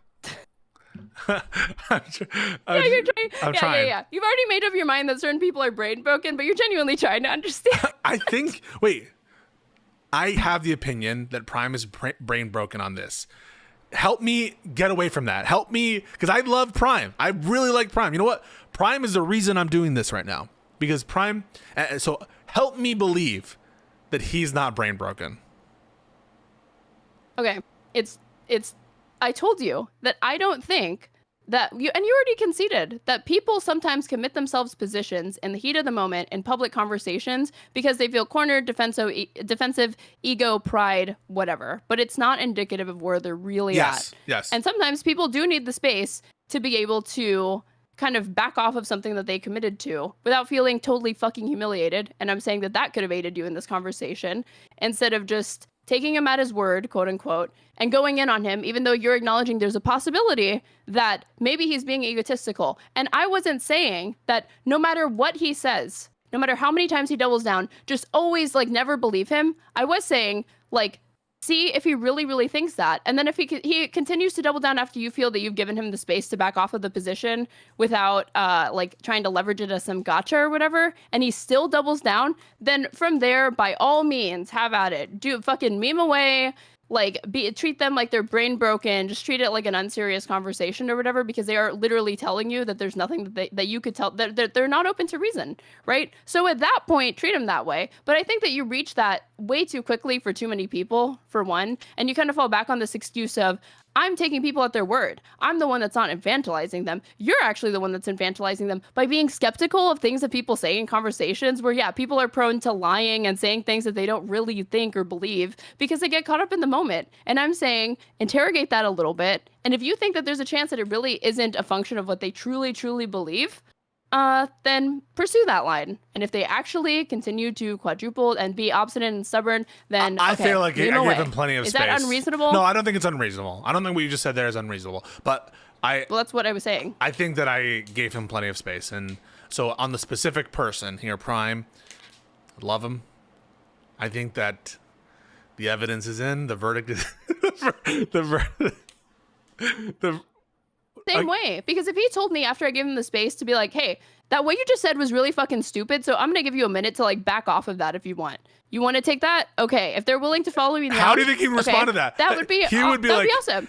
And if he I'm not gonna back down. I won't back down. He's gonna say, "You're a shit lib. Yeah. You're a From shit there, lib." I'd be okay. Well, that's insane because you just said you would rather let 20,000 Palestinian kids die than vote for Harris. Your ideology is all sorts of scrambled. I don't even know where to begin to fucking address it because that is an insane statement. And from there, I would go hard. Okay. But I think you just kind of take any opportunity to go hard because these conversations are just big virtue signal, like I felt like I was That's very. it. I felt They're like first of all, huge virtue signal conversations No, this is that unfair. you're going to scold this is some so voter unfair. and scold some online leftist creator like Prime who What are can't you get through a fucking talking sentence about? without stuttering because he stutters really, really fucking badly. So now I'm And ableist. I like Prime. You're calling me ableist. If that's ableist to acknowledge that Prime stutters a lot, which he frequently acknowledges, then yeah, I'm ableist, sure, dude. Okay, I'm ableist against Prime because I'm pointing out that, yeah, he's terrible You're like, rhetorically.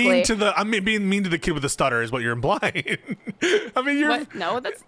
How did you get that from what I just said? I'm the one being mean here. I'm the one who's saying I know that Prime you're can't suggesting. debate for shit, even though I like him. He tell sucks me at debate. tell me if I'm wrong. Like you're suggesting that I'm taking advantage of a situation in bad faith to virtue signal and to take advantage of a guy with a stutter. What? Oh, sure. Yeah. That's what you're doing. So yeah, come on. And what I'm suggesting to you is, I think you take the easy path, and the easy path is that, and you lean into it, and you can't help but lean into it, because you get so much more social reward, like all these virtue signal points for doing that, and it's so much easier than actually trying to meet them where they're at and have a serious conversation.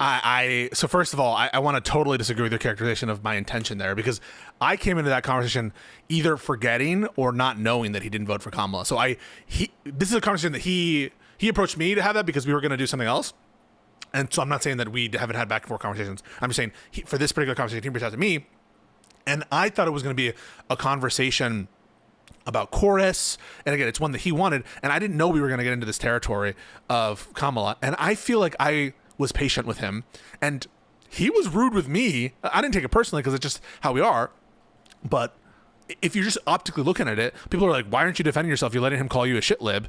So I don't know. I just feel like But you're not offended by that. I'm not offended by it, but okay, so why would you get offended? People in your audience are telling you to performatively get offended because there's the opportunity to do it, even though you're not. Okay, but what I'm saying is I come into that conversation not with bad intentions to virtue signal. If that were my goal, right, to virtue signal to a lib audience, why would I take the position I did on the Hassan global entry? Why would I take the position that I did on the Ethan Klein lawsuit? Like, I'm saying that if that's what you think of my character. The conversation reaches a point where you're at a fork in the road and you can actually try to keep the conversation like genuine, like you could really try to understand where people like this are coming from, because it's so fucking insane that I would be curious, like, how do you justify that, Prime? Please explain to me, because it makes no goddamn sense from where I'm sitting. Maybe I'm missing something. Educate me. That's where I'd be so curious. I'd want to know. And if I felt that their answer was insufficient, I would be like, yeah, I'd go in on him. Okay, because I'd be like, what you just said was not compelling whatsoever. It's sociopathic and it's crazy and it's self-defeating. Who even thinks this way? I think that you take the easy route of, this person's brain broken, they're insane. I'm just gonna fucking dunk on them.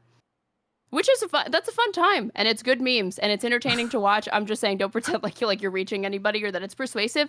Or that like the only praise that you're ever gonna get is from people that already agree with you. But you need to reach the people that don't agree with you. Don't you want to reach those people? I do. Maybe. And what do you think I can do? That's why I'm asking you what you think. Well, past a certain point, you throw your hands up and you're like, but that's not me. And I want to be authentic and genuine. And I just got to be honest that sometimes, I can't my value be add. So I've heard this from, who's that guy? Smug. I always forget this guy's name. Smug Bug. He's Bug, like, yeah. The bug of Smug. He's like, you got to meet them where they're at. You have to do da-da-da-da-da-da. You got to have them on their terms and understand their epistemical foundation or whatever. And at a certain point, I have to be like, empirically, I don't know how convinced I am that bullying people isn't the best way to persuade. I don't know that I have the best understanding of the empirics behind what is more apt to convince someone, being understanding and nice, or being a bully and having people watch you be a bully. At this point, I'm not sure about that. Just empirically, I'm just not sure. B, to the extent that it's like me trying to meet them where they're at, I can try to do that. I just know that my value add is this kind of like logical structured thing. Maybe I can step away from that. I try to be very, in terms of the political debates, I think I can do my best. And there are people who I think, including you, giving good critiques on like how I debate, especially in the context of the Ryan Mullally debate, where I was highly technical, highly specific, and I was losing some of the audience who wasn't following. So I hear you, and I'm open to that criticism. That's why I'm having the conversation with you. The other thing is that Gaza, clearly a losing issue for Democrats, okay?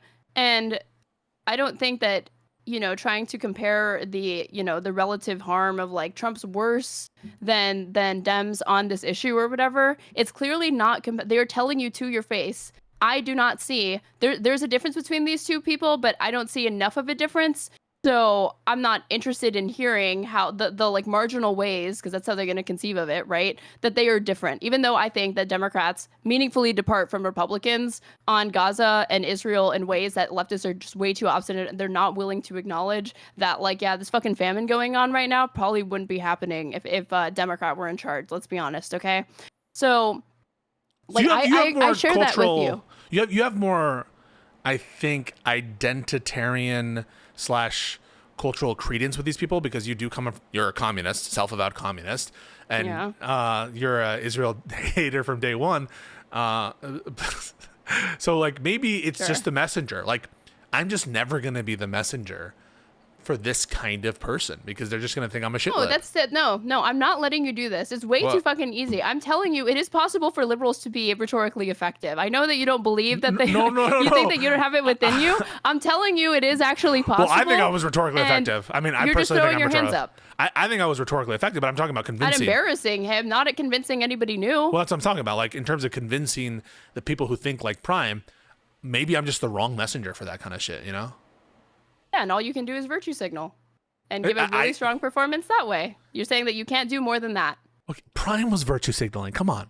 Who was virtue signaling? I can't control what Prime does. I can only control what you're asking me, and I can only control what I do, and you're asking me my thoughts about how you can improve. If I were talking to Prime, I would have criticisms out the fucking wazoo for him as well, okay? So don't think that I'd just be saying, you're a perfect little baby angel, and he was just being so mean, and it's not fair. He's the one who wanted to have the conversation with you. I have so much fucking hate for him if I was talking to him, okay? So don't assume that I don't have any criticisms for Prime or stupid-ass positions. I obviously fucking do. I just would take a different, I wouldn't argue it the way that you did, because I do think that there are... How would you argue it?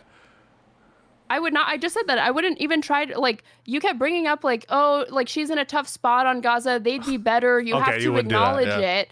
And I'm saying, why not bring other issues that, like, are very, very important and have more salience and bring them to the forefront of the conversation? I literally tried. So the issue of USAID, the issue of democracy, the issue of all the domestic policies. USAID. I already told you why the USAID I was giving multiple examples. Well, no, you said the USAID example is stupid because... It's cynically invoked, yes. Liberal cynically invoked. It's not... Wait, now you're going to have to justify that. How was it cynical? I already did. We disagreed. I said that I think... What do you take cynical to mean? All else being that they bring it up disingenuously because it's not actually a thing that would be persuasive to them to vote for Republicans. No, it wouldn't be dispositive. That's different. Something being dispositive is different from it being considered. People would consider USAID in their voting. Liberals would consider it. It just wouldn't be dispositive. But that's not disingenuous or cynical. Cynical is saying like something that you obviously don't believe or we couldn't have known that in before the election. That's something that we only know now after Trump's in office. But you can just phrase first of all, they were talking about cutting foreign aid before it. So whether or not we have the specific projections about the loss of life or how they would do it, there was less clarity for sure. But even now, the question I posed Prime was like, would you substitute in Kamala for Trump? And so it would apply to our current knowledge now to prevent what's happening now. So I don't think it's so limited. And just in general, like, I don't think it's cynical either A, to appeal to the values of someone else to try to convince them, and being upfront that it wouldn't be dispositive in a separate hypothetical. That's not cynical. It would be like saying, would you have a meal with Abraham Lincoln or something, and like your favorite historical figure, and it would be Abraham Lincoln, and the reason you wanted to have a meal with Abraham Lincoln was because he freed the slaves and because he conducted the Civil War, and like, what about Abraham Lincoln? But he only freed the slaves. He didn't actually do the Civil War stuff. Would it be disingenuous to cite like both of those things as rationales as why you would have dinner with Abraham Lincoln? No. If it's overdetermined why you would have dinner with Abraham Lincoln, or if there are multiple reasons, in a way that like removing one wouldn't make it dispositive, it's not disingenuous to cite it as part of the constellation of factors that would commit you to a certain action. Do you understand what I'm saying? I do. I guess it's hard for me to relate to this because here's how I feel. I've had this argument with Pondering Politics, okay? He brought up that we had it once over a Republican who was like, I think a lot of my party has been captured by Russian disinformation. Do you remember who said this? Like Russian propaganda? Who said Republican from Texas? No, I don't remember. Yeah, try to find it. Republican admits that Aaron voted for Kamala, guys. Stop with your nonsense. Voters, people actually think I didn't vote for Kamala Harris. Give me a fucking break. That have been captured by Russian propaganda. Let me see.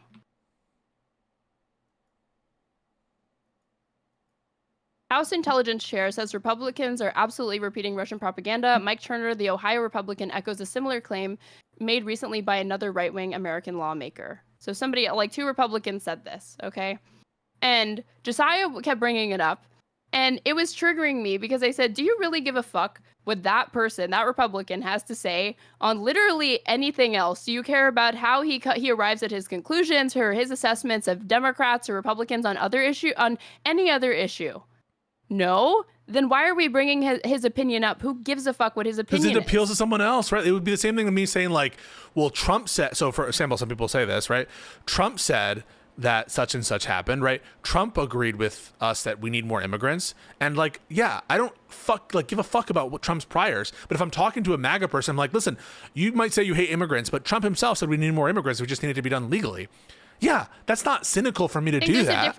There's a difference between bringing up the head of state saying that versus bringing up like random Republicans that have said that. No, it's the Don't you think? principle. It's the yes. There's a difference between the head of state and the other people, and in terms of many different aspects. But I'm saying Okay, so like Josiah is presupposing that these random Republicans have sway or purchase with the Republican that you're talking to, or the conservative that you're talking to. They're gonna be like, "Fuck those two guys. I don't give a fuck about them." You know where I'm going there. What I'm saying is, regardless of who the person is, that you're trying to invoke or what the principle is, I don't think it's cynical to invoke something that you know to appeal to them, and they can just ask you, right? Like, do you care what Trump says? Well, no, not really, but I'm just trying to appeal to you. It'd be like saying, like, when you ever debate with some of these God people, religious people with religious faiths, where they are like, Call them what's God people? When you try to appeal God to like people. a Christian That or really offensive or something. a Muslim or a Jewish person, and to accept some policy and be like, well, Jesus led by this example, and Jesus actually said this, or, you know, Muhammad is said to have said this, that is a way, I think, to I've try never to been plug one into to their argue system on that. value. I've always thought it was stupid to argue on that point. What do you mean but it's not cynical? That's what you said. It's cynical. There's nothing. It is cynical because I don't give a fuck about the Christian faith. I don't give a fuck about Judaism. I don't give a fuck about Islam or the Quran or any of that. And I'm not going to pretend like I could speak from a place of authority with respect to like exegesis and religious interpretation to somebody who is an avowed, or so they say, I'll just take them at their word, that they're avowedly religious. It's not compelling to them whatsoever because they're like, you're some godless atheist. What the fuck do you know about like scripture or any of that? Okay, we just have So a different you notion your of what weird cynical interpretation means. Of I mean, for Jesus. For you, cynical means anytime you're trying to appeal to someone on their moral or ethical or whatever grounding foundation, and that would be cynical by definition because you're not appealing to your own. But isn't that counter to your whole notion of meet them where they're at? If I'm meeting them where they're at, No, try to understand where they're coming from. But if I try to appeal to them in a way that isn't my own, you seem to be suggesting that that's cynical. And so, well, first you have to understand where they're coming from before you start trying to make pitches to like change their mind. And I think you kind of assume where they're coming from, and then you make these sorts of pitches about I could be able to say better than like Andrew in a conversation with Andrew Wilson. I'm not going to talk about what Jesus would or wouldn't do according to my interpretation. Why should he give a fuck about that? He's going to say I have a bastardized interpretation. Okay, but if I had a strong command, you know what I probably do to him. Okay, but if I had a strong command of Christian exegesis or whatever the hell, I would, and I was comfortable with that argumentation, and I was able to convince Andrew Wilson that actually women should vote because Jesus said this and that and the other thing. I don't think it would be cynical for me to have a debate on those terms. I don't think it's cynical. I'm just saying, my understanding of what cynical means is different than yours, and it doesn't include just like appealing to someone's,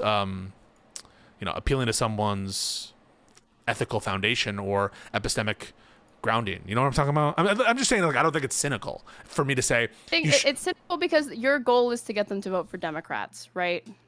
But that's a shared understanding between us. Like when we're having this conversation, is I want you to vote differently. So that I'm not hiding anything. I'm not hiding the ball that I want you to vote for Democrats. I know, but you'll like throw shit at the wall. You'll throw whatever shit at the wall, and you're seeing what sticks.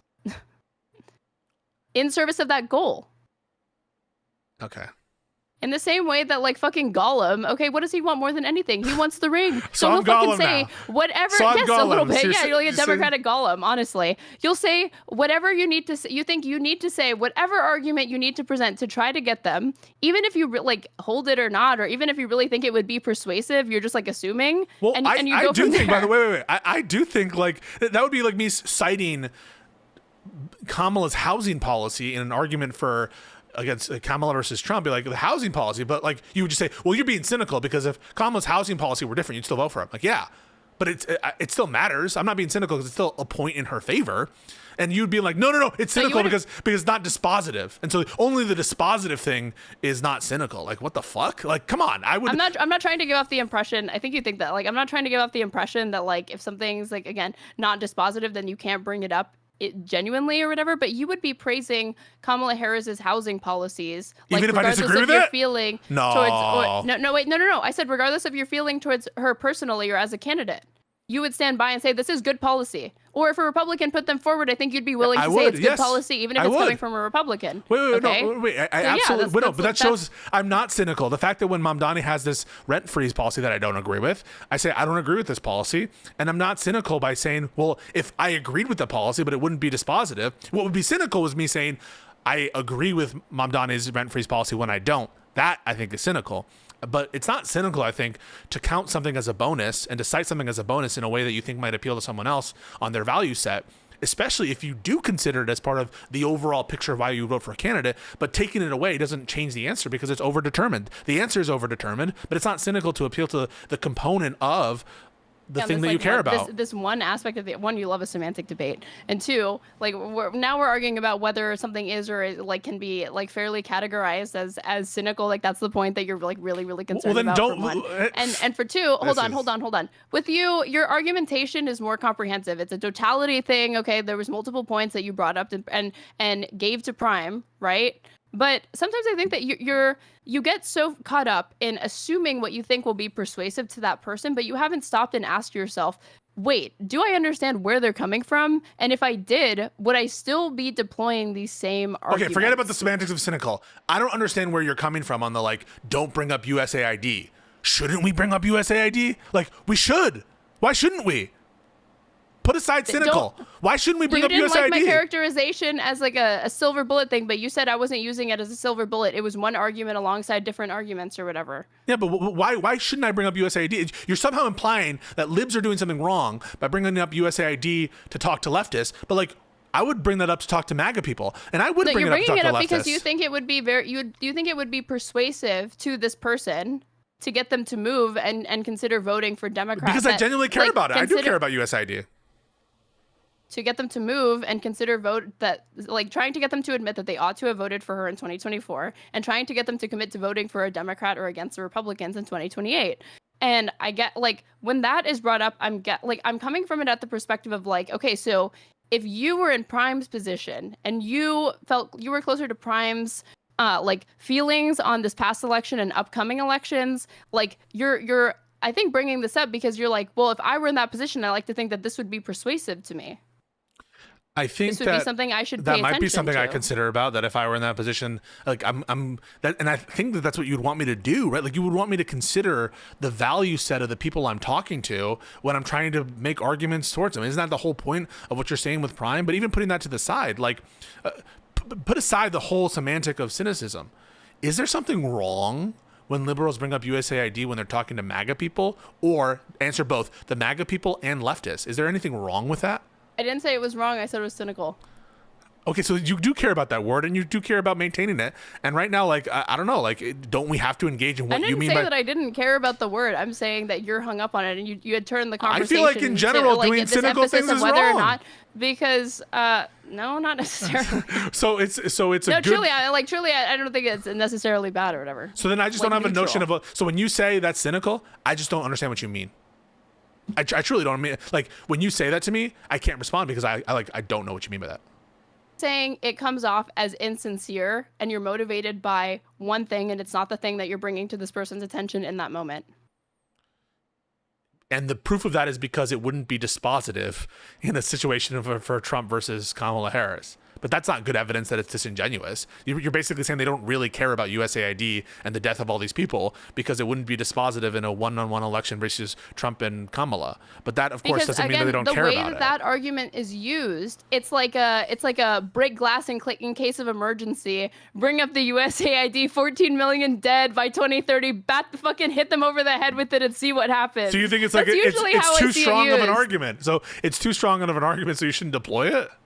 No, that's not. No, I don't think. I'm literally arguing the opposite. I'm saying I don't think it's a persuasive or strong argument whatsoever. Because it wouldn't be dispositive for a liberal? Decontextualized, like stat that you just throw at people, and I've never seen it land for anybody.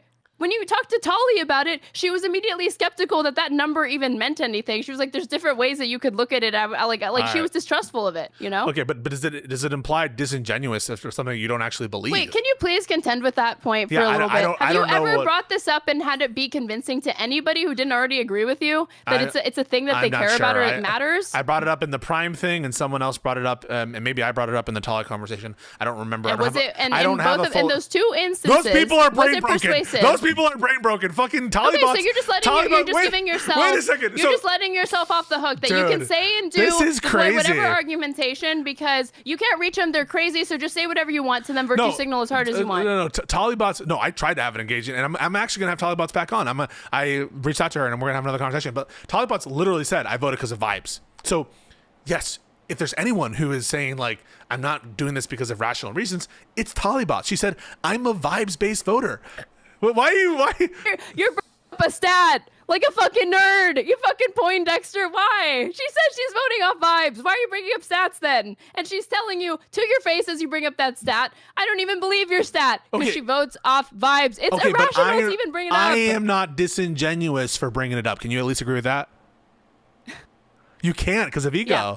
Okay, so then you're not. Okay. You genuinely bring up that silly point that is not it's not a persuasive silly to anybody. point. It's not a silly point. It should. It's silly. It is so silly. It's ridiculous. So the consequences of people dying as a result of someone winning an election is a silly point. Can you explain what is silly about it? This grandstanding, this moral grandstanding right now. No, I'm gonna throw up all over my fucking keyboard. Wait. It is so gross. Stop it. Isn't that what you guys do I'm not saying when you talk about those people genocide? don't Like the matter. blood's on I'm your saying hands? You deploy it only in this specific context. In these specific arguments, even though it doesn't even land with them. Why do you bring it up? They don't fucking care about it. And I don't think you do. Okay. I mean, like... You just want to say it. So when you say it's a silly argument, you just mean because it won't convince the people I'm talking to in the moment. The people, which, by the way, you say I'm not even having the conversation to convince them. So, make that make sense. So, like, yeah, you're acknowledging the game isn't really about the person in front of me, but at the same time, you're saying it's silly because it won't convince Talibots. If that's our fucking metric for what's silly, I guess every rational argument is silly because Talibots won't be convinced by anything rational. Nope. You're strawmanning me. Yeah. Okay, so are you telling me that it doesn't matter how negative the reaction is to that statistic to your opponent, how ineffective it seems to be, you'll always bring it up? No, I'm not saying that. Okay. So why are you getting so fucking defensive? Because I'm saying because you're saying it's a silly argument. Is that it doesn't seem to work because the 2 times I've watched you do it with Tolly, and my argument doesn't hinge on just Tollybots' opinion, okay? I'm saying it wasn't effective then. It's somebody who says, I care about vibes. You're bringing up a stat like a nerd. And then that's in the not all I conversation brought with Prime, up here. who you say is brain broken and is not capable of having, is not in charge of his, rational, mental faculties, you're bringing up a stat like a nerd. And it doesn't fucking work. These past 2 times that you did it, it didn't fucking work. And you're telling me right now, brain broken. you're admitting at least They're that brain broken. It's possible that they're brain broken, sure, but that you wouldn't just keep using it if you finally saw that, I bring this up and it doesn't seem to resonate with anybody. Well, first of all, if they don't care about it, I move off. And actually, in the Taliban's conversation, she granted that it was bad.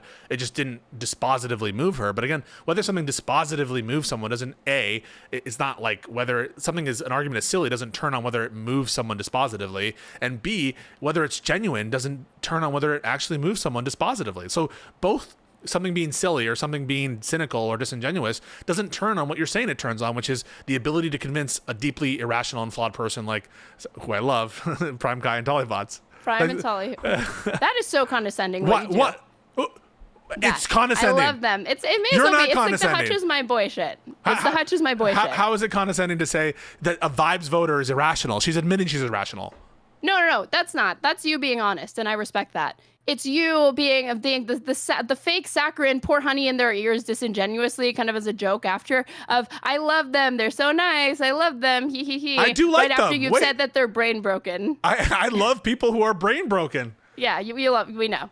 And Hutch is your boy, and you love him. You love Hutch. Hang on a second. So, first of all, I mean, you're comparing now Hutch to Talibots, and you think they're both similarly brain broken. Well, I'm comparing. No. I've said that what you do. That what you do is the same. There's nothing inconsistent. I love Prime. I like him. Well, what's wrong with that? Brain broken or whatever. Then just make your criticisms of him without qualifying it with these silly compliments or whatever. No, the reason I do this is because if I don't, people will think I really hate them and that I'm trying to signal that they're bad people generally, and that's not what I'm trying to do. Signal. You're trying to virtue signal. It's me being even though respectful. You don't actually think it's germane to the point in the moment. It's a virtue signal that you do because you don't want to face it is in a way a virtue backlash from signal. people. No. It is in a way a virtue signal, but it's also so people understand my intent. My intent here is not to castigate these people as individuals, and it's not to paint them as horrible people such that they won't engage with me anymore. So it's both dual. One is I don't want to hurt their feelings and make them think that I'm saying something that I'm not. It's a genuine virtue signal. And B, I don't actually want to like break off my bridge with Prime Kai or Talibots. I want to talk with them. And so I don't think there's anything wrong. And I'll ask you the question: do you think there's anything wrong with me being like, listen, I don't hate them as people. This is just criticism and arguments. Do you think there's anything wrong with that? Say it was wrong. I said that you're being condescending. Maybe the way I do it comes across as condescending. When I say Hutch is my boy, it absolutely 100% does, especially the Hutch is my boy shit. But that has become a meme of its own, and I do want to make sure that people are understanding that, because you know what happened, I don't Aaron? think you feel the need to do that with me. I do. You can make your criticisms of me. Oh my god, I do. Oh my god, I do. If you do it, then do it for you. Don't do it for me, because I trust that if you're making a criticism of me on your stream, that if it's not paired with a compliment, I'm not going to think it's coming from like the worst place possible or whatever. So I'm saying you don't have to do it for me. So if you've been doing it, do it because you want to. Don't do it because you think that I expect it, or you want to make sure that I know you don't hate me. So you say that now, but also remember, this isn't a context of like the internal civil war of our little micro communities where everyone was taking criticisms that we were levying of each other and going in each other's chats to talk shit. And in that context, that's where that whole thing came up, where Hutch is my boy, is to prevent people from trying to like read in animosity where none existed. That's what that was for, is to insulate ourselves from that potential criticism or that potential, people brigading each other's chats. And I think it's right for me to be like, listen, Aaron and I disagree very strongly on these issues, but genuinely, like, I don't think she's a bad person. I think she has all the right intentions, and I love doing the show with her. I don't think there's anything wrong with that. And if you think that's condescending, I guess I can stop doing it for you, because I don't want you to be. But like, isn't that fine for me to do? No, I know where you're coming from with it. I'm saying that with Pisco, with Prime and Tali or whatever, it comes and like Hutch at times, not every single time, but at times it does come off as just a virtue signal. A genuine one at that. I guess it's genuine, right? But just a vacuous, empty platitude that you feel the need that you're like programmed to do it. It's not vacuous. I'm saying it comes meaning. off that way. Okay. I'm saying it comes off that way. Okay. It's like in your brain. It's like open folder Hutch, run hutchismyboy.exe launch. That's what it feels like you're doing. Okay. And that the program is on a timer where you like compulsively have to say it if you're having a conversation that pertains to him, like every 10 minutes, and you can't turn it off. Do you have you respected Hutch today, Aaron? Yeah, I respect Hutch or whatever, okay. sure. I disagree with him on lots of things or whatever, but like the things that are like the most important or whatever, we probably agree. Sure. Why? I just think that it's important always to consider, what would Hutch do? WWHD. Guys, can we get some WWHD in the chat? What would Hutch do? Who is this for? Why do you say these things? It's just funny when I say these things. Hilarious, right? All right. Should we watch her take now? What should we do? We have our stories. I don't know how long you can go or what. So I got until 6:30. So we have 2 hours. Awesome. Hell yeah. I just don't think this will put it, I swear we'll stop talking about this. Yeah. I swear to God. I just don't think that you should view like just considering and being open to changing your approach as somebody asking you to be disingenuous, when really it's more akin to like code switching than it is to truly disingenuous. It's making the same arguments but using different language to make the same arguments sometimes, or at least trying to understand where they're coming from first, instead of I think what you do, which is a lot of assuming, and you throw out. I think you would pose better and stronger arguments if you had truly tried to understand their position instead of just reaching the conclusion they're brain broken and crazy, even though 4 years ago they were voting differently. And then, like, back then, 4 years ago, they weren't brain broken and crazy, but they're brain broken and crazy now, so... He got radicalized by the online... by a genocide that he watched a party that he voted for, like, cheerlead and fund, yeah. That's pretty disheartening to most people. It's off-putting. It's disturbing, yeah. I get it. We could be radicalized. But I think he's been radicalized. I don't know. He's been radicalized. I mean, when maybe libs in your audience would relate. Could you imagine if the Dems, like, for whatever reason, all else being the same, shilled really hard for Russia and were very anti-Ukraine. That would be very off-putting to me. It would and I be would very not be off-putting. enthusiastic. I would not be enthusiastic about it, and I would not be quiet about holding my criticisms I'm not for saying Democrats that, over that but issue. I'm not saying saying I'm that. talking about what I would do. Stop. I'm talking about what I would do. Okay. So that's all I'm saying. And so I see a lot of liberals who don't feel this way on Gaza, and they just roll their eyes and, oh, the genocide, these people only care about one issue. Yeah, well, it's a big fucking deal to some people. I know you don't relate to it. Maybe think of another issue you give a shit about, and imagine if the Democrats weren't only not in alignment, but were actively cheerleading the opposite position you would expect them to have and want them to have. And you're telling me you wouldn't be disturbed by that? I didn't say I wouldn't be disturbed by that.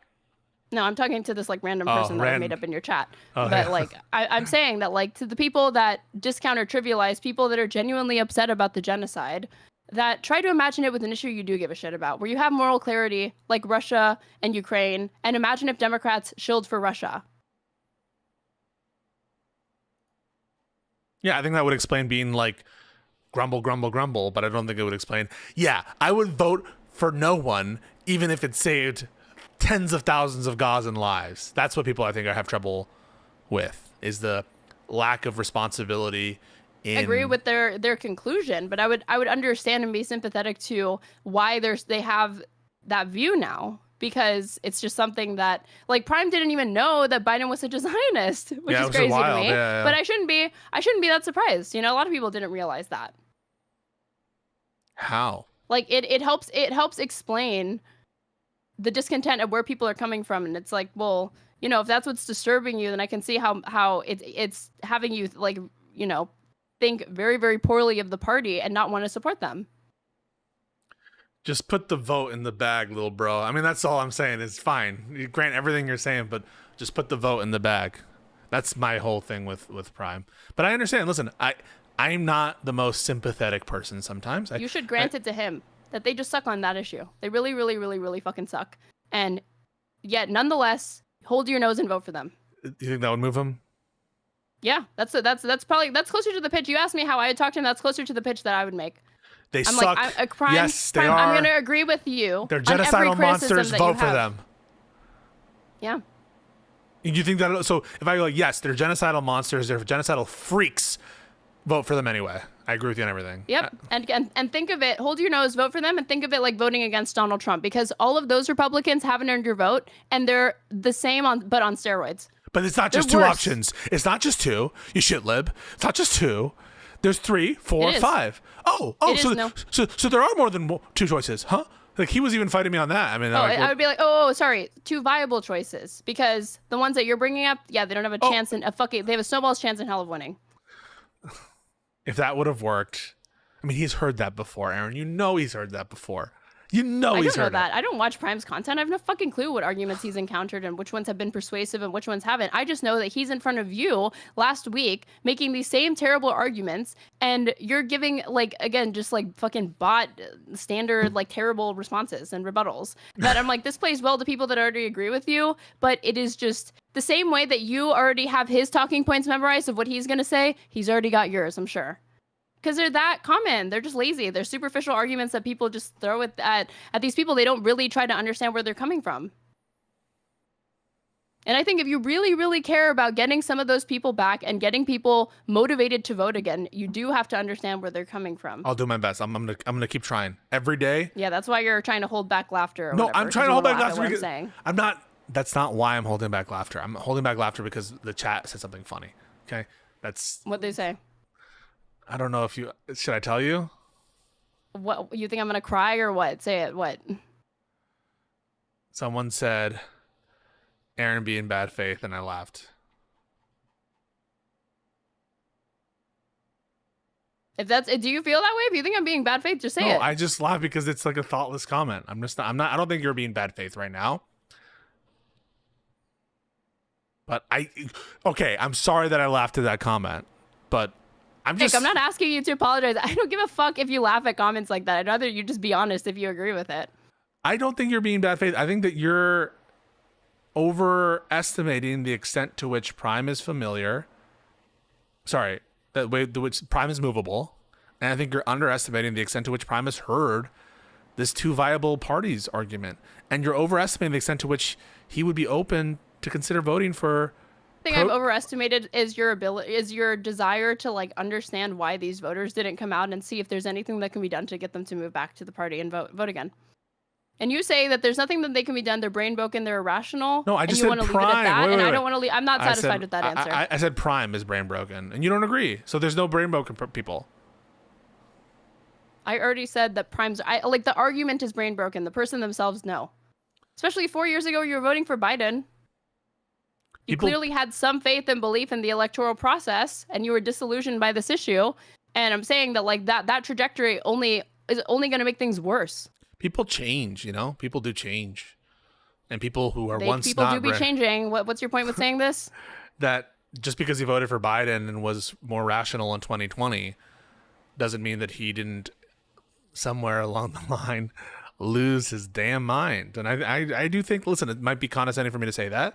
It might seem like I'm being unnecessarily rude or whatever, but I do think that there's like very little I could say, not for everybody, but for Prime specifically, that would get him to see the light. Maybe, and I do think that you would be in a better position to do that, but I don't know that it has to do with what you say, but how you say it and who you are, and the fact that you have credibility on some of these issues in a way I don't and will never have. Changed for a reason, and I just think the only difference between you and me is I'm actually interested in interrogating why they changed, and I think that you're really not that interested in it. I want to write them off as crazy. Come on, I'm interested enough to ask him about it. I asked, and he said what changed was the genocide. The genocide is what changed, and so we know what changed. What changed was the genocide. I'm interested, and listen, I do care enough to ask about that. You're implying that I'm not interested in why. Like, I'm asking him about it. I'm bringing it up. I'm the one talking to him about it. So obviously I care. Come on. You care enough to farm him. You're so gracious. You're so intellectually curious. So you're ascribing all this bad intent to me and what I'm doing with Prime. I mean, you really are, right? Yeah, you can do that. I don't think it's bad. Like, I just think it's what you're doing. You think I'm farming Prime? Yeah, I do think you were farming Prime. Crazy. Hot take. Hot take. I'm sure, yeah, no one in your audience thinks you were fucking farming, I'm sure. When I'm watching you sit there and you're interrupting him to sing karaoke songs and to say you abandoned her or whatever, she was in a rough spot. How is that farming? How is that farming? Me being like, is it farming for me to like sing out loud? I would think that like farming is trying to rage bait. I'm not trying to rage bait. I didn't hold a gun to his head and force him. I'm not trying to rage bait. I'm just signaling that I'm not taking the conversation seriously and singing in the middle of it to interrupt it. Dude. This is if Tim Pool to argue with you started like randomly singing while you're like arguing about the Constitution or something like that, you wouldn't be like, oh my God, this person's not even fucking listening. Come on, are you really gonna make Prime that comparison? Is your friend. He's your boy. Prime is my boy. You talk to Prime. Are you guys on a first name basis? He's your friend. Come on. I know his name. I know you're on good terms. Wait. Are you suggesting we can't be friends with people you don't know their real names? You're not suggesting that. Are you guys friends? Hang on, are you guys actually friends? I mean, we're like. We haven't met in person, but we've known each other now for you don't need to meet a person to be friends. Okay, so now you're calling into question the fact that I consider Prime my friend. Prime calls me his friend. Prime calls me his. Prime calls me his good friend. He said my friend Pisco, and so yeah, we self-identify as friends. We have a friendship. We have a long-standing we've been talking behind the scenes for years, and now you're even questioning that. And then at the end of the conversation, someone put it out. He said he loves me, and I love him, and like we've always we've been friends, and so yes, we are friends. You guys kissed. No, but you're the one who's like. I didn't see that part. I did see where you kissed at the end. Josiah said, "Tell Erin I want to know why she's wearing shades indoor." I have an eye injury. Hey, well, it happens to the best of us. I'm not going to question it. But no, I consider Prime to be a friend. I like Prime. I even started my entire spiel in my recap. I disagree strongly with him, and that's one of the reasons why I do these little disclaimers is so people understand I love Prime. I really like him, and my life would be very different if I had never met Prime. And he was the person who introduced me to this world of debate, online politics, that kind of thing. And so Prime deserves all the credit for getting me involved in that way. And then I concede. I didn't know the lore. I didn't know this bromance existed between you two. Okay, I didn't know it was that serious. Yeah, I'm so sorry. I didn't see you guys kiss at the end either. Yeah. I'll also go back and replay that part. Yeah. Okay. But listen, a spirited conversation, Erin, as always. And I think that there's things to what you're saying that I agree with. I think that sometimes I can be myopic. It's not the first time I've gotten that critique, Really? and I'm so surprised there's anything but you agree hey. with me because you fought me on every single point. Well, on your specific points, I think that you're unwilling to give ground on some of them and are just ridiculous answers. And listen, I can say that and still Disingenuously or respect the hell out of genuinely? Genuinely, I think that there's Even though you laugh at comments that are like, she's bad faith as fuck or whatever. you can laugh at shit that's negative about me, and I do. Thank you. I don't need your permission to do that. I've already been why are you doing that. why are you then like surprised that I would laugh and like? It's not that it's mean. I'm saying that I'm trying to see if you really think that there's a kernel of truth in there. If you think that, like, again, you think I'm just being like so stubborn that I'm not like ceding ground. Well, that's different than bad faith. I think you are being stubborn on the cynical point. I think you're being stubborn. I think that is bad faith if I'm refusing to concede a point, but you believe that I would be willing to concede it, or I ought to be conceding. So let me tell you the scope of what I think is stubborn. One is a cynical point. Two is a silly point, because the evidence for something being silly was the fact that Talibots didn't agree, or that Prime didn't agree, and it didn't convince people who I take to be very irrational on the issue of voting. And so that can't be the metric by which we judge something to be silly. And the same thing on cynical. The notion that it would show that something is cynical because it didn't have a dispositive outcome in one case, even though you do consider it as part of the overall voting practice. Like those are. I'm sorry, those are untenable positions given like the normal definition, understand of what cynical is, and the normal understanding of what silly is. You never understood the point that I was making about the USAID thing. It's incredible. I don't think you're ever going to. Wait. How can you make me understand? You think I'm so stupid I can't understand it? It's not that. I just think. Why can't I? Do you think I'm trying not to understand? No, I don't know how to start you. I don't know how to move you off of like this understanding of it, because it's not what I'm trying to say. I don't know how many other ways I can explain it when I'm like, that's not my argument. You're unintentionally strawmanning it. I think you're suggesting that there's something inherently wrong with libs presenting the USAID argument specifically to other people if it wouldn't move them on the Joe Biden versus Trump hypothetical that you presented, where it's I think like this. You have a limited amount of time in a conversation, and you should probably advance the best arguments. And I think that the USAID one is a particularly poor point that I continuously see being deployed by liberals. And I have to assume that because I see multiple people do this, and they're not coordinating, obviously, they're just doing it of their own volition, that they think it is in some way a conversational silver bullet that ought to change the trajectory of the conversation, or might change that person's mind, because it's a huge stat to throw out. 14 million dead by 2030. You said it's a poor. Can we just take that apart? You said it's a poor argument. Like, why is it a poor point? Why is it a bad thing to say? That's what I'm not understanding.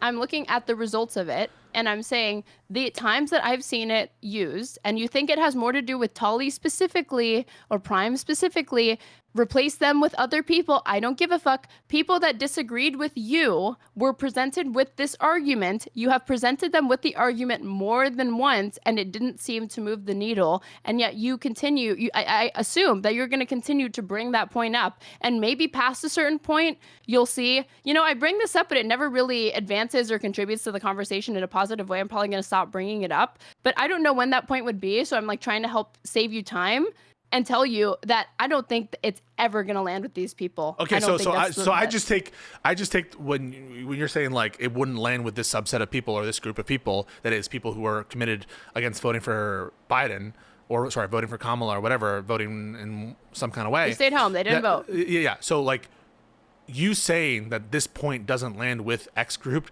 doesn't mean it's a silly point, doesn't mean it's a bad point, doesn't mean that it's a cynical point. And all you're trying to say is what you exactly just said. It doesn't land with people when you say that. And that, I might even agree with you on that. But that's why what you're implying that there's something like wrong other than it not convincing that group of people to bring it up. You take it down to that. You want to take it down no, to things. No. That's where your argument is that there's something. Your argument is like it wouldn't move you in a contest between Trump versus Biden. I'm telling you right now, I'm sure there exists an iteration of the argument that involves invoking that statistic, where I could be like, oh, that's a good way to use that statistic. It's a practical way to relate to this person. It helped demonstrate to them a point they weren't previously considering. I can conceive of a conversation where it's fruitful to bring it up, but I've not seen that happen yet. In the conversations that I have seen it brought up, it's thrown at this person who's telling you, I vote based on vibes. And then you're like, well, here's a stat that's divorced from context that you're supposed to care about for a reason.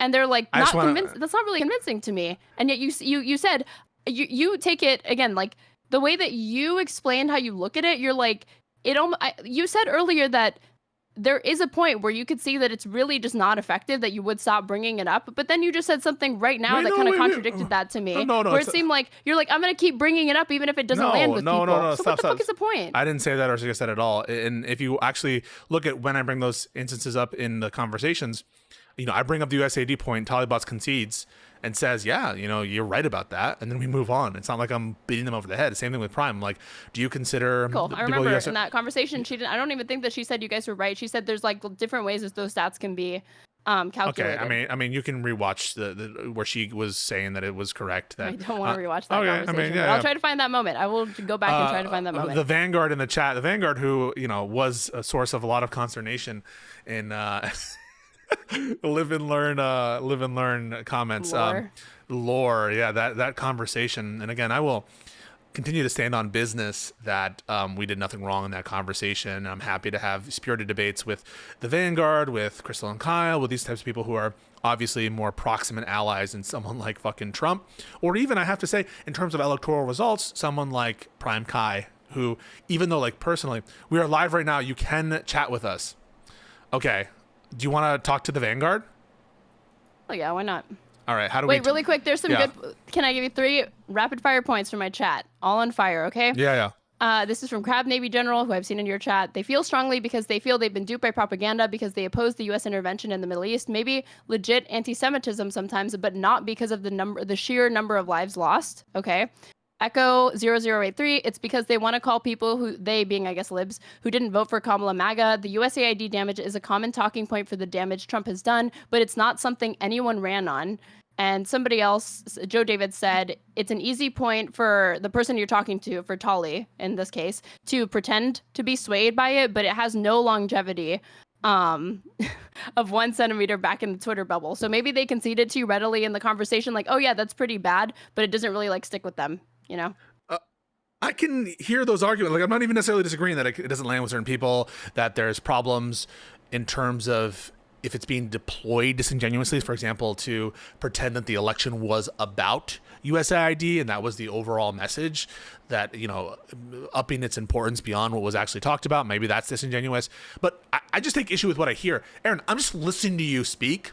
And if there's something that kind of like, oh, wait, it's cynical to bring up a point that I agree with? Like, how could that be cynical? Yeah, bring it up. Like, I'm going to bring that up. Call me out. Hold me to account. I never said, but I also get to criticize what you choose to focus on. Am I not entitled to do that as well?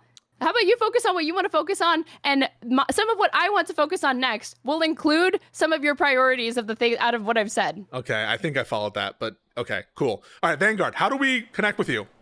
They should join your Discord and go backstage. If you go, the best way to do this... I don't know that they're going to be in the Riverside thing. Yeah, I don't know if they can show up in the Riverside, in which case we should just do everything Discord. Yeah. But Vanguard, if you are on Discord, that would be wonderful.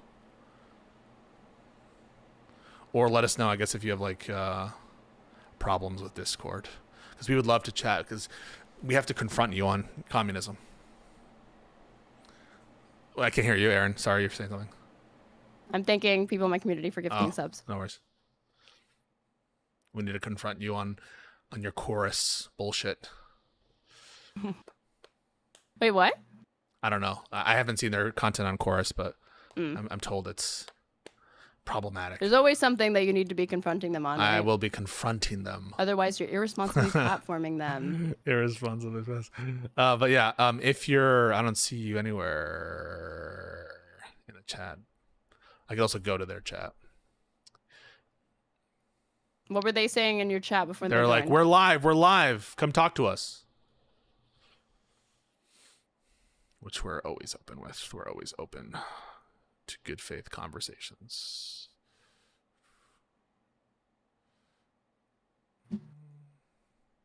I liked it. Vanguard for a youth point of view. Someone says in my chat. Yo, what up? We live. What is this called? This is called Meet on Discord. Cool. Not the real... They said they're going to join through Discord? Are they not the real Vanguard? Did I just get fucking? That would be amazing. Dude, If did it I wasn't just? actually the Vanguard? Is this not the You're real fucking Vanguard? moron. Holy Check, shit! hover over it. No, it looks like their fucking thing. Oh my god, you're a dumbass. This is so embarrassing. Wait, You're a no, dumbass. no way, no I thought way. it was. I assumed it was fucking Holy verified. shit! Fuck this! Fuck this! You know, I should have been sus in Embarrassing. the fact that they were in your chat, not mine. Oh my god. A True. liberal chat when a communist is Ban, streaming. Give me a ban. break. Oh, you fell for it. You fell for it. I did fall for it. Nice troll. Nice troll. Totally baited. Amazing bait though. I totally fell for it. Completely baited. I'm gonna take 100% L on that. 100% L. 100% L. Oof. Awesome. Literal fool. Imagine if you had like ended the Riverside thing just to let them in and then that. I That can't would've been even awesome. stand it. I can't even stand it. Fallen state. But I did want to confront them on the chorus thing though. Maybe at Confront one them point. over what?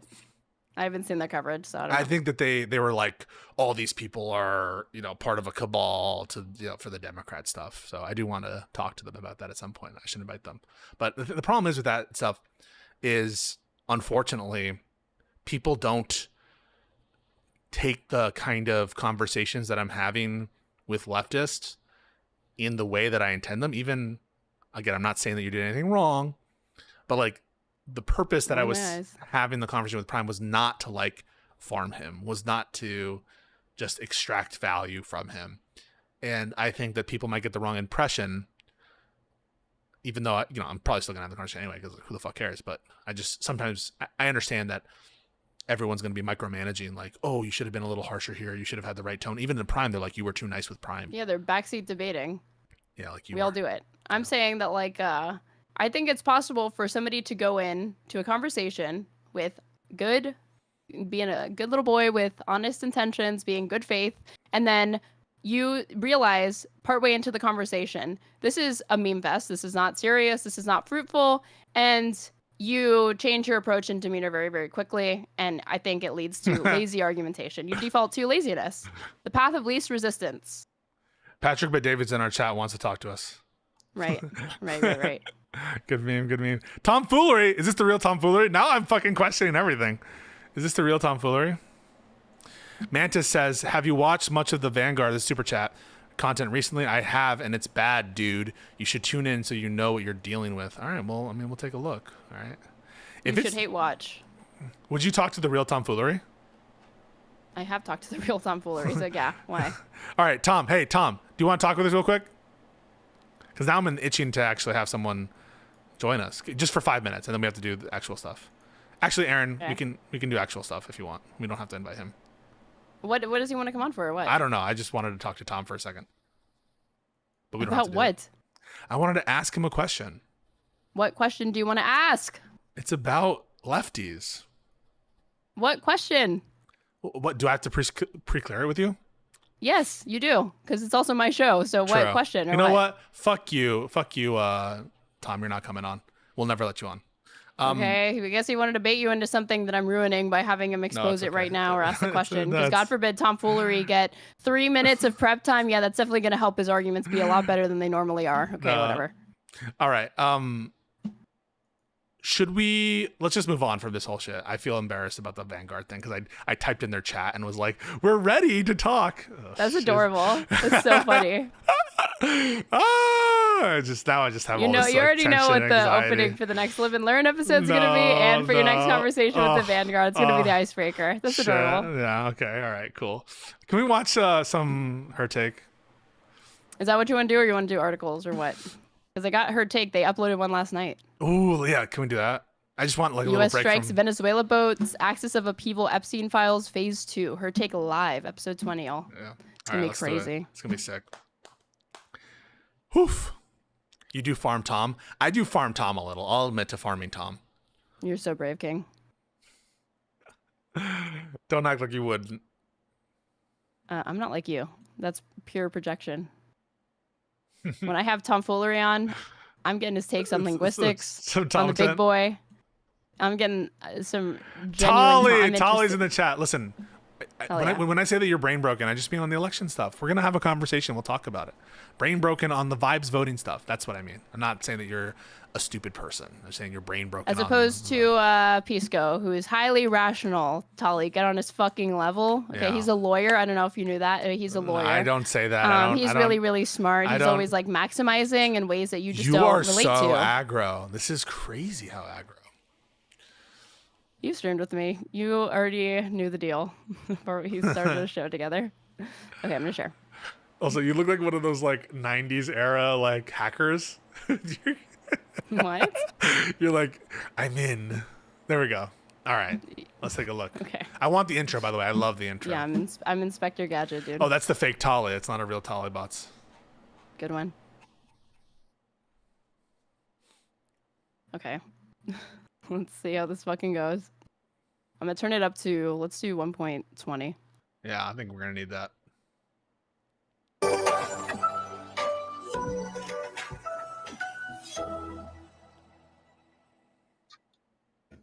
All right, everyone, welcome to Her Take. Jillian looks we are radiant. scattered across the country once again. I'm in DC, Anna's in LA, Lindy's in Philly, Amy's in Florida. I don't think so. I think the lighting looks terrible because I guess they're all doing it remotely, and this is just like a really bad background. Even their usual terrible, like shitty, like lighting looks better than this shit. Everywhere. But before we get started, I want you to subscribe, click the bell notification, please, if you're enjoying the show, because it helps us No out a ton helpers. with the No algorithm. helping. We've got a fantastic guest today.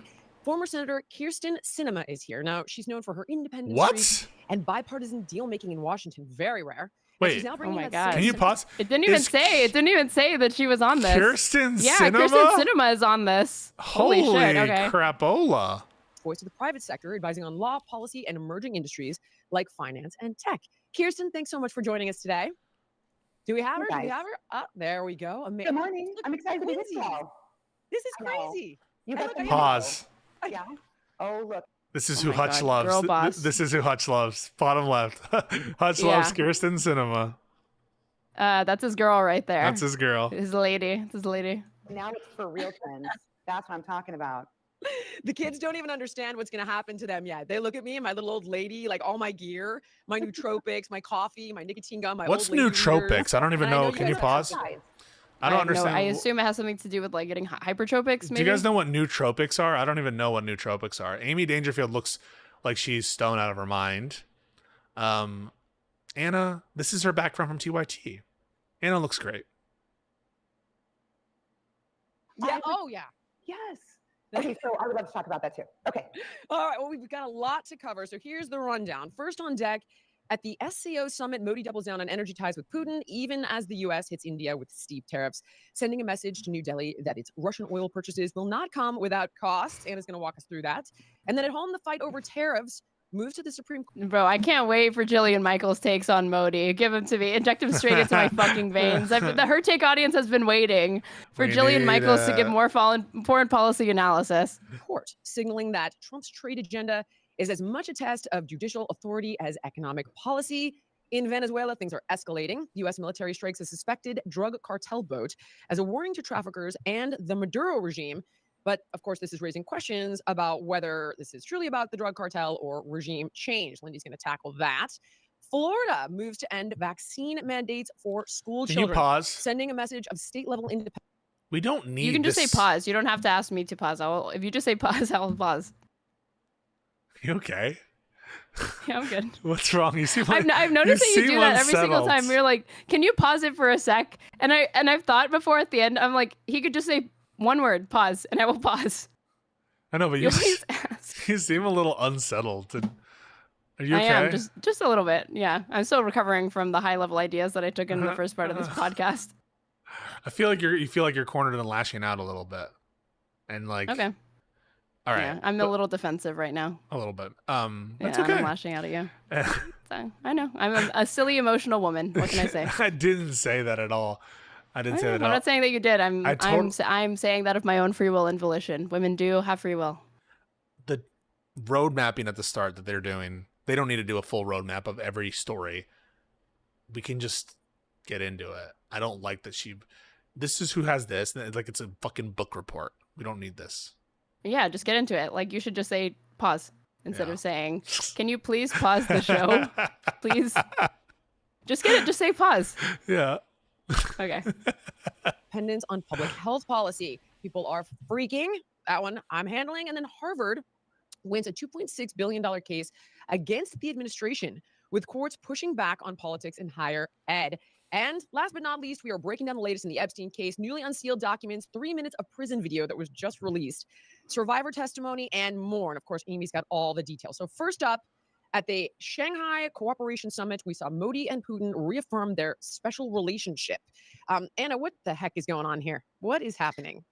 Well, what's going on is India's need for energy security. And since the beginning of Russia's invasion into Ukraine in 2022, India became a huge exporter of Russian oil. And so as Donald Trump kind of ramps up for secondary sanctions against Russia, he's essentially urging India to avoid purchasing Russian oil. But what was really interesting and what was on I'm full display so at the bored SCO by summit Modi was stuff. the reality that honestly, Okay, so do we want to skip the axis of upheaval, because I don't think anybody actually gives a fuck about one their gives takes a on this, and skip to like, we can do Trump's tariff war, Yeah. which is really, really long. Holy fuck. Let's at least, okay, wait. Let's do U.S. strikes Venezuela drug boat, Yep. then the Epstein files at the end, and then we'll come We back have to the time tariffs. for tariffs. Okay, cool. Okay, thanks, Jillian. let's move on, because here's where we are right now on a completely separate topic that does involve authoritarian regimes.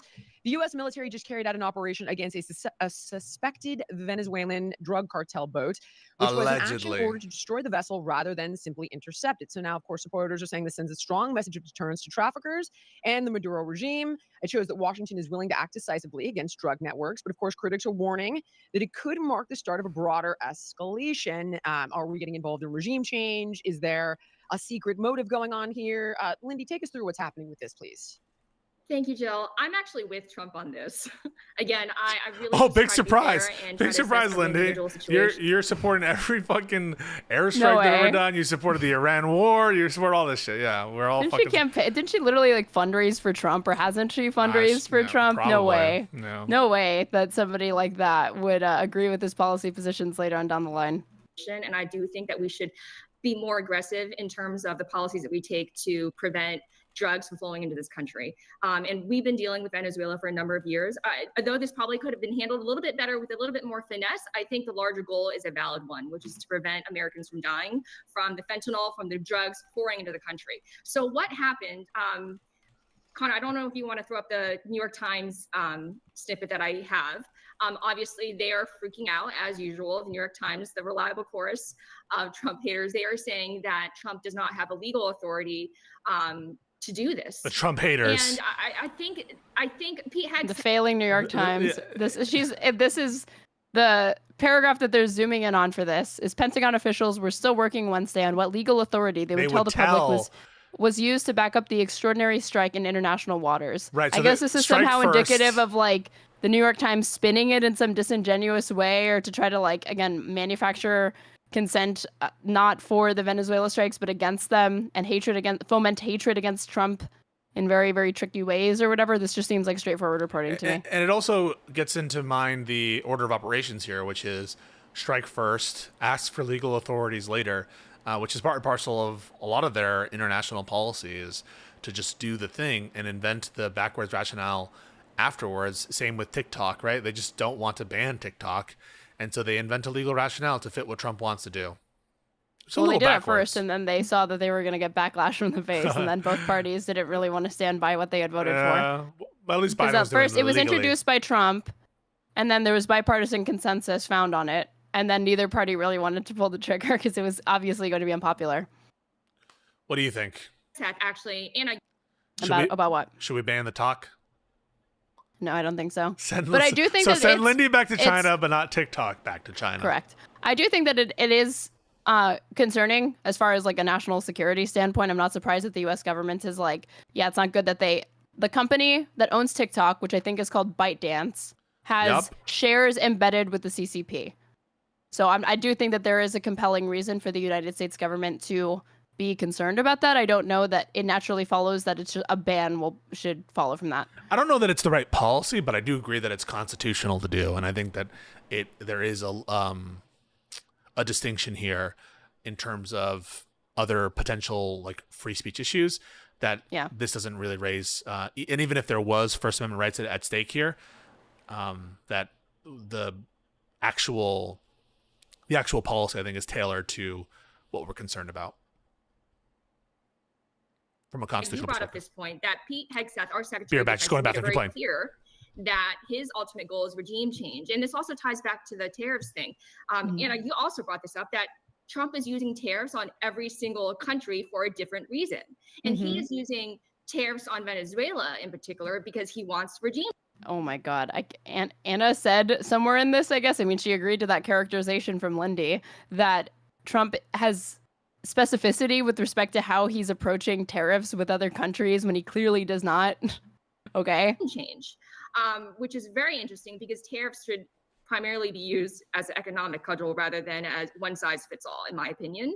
Although I agree with, and I want to hear your ladies' opinion on this, although I agree with Trump's renewed push, and for example, he's also working against China in this regard. I agree with his intense push against drugs. I'm not sure if Someone says Aaron should be on the board of TikTok. Thank you. On I this agree. issue is a I'm most working on it, effective okay? approach. Right. And I also want to bring up that JD Vance has been extremely unapologetic on this matter. He had this amazing exchange with an influencer named Brian Krasenstein, the Krasenstein twins.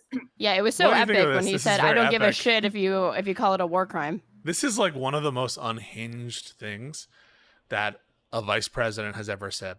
I don't give a shit what you call it. I don't give a shit if we kill civilians without any like we give due process to the worst of the worst. And we're not talking about people who are engaged in military conduct against our nation.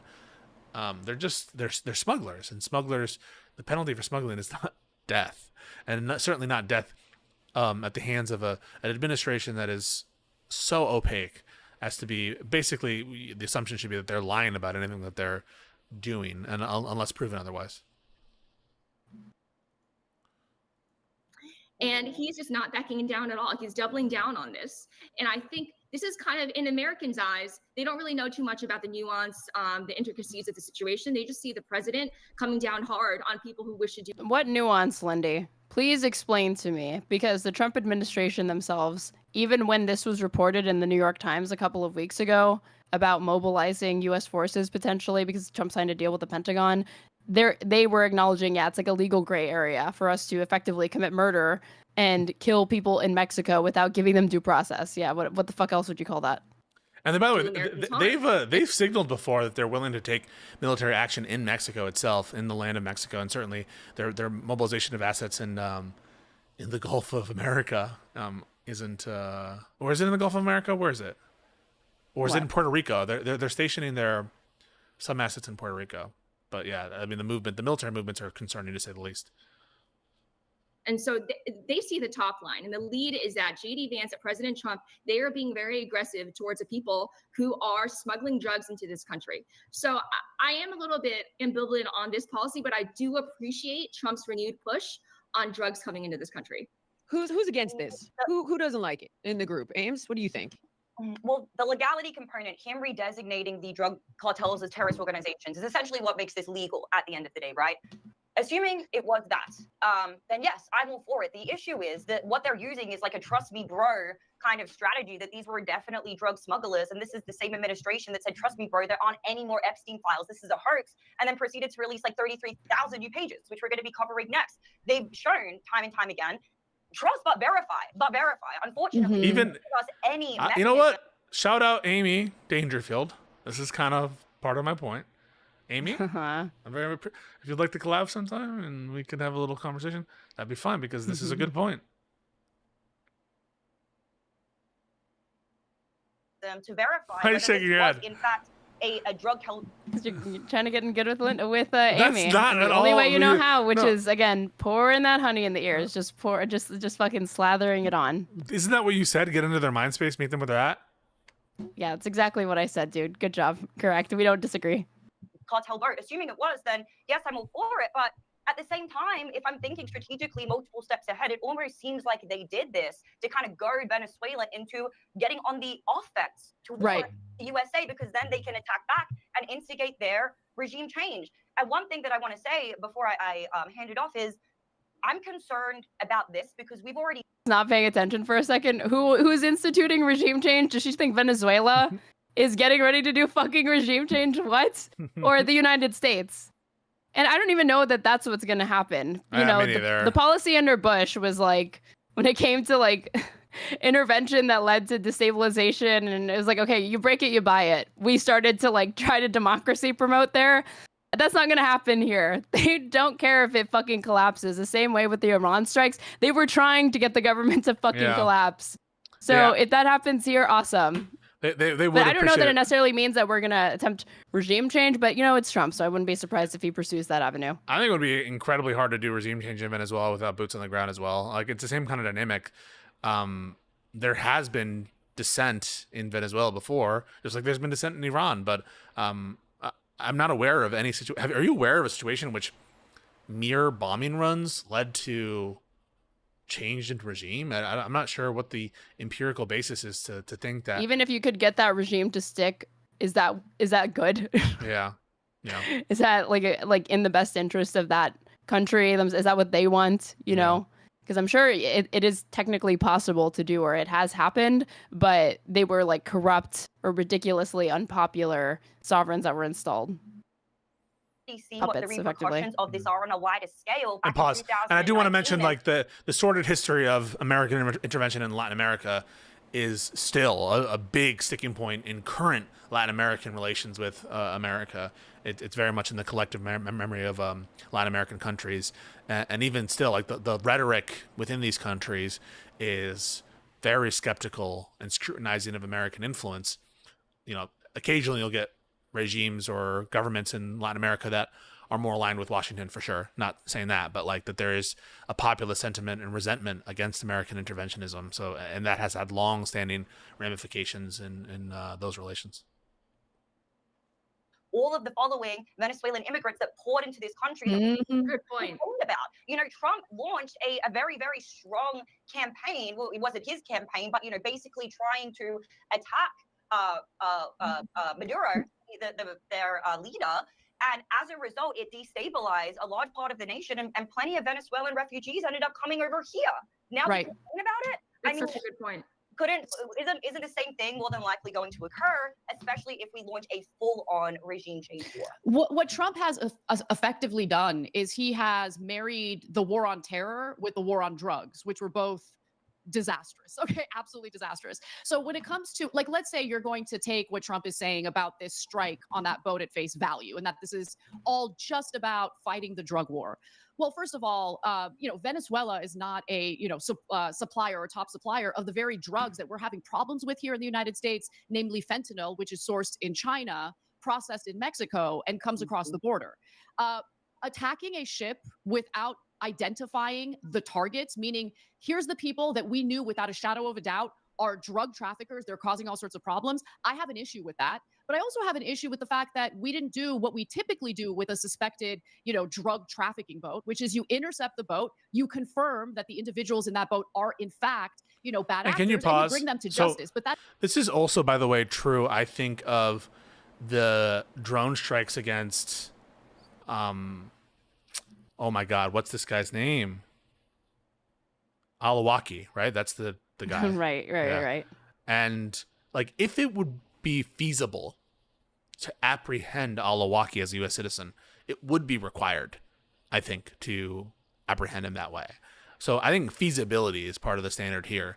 Even assuming that drug, interdiction was, that drug importation was invasion or engaging in war against the United States, such that the laws of war apply. I don't believe, to be clear, that the law of war applies or any kind of armed conflict law applies beyond the civilian law in the context of drug smuggling. I just want to be clear about that. But even assuming that that were the case, I think you'd have to show that it would be infeasible to apprehend them. And in the context of someone who's like in Yemen, where any kind of operation to apprehend them would bear huge, enormous risks to the people involved, I think it's less of a good argument that that's feasible to do than in the context of apprehending someone at sea and near your own maritime border. What she's talking about is not something that this administration is it's like an oversight, you know, like they know they could do what she's saying. They don't want to do what she's saying. They're choosing not to do what she's saying. Even if they wanted to, they're not competent enough to do that thing. Like Trump was just talking about this. Who even brought it up to him? That shit that he did in 2019 with the fucking SEAL team operation to try to plant that listening device in North Korea. And Trump was like, I don't know anything about that. It was his idea, basically. No? Yeah, wait, I didn't read the article. People are sharing it and saying it should be a big deal. So maybe at some point we should read it because I don't know what the hell happened there. Okay, well, actually, I'll pull it up really quick. Yeah, hold go on. for it. No, wait, I don't want a YouTube video. I want. Okay, that is a video. Give me a second. This was. I don't think Anna voted for Trump. I just think she didn't vote for no, president. I don't think so. I don't think she voted at all. Trump responds to report on failed SEAL Team 6 North Korea mission. This is him, apparently.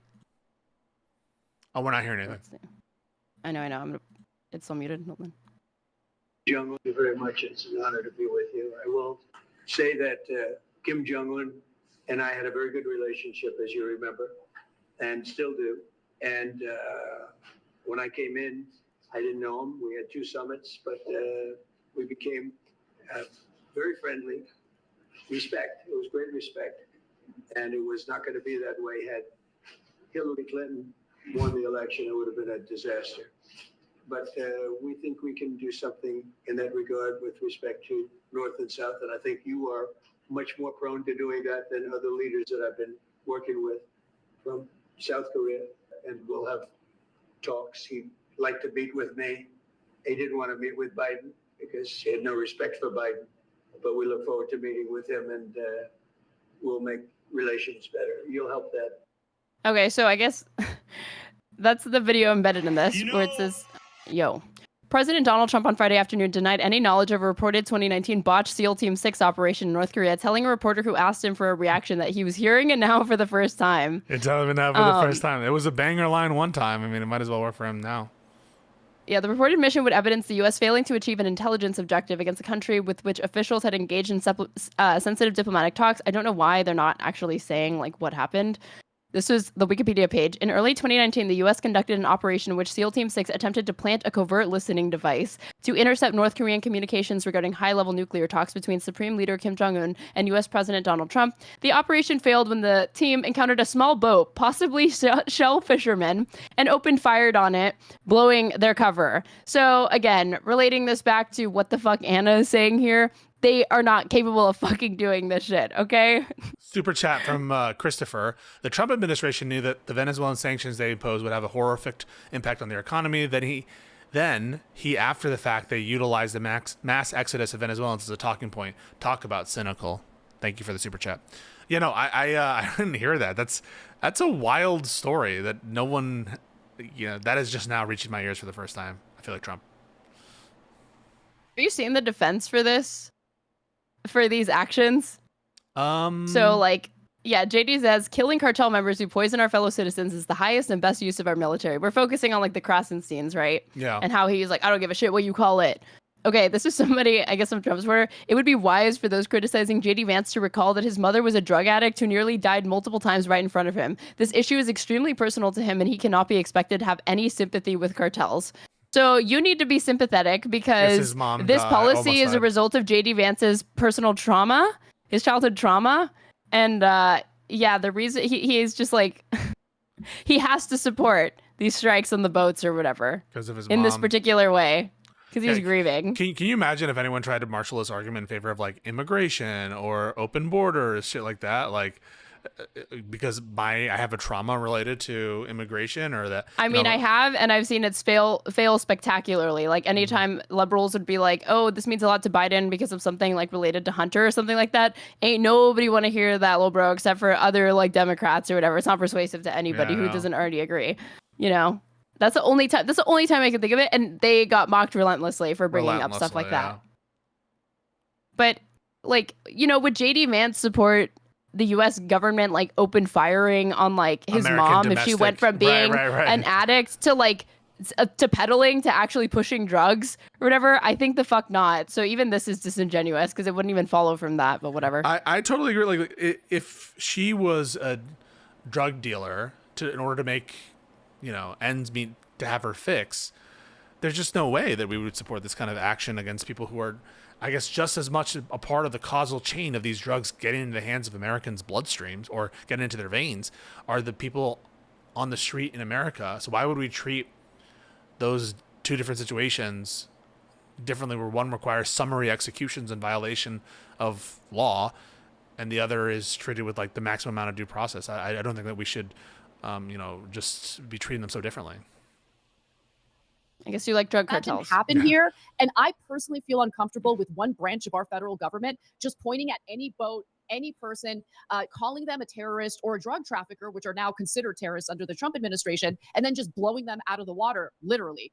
But the bigger issue here, guys. What happened to like, we need to take care of our own? How is a domestic drug-related crime issue within Mexico under, like, why is that the responsibility of the United States to intervene and solve?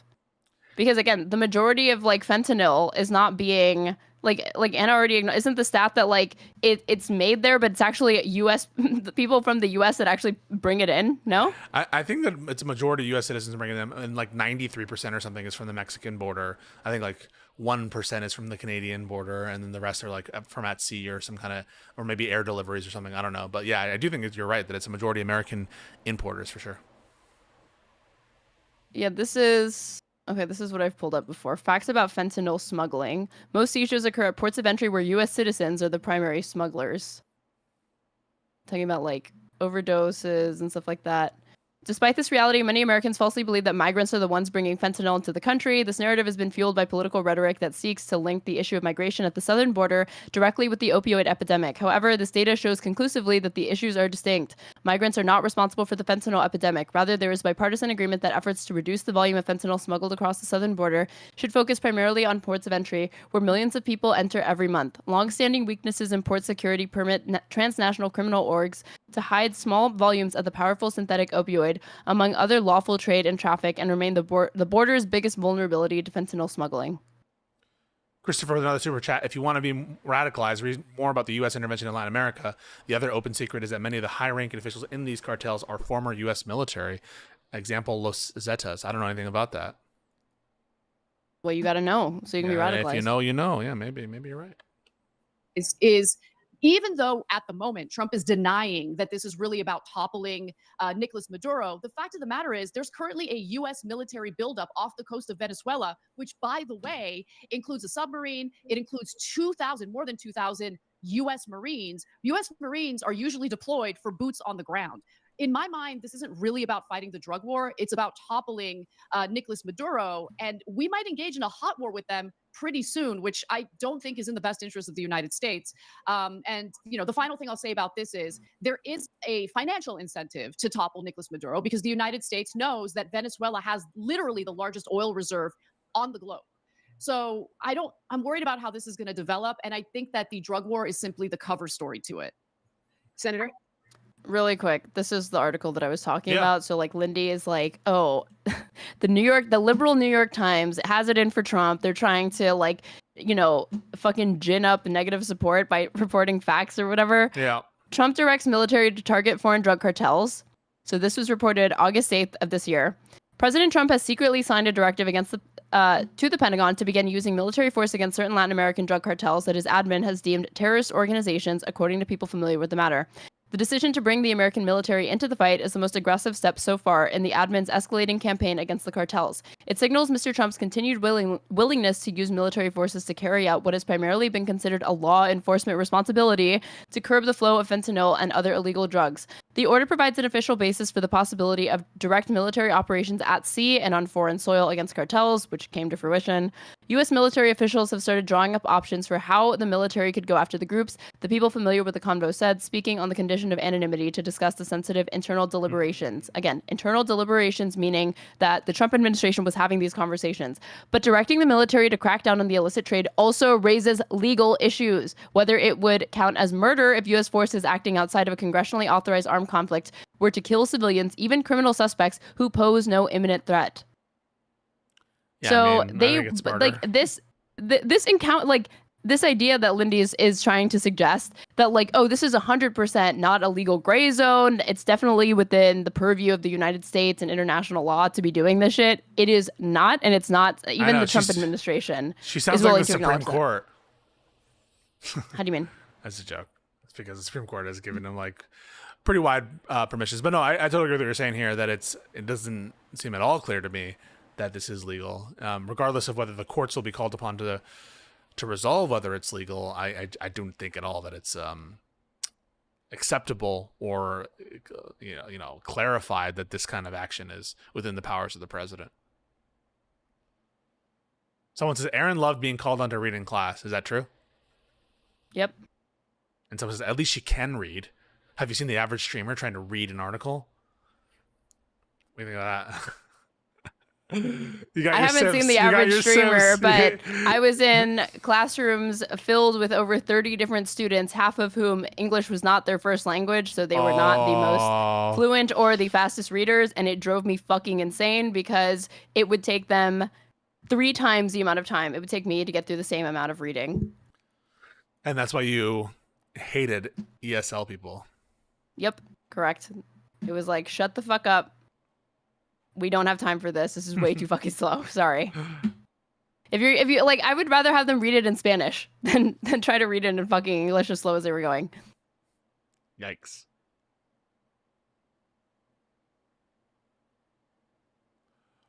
We can't see what you're putting up. Just heads up. Oh shoot, sorry. Or is simply the cover story to it? Senator? So 3 points, kind of historical reference. Number one, the United States government has been doing this for years. The difference is the Trump administration said it out loud. In the past, it happened through, Delta Forces or SEAL Team 6 or under the CIA's cover, and we just kind of like didn't talk about it, that we were doing it. And so that's really the key difference here, is that in this instance, the president and vice president were like, yep, that was us, and we're not sorry about it. But if you go back and take a look at like modern American history, this is not unusual activity. It's just... She's like, no big deal. That's literally what she's saying. Well, yeah. If anything, she's saying that this is good because at least they're being transparent. That's what she's saying. Yeah. She's saying they're being openly and flagrantly corrupt as opposed to those mischievous past administrations that at least tried to like pretend or something like that. It's usually covert. Okay, so that's point number one. Point number two, we're not... I mean, this is kind of the logic of anybody who supports the recent SCOTUS ruling with respect to racial profiling in ICE. Yeah. Cops were already doing this shit. Now they just have a legal defense for it. I think that they do, yeah. Regime change, right? Like we've done it a lot and we usually F it up. And so that's something that I think many Americans have some concern and hesitancy about, is like, maybe this is about regime change and then we should be maybe nervous about that because we're really bad at regime change. And usually kind of the follow after effects are not great for us or for other countries. And then point number 3, I do think that Americans have legitimate concerns around the drug trafficking that's happening globally, not just the fentanyl, which the precursors come from China. Is she doing a kind of Trump angle? Is she trying to do a little party switch from independent to Republican? So for those of you who don't know, Sinema was a Democratic senator, and she, along with Joe Manchin, fucked over Biden's agenda, in my humble opinion. I think she really screwed over the country in many concrete ways. She wasn't even willing, near the end of the term, like she wasn't even showing up to work. She wasn't voting on Biden's like NLRB nominee near the end of, or actually, sorry, she showed up specifically to vote down Biden's NLRB nominee. So she's really a disgusting, deplorable person, in my opinion. And she switched parties to be independent. She left the Democratic Party. And she just seems like a grifter, loser, and I'm wondering whether he thinks she's doing a party switch to Republican. Of it comes through Arizona into the country. It's created a horrible epidemic in our country. I mean, Americans have been touched by this. They care about it. They also care about kind of the larger narco trafficking in the world because it hurts their families. So while it may not all be about drugs, these kinds of dangerous drugs are hurting Americans every single day. Pause. So So one, I want to respond to what she just said, but this is a Truth Social. I'll send it to you on Discord, and I want you to read it because you have a very funny monotone when you read Trump tweets. Oh, oops, I sent it to the wrong thing. And so I think this will be very funny for you to read out loud.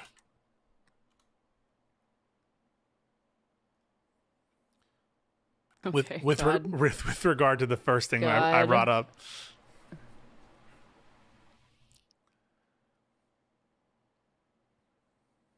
Breaking: President Trump releases a statement on Israel's attack in Qatar today. Via Truth Social. This morning, the Trump administration was notified by the U.S.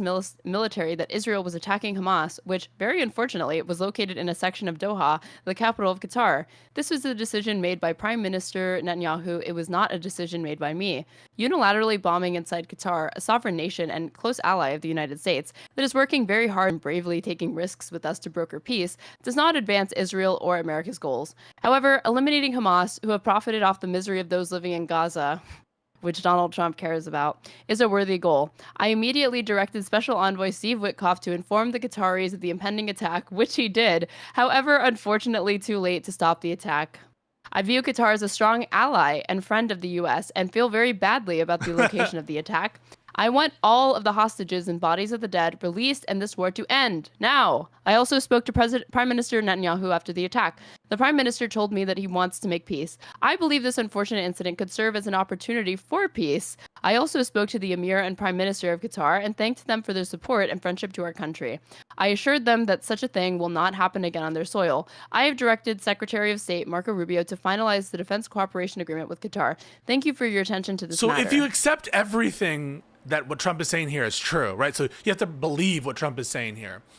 He's basically acknowledging that Israel's a rogue state. Like, he's acknowledging that in the context of trying to come to peace negotiations with Hamas, Israel is constantly undermining even his own position, if we were to believe him that he's not involved in this in some deep, more deep way.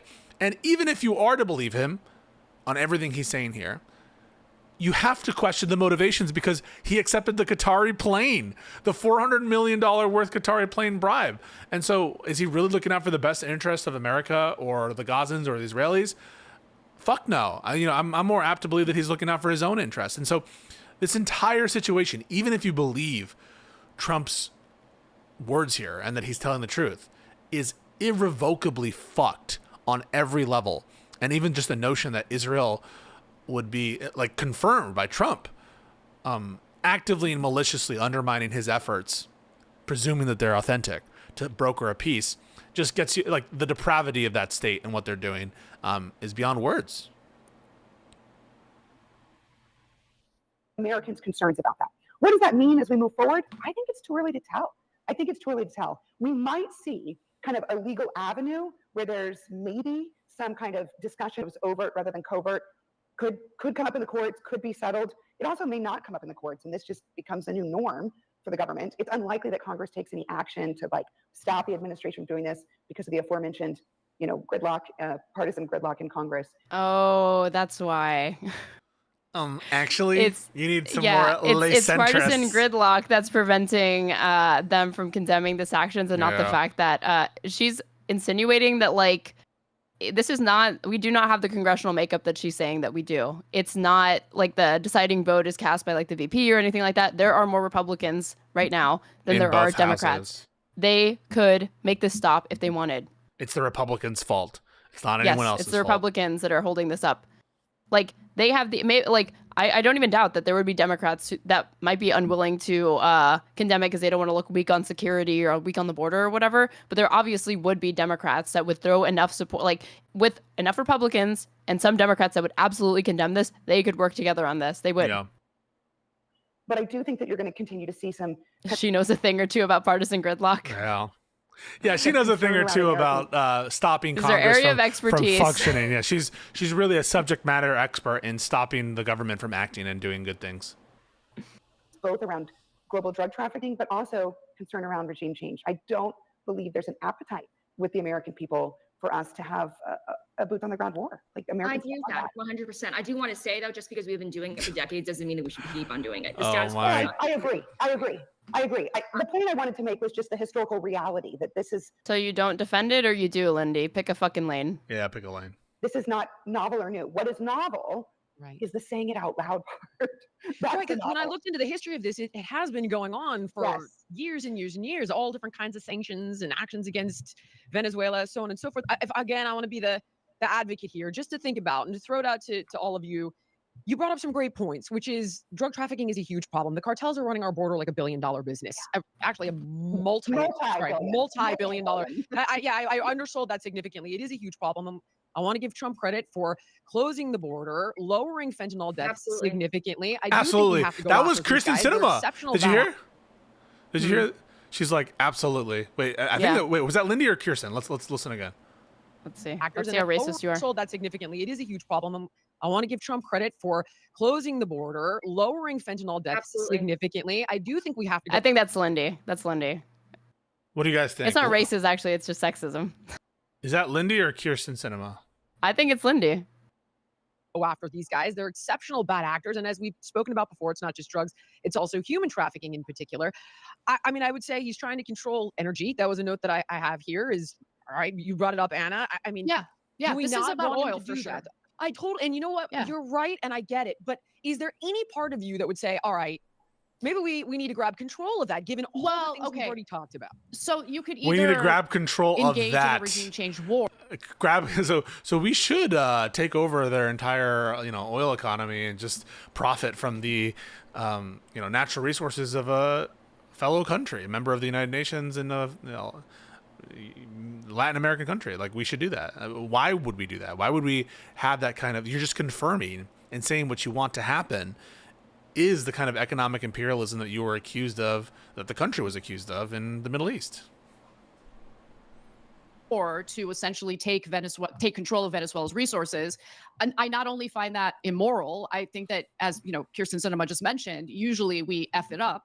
And I don't want to risk American soldiers. I don't want boots on the ground for that, because there are other possibilities. So with Venezuela, I would rather not destabilize them, create another, mass migrant crisis issue that will affect the United States, that will affect the globe. Is there a way that we can approach this diplomatically? I mean, Trump likes to talk about how he's a big deal maker and how he's a man of peace. How about, instead of trying to topple Maduro and install some weird puppet, leader like Juan Guaido, which is what he tried to do in his first term, is there a way that Trump can make an economic deal, a diplomatic deal with Nicolas Maduro? I understand his disdain for Maduro. I understand how he disagrees with Maduro ideology. Didn't this already occur? Weren't there sanctions put in place? Yeah, and Rubio and then, supported them, I think. Yeah, I think the sanctions were put in place even under Biden, and then the condition of easing them had to do with democratic reforms or transparency surrounding elections, something like that. They didn't even comply with that, and we ended up lifting the restrictions anyway, or lifting the sanctions anyway. Mm-hmm. Ideologically. But the fact of the matter is, the United States disagrees ideologically with many of our trade partners. So if we're going to be part of this global economy and engage in a way that mitigates or minimizes war, death, destabilization, mass migrant issues, I think pursuing diplomacy is far better. Amen. And Anna, just to back you up a little bit, you said we usually F it up. We don't usually F it up. We always F it up, to be very clear. And remember what happened? Wait, Jillian, I have to say this. I know you're upset. No, love them talking over each other. Love this crosstalk. Disagreeing. I'm not upset. I'm not upset. I'm trying to present both sides of it. I said at the top that I'm actually sympathetic to Trump's targeted war on drugs. I just do have some concerns about the delivery. We literally did this before. We don't have to wonder what happens when we go into a regime. We aim for regime change in order to acquire the oil reserves. We did this in 2003. You know where? In Iraq. All right, we did it in 2000. In the 2000s, it didn't work well. It took us decades to get out. Yeah. We shouldn't be going into places for regime change. We don't know yet that we are. The question is, and you asked that question whether we should. You just asked Anna that. No, I'm asking. Pretext for this is flimsy as fuck, because this whole cartel of the suns thing that they're saying they're going after, that the Trump administration is saying the Maduro himself heads this cartel, and other officials in his admin, literally, they're I don't even know that this group exists. This pretext that he's saying, Go ahead. No, they're saying that this is the, or if it does, then again, that's just a regime change by another step, because you're saying you're not toppling the regime, you're toppling the drug cartels that all of the government happens to be a part of and runs, right? Okay, so you're toppling the government. They're just reinventing you're what trying words to mean. destabilize it. They reinvent what it means to do regime change, reinvent what it means to have an invasion, reinvent what it means to have a rebellion or an emergency.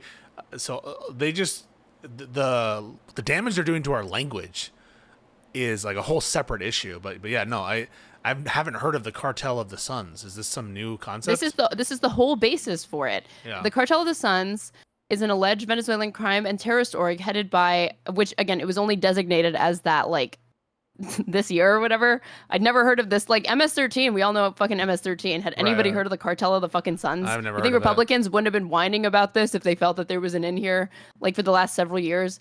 Organization headed by high-ranking members of the armed forces of Venezuela who were involved in international drug trade.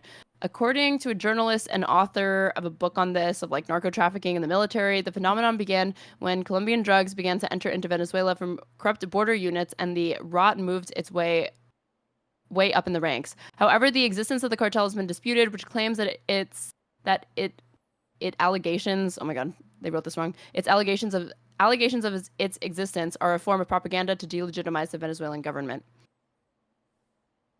Like this shit might not even be real. I'm gonna look into this. This is important. This is why. Hold on.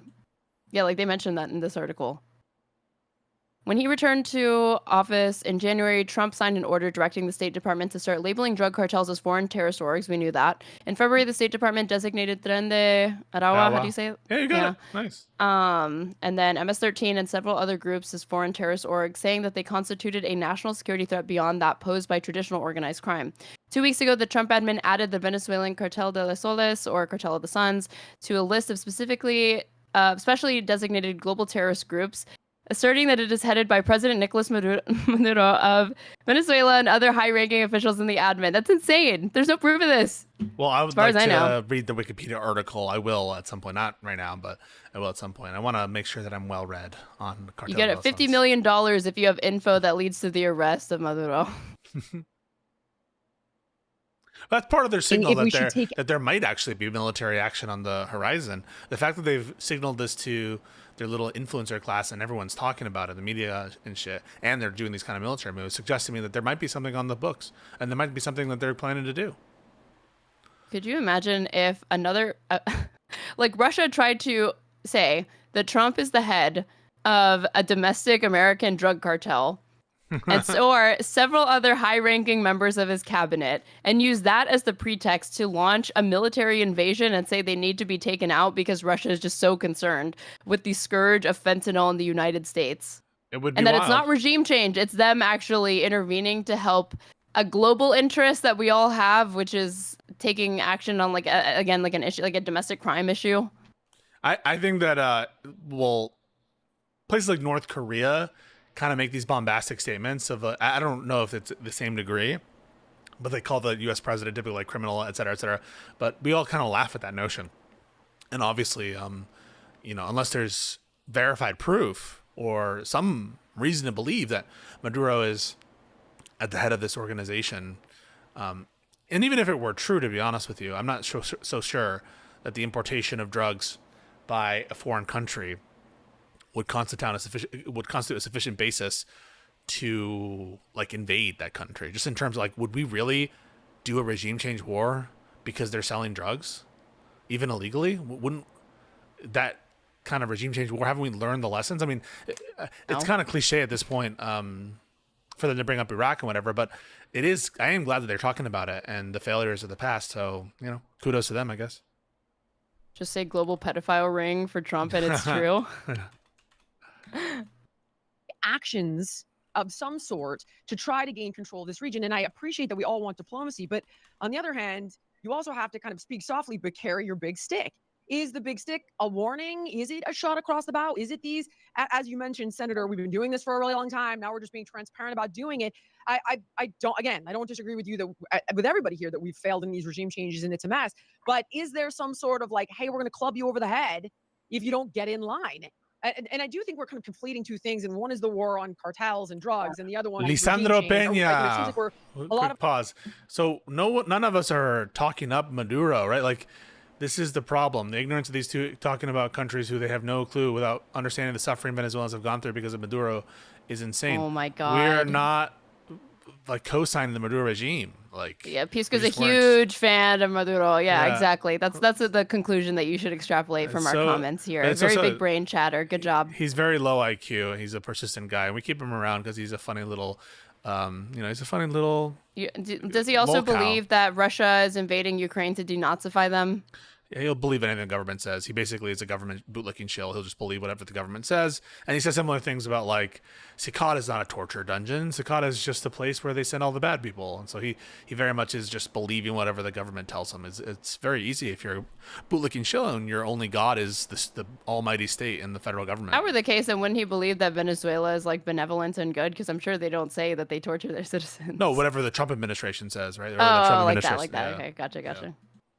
Of us are for going after these bad guys, and I appreciate you want more due process there. I think you're being naive. I think we know who these guys are. No, okay. No? I didn't say I need them to go on trial and convict them before there are consequences.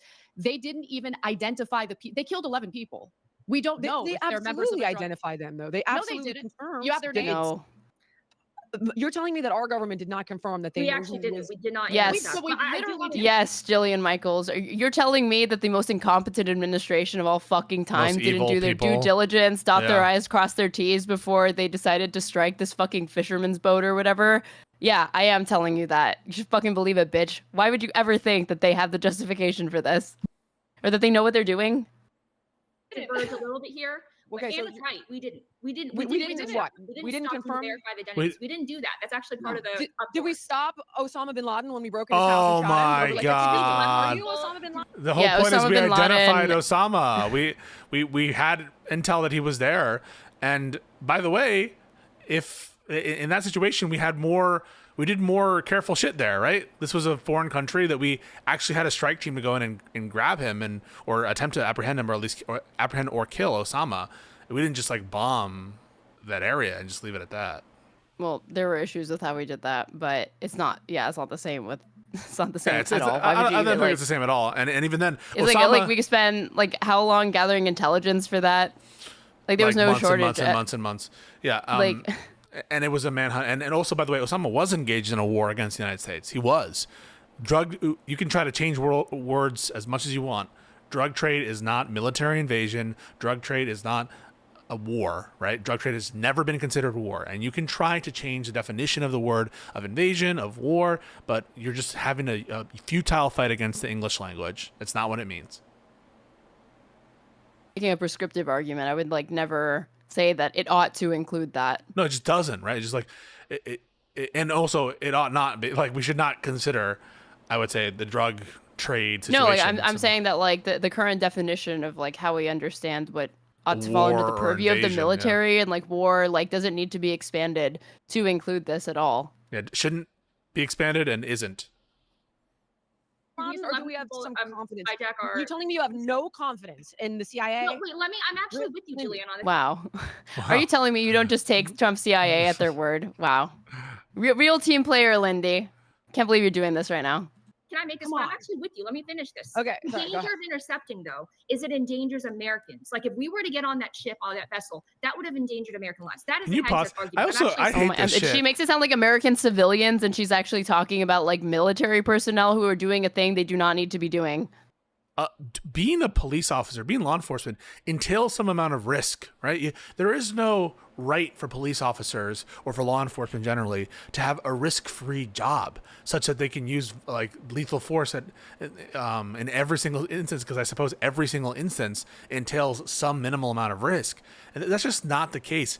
And force must So always you be expected those reasonable. Uvalde police officers to actually go in where the school shooter was, Pisco? Yeah. And to Wow, save you just people, don't yeah. you don't give a fuck about blue lives, okay? I can't. You actually thought they should do their job Yeah, and like try to help people. Yeah, that's why we I don't know. venerate them, right? We venerate these people because they put it on the line, but they got to put it on the line when like it's not just enough to be like, oh yes, minimize the risk as much as reasonably possible, but don't just abandon your job, which is to not kill everything that comes near our waters. It's to also investigate and ascertain whether law breaking is happening and to punish it appropriately, not inappropriately. As being like a border patrol agent, I'm not sure as far as like, but if you're like a cop, right, just a regular police officer in the United If you're a States, I'm pretty cuck. sure like less than a cuck. If Sure, you're a the cuck. cop, cuck, those two are the same thing, right? If I you're, didn't say you that. know, You said that. Your words, not mine. one of the correct. If you're one of those things, right? Like, what was it in like the last year or two or whatever?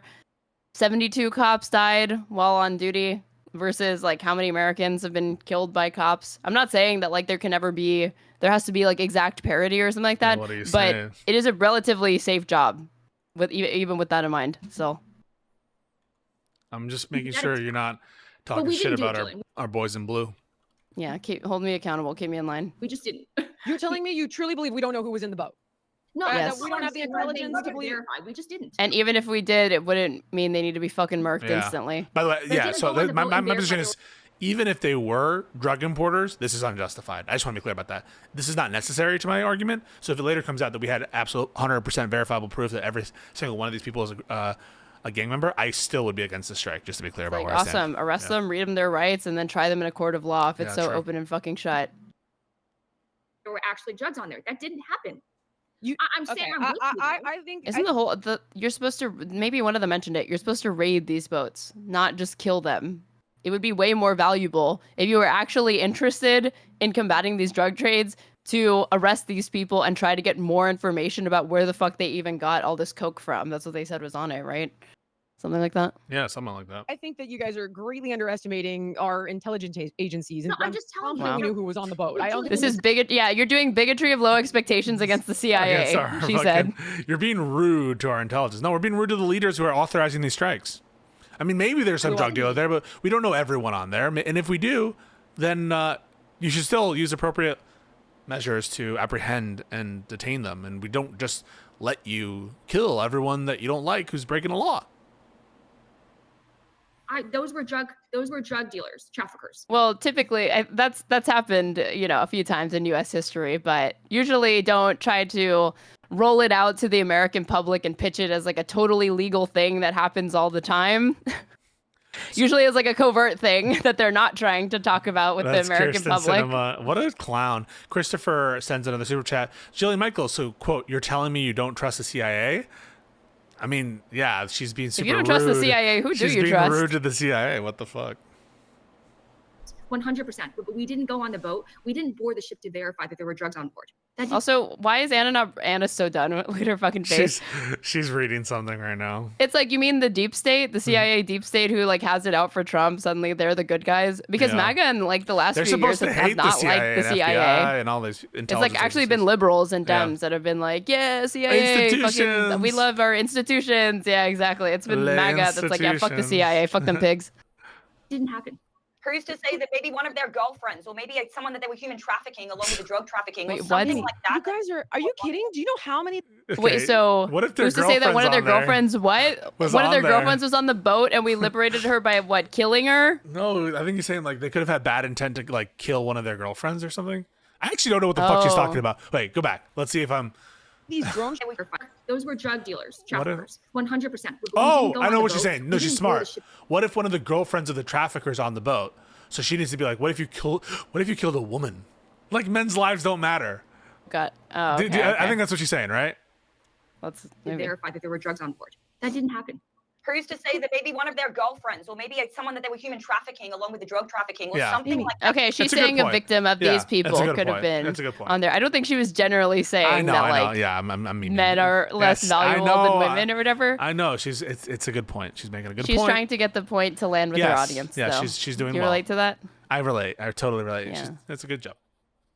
You guys are you kidding? Do you know how many of these drone strikes we've conducted throughout every single administration and how many Yeah, innocents and those have been drone I'm with strikes you. have I'm been a just saying that we disaster. didn't verify the identities. I hope you're right, Jillian, but wouldn't they proudly brandish their names then on every single article related to this and exactly who these people were? And Okay, Senator, you would know how this works a little better than me. Am I being naive? She here, or doesn't can know I have shit. confidence that She our doesn't know intelligence shit. agents- Like Jillian, Jillian my is queen. going off of what Cinema said earlier. Like this is all just normal stuff, guys, and they're just being the most fair. And so that's why she made the statement. Like this has always happened this way. I think Anna is doing real damage here to not distinguish this drone strike from other drone strikes. Although she has a broader position against the drone strikes. And by the way, Joe Biden, speaking of Joe, he massively reduced the amount of drone strikes that we were doing abroad. But yeah, I just don't know why you would ever assume that this is like a normal course of conduct when it comes to importation of drugs. I mean, I've never heard of this kind of summary lethal execution of people who are committing drug crimes. I've never heard of that. Oh my god, this is insane. Hold on. I'm reading as we're watching this like a New York Times article about like the Trump North Korea thing. Okay, compromise and escape. If the SEALs were, this is about them trying to get a listening device in Kim Jong-un's office or whatever. If the SEALs were unsure whether the mission had been compromised before they fired, they had no doubt afterward. The plan required the SEALs to abort immediately if they encountered anyone. North Korean security forces could be coming. There was no time to plant the device. The shore team swam to the boat to make sure that all of the North Koreans were dead. They found no guns or uniforms. Evidence suggested that the crew, which people briefed on the mission, said numbered 2 or 3 people, had been civilians diving for shellfish. All were dead, including the man in the water. Okay, this is the most disturbing part. Officials familiar with the mission said the SEALs pulled the bodies into the water to hide them from the North Korean authorities. One added that the SEALs punctured the boat crew's lungs with knives to make sure their bodies would sink. That is disturbing. It's all U.S. military personnel escaped unharmed. Well, so just murder a bunch of mission people, accomplished, boys. Stab their lungs and sink their bodies. They made it home. The most important thing. Jesus Christ. Super Chat says MAGA Civilians. supports what's convenient and consolidates power. They don't have the same principles in the same way that we do. I think that's probably true. Like, again, given that mission authorized by Donald Trump in his first term, when he was slightly less crazy, I guess, I hesitate to even grant that. But like the slightly less insane Trump term, this one is clearly more insane. That was the type of shit that they were up to when they were doing like covert operations. And Jillian's like, do you seriously doubt the competency and direction of President Trump when it comes to, directing SEAL Team 6 or like his military? Like, are you serious, Lindy? Are you really doing this? They're doing anything they can to like distract him. It's been such a incompetent disaster. This entire presidency is everything we expected it to be and worse. And they're now like trying to give any argument to give some weight to what the administration is doing and say that they're doing important stuff. And so they're back to like, I guess venerated the sacred cows that I thought that they had abandoned, years ago. YouTube chat, Google says it was international waters. You can't just kill people in international waters and do whatever the fuck you want. That's not actually an argument, right? Please tell me you know that. It's international water, so you can do whatever you want to do. So therefore, fuck it. Fuck it, we ball. These people be like, we're in international waters. We can do it. We can smoke pot. We have international water. No, guys. International water doesn't mean anarchy. And U.S. law can still... Sorry. I keep doing this too. U.S. law can still apply internationally. Heads up. I agree with you. What I'm saying is that we didn't get on the boat to verify that 100%. Yeah. All right, I think you guys are being naive. I have confidence that we knew who was on the boat. Maybe we didn't. Maybe I'm wrong. You don't know shit, Jillian. You literally don't know shit. She's just going off of faith of the Trump administration. There's no evidence that she has. And she's like desperate to try to bring in cinema here but like, if you're not confident, why are you so smug and talking shit to your, like, you guys are being naive? You don't know jack shit. Jillian pisses me off. She always starts off saying she's radiant, she's glowing, she's this and that. But over the course of the conversation, she really is insufferable. I think that you're just intimidated by her and the fact that she knew a stat that you didn't, which is less than 2% of white people even own slaves. And ever since then, I just think that you've been, hasn't been the same. Really, really showing your hand that you are worried about being intellectually outpaced by this woman. She does outpace me on everything. Could I offer what you just said, Jillian, is that doesn't matter. And so let's move along. Let's move on. Jesus Christ, man, that is the most holy shit I've fuck. ever heard in my life. That was like rude as fuck from Cinema. Anna Kasparian, that is the most unhinged shit I've ever heard in my life. Oh, yeah. Good for Anna. Finally, we support Anna. Find a fucking backbone.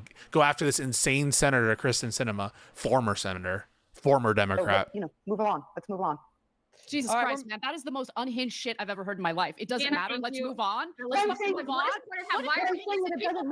It doesn't matter that 5 women on a podcast are debating whether or not you're on the show. Okay, we're Americans and we're engaged in political policy in a democracy. Kirsten Sinema, it does matter. It matters what the American people think. Whether they agree or Let's go! As Americans, we have the right to discuss it, and it fucking matters. Don't say it doesn't matter. If you don't think it matters, then get off the show.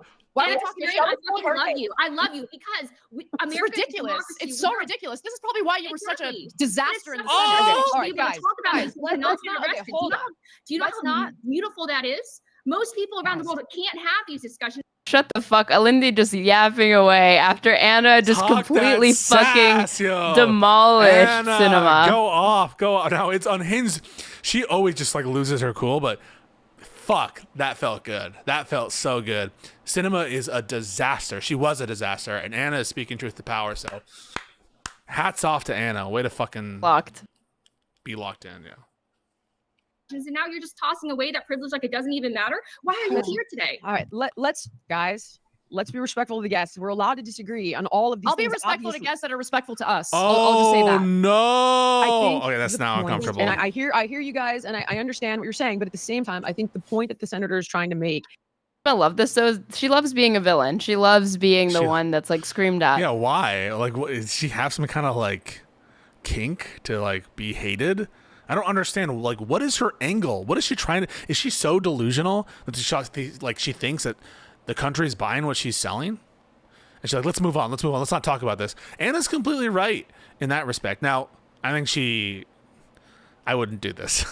I wouldn't do it in the way that she's doing. I think that she's being a little bit cringe in the second follow-up comment there. But in general, I agree with the sentiment here. Like, what the fuck? Well, like, why are you here? We're here to talk and disagree. And you're just and to have a former Democratic senator not say anything about this like lawless action by the administration, I think it shows how much she lacks principles and how vacuous her whole like outlook is. Like, what does she stand for? What does Cinnamon stand for other than herself? Getting donor money. Yeah. Social media clout. Being a girl boss. I don't know. Is that these are the realities of the world we're living in. And yes, and I see what you're saying. Like, we need to discuss it. People need to know who they're voting for. We need to advocate for certain policies. So we got a tough one, and I really do want to get to this, and I want to hear from Amy a bit more today. So, Ames, I'm just going to throw this up. I'm not even going to set it up. You already know what you're doing here, and we're short on time. Get to me on the latest on Epstein, please. What's going on here? There's a lot happening. Great palate cleanser. So, It doesn't really matter, Amy. It doesn't, and that probably makes Pause. Yes. Is she being too petty here? Is she being too petty? She's not being petty enough. See, why do you? This is fucking perfect. This is She's like not gonna let it politics. go. Keeps going and yes, wear these people fucking down. All right, fuck expose yeah. these All right. fucking clowns. All right, Are you me. telling me that Anna Kasparian is going too hard against Kristen Cinema? No, I'm I not. never You're thought right. I'd see the fucking You're day. right. Give me a Fuck her. break. This is Fuck what her. you want. This is I what do you want should this. want. I do want it. I like it. Yeah. That probably makes sense why it was requested that we don't cover this subject. But I think it matters. And personally, seeing the fact that the Trump administration has said, stop talking about everyone's talking because they're suggesting that Kirsten Sinema doesn't want to talk about this topic. Isn't that what she just suggested? I mean, I thought that Anna was just taking it, like making a clip in general. Amy. So go back like 8 seconds. And that probably makes sense why it was requested that we don't cover this subject. But I think it matters. It was and requested. Personally, seeing It was I requested. wonder. We don't know by who, but the fact that the Trump administration has said Lindy was like looking straight down and like smiling while that was being said. Cover this subject, but I think it matters. This is and personally, seeing the fact that the Trump administration has said, stop talking about Epstein. You are not my That's what we're supporter. talking about. Go convert to Democrat if you want to talk about Epstein. I think that usually when people tell you to look the other way and they do that so persistently, it usually means that there's something that we should evaluate a little bit further. Now, as we know, this cover-up has been going on for about 3 months now.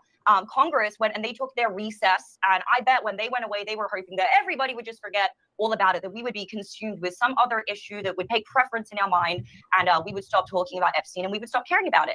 But fortunately, that did not happen. And Thomas Massie and Ro Khanna have been leading the initiative on this thing really since this whole scandal broke out as soon as Trump called it a Democratic hoax. So last week, we actually saw the biggest news week when it comes to Epstein, basically since the year 2019. And that is in the sense that the DOJ actually dropped 33,000 documents pertaining to the Epstein files. More on that in a minute. We also saw that Thomas Massie and Ro Khanna officially launched their Epstein Files Transparency Act. And to launch that, they actually held a press conference and private briefing at the Capitol with the survivors. So let's go ahead and start with the documents. Now, this one is really particularly interesting to me because they said that this was a hoax and they weren't any more documents. There wasn't any other evidence available. And yet, the day before the press conference and the private briefing was due to be held, they do this massive drop of documents, almost as if to say, hey guys, we don't need the Epstein Files Transparency Act because look at us, look at all of our transparency here. But let's call it what it is. This was absolutely not an act of goodwill. This was their attempt to divert focus away from Massey and Ro Khanna's initiative. And not only that, but the documents that they released were basically repeats. I mean, many of them were still heavily redacted. It was basically a load of BS. So first and foremost, Connor, let's go ahead and play the video of Ro Khanna on Fox News discussing that, please. The House Oversight Committee tonight making more than 33,000 pages of the Jeffrey Epstein case records public. CNN has them. We've been going through them as we speak. So far, we've determined that they contain flight logs and court filings and surveillance footage. Now, there's reason to believe these are the materials the panel received from the Justice Department a little more than a week ago, which you'll remember Democratic Committee member Ro Khanna said was just a fraction of what the DOJ actually has. Our lawyers were up all night, and we now have a fact. Can you pause? Only 3%. I do appreciate Ro Khanna. Like, I think it's cringe when you're, in general, talking up some of these, like, Marjorie Taylor Greene types and Congressman Boebert, but I respect that he is on a mission, and I think he's one of the more interesting messengers and honorable Democratic representatives, and so I really do appreciate, despite my misgivings about quote unquote, being hand in hand with certain other Republican crazies like Marjorie Taylor Greene, who I think is anti-Semitic and all, et cetera, et cetera. I don't have a problem with hand in hand with her on what? On this issue of transparency. Like in general, I'm just saying he was very, very exceedingly respectful of Marjorie Taylor Greene in that, and beyond what I think is strictly speaking necessary. But I don't have a problem with him going on these different platforms in general and being respectful in general. I just thought that maybe he was a tad excessively praising of Boebert and of Marjorie Taylor Greene in that press conference. But in general, I think that he's a good guy.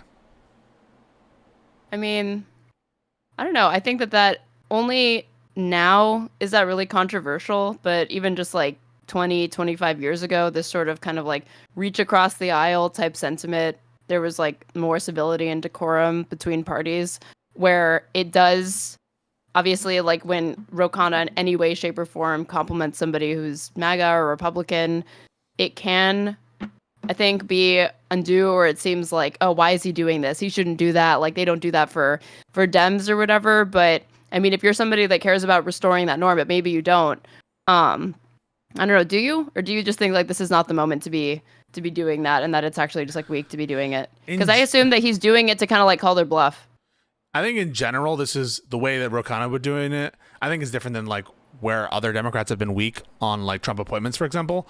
So I think that he's doing it specifically on the messaging for Epstein. And so I'm willing to abide it in that context. But in other contexts where we're like pretending that these people have good points in their broader outlook, or giving another thing that kind of rubbed me the wrong way, and maybe you have a different view on it. And this will be the last contribution that I have to bounce for dinner. But there was Wes Moore had this meet and greet with the president where he was like super respectful. Yes, sir. How you doing, sir? How, like that kind of stuff, where in person, I don't know. It just seems like, why are we giving this additional courtesies to people who are unhinged, duplicitous, anti-constitutional, that kind of stuff? So, but like, again, maybe that's just a taste thing. I'm not really offended that much by it. I'm curious your take though, before I bounce. I guess I just see it as like, if that's, you talk about how, I heard you mention that you actually like being outnumbered in the like Tim Pool debate spaces because it gives you an opportunity to leverage the conservatives' arguments against each other and actually pit them against each other. Is Ro Khanna complimenting Marjorie Taylor Greene and on an issue that she's breaking from the party from? Oh yeah, you're not like, kind of like, yeah, it is couldn't it be in service of that? I think you're right. I think that is kind of what I do, and so I don't really have a basis to criticize as long as he's standing by his principles and not saying something that's untrue or counter to it. I guess it's decorum stuff. If it's tactical, I don't have a problem with. I think you're right about that. I think maybe I'm just like a little bit like, fuck Marjorie Taylor Greene. I haven't seen it. So if I saw it, it might be a different thing where I'm like, minor. Oh, no. He's like, he's glazing her too much or whatever. Marjorie Taylor Greene, you are a real leader on this, and I really respect that you've been a real leader like on this issue. And he does limit it to the issue. So I guess, I don't know. I just hate Marjorie Taylor Greene. So maybe that's why. And also because Cenk Uygur has been like, upplaying her a bunch. I don't know. Putting her on the show or whatever. I don't think you need to be doing that. It's like, I support them. I support her not arming Israel or whatever. Great. But like, she cannot help, like, there's not going to be like, she can only pressure other Republicans to do that. She has no purchase with liberals and vice versa. Like AOC or whatever, like if Marjorie Taylor Greene was like trying to do that with AOC, I'd be like, AOC has no purchase with your constituents. Like there's no point in you guys like coming together on this except having the same vote. That's it. Okay, folks, I got to go get ready for our dinner. I'm raided into Aaron. Everyone, please. Prepare. I have to prepare for the everyone. Please everything shower. Give Wish him Aaron a follow, a sub on YouTube, all that good stuff. But thank you so much. It was a spirited conversation before, but I really did appreciate it, and I always appreciate your insights, Aaron. Of course. All right, so I'm raiding into you. Just give me a second. I'm talking through it. Underscore on Twitch. By the way, I got the underscore. Just making sure. I know you do. I know know you got it. Just making sure. I know I got you. All right. Stop streaming, and we're good.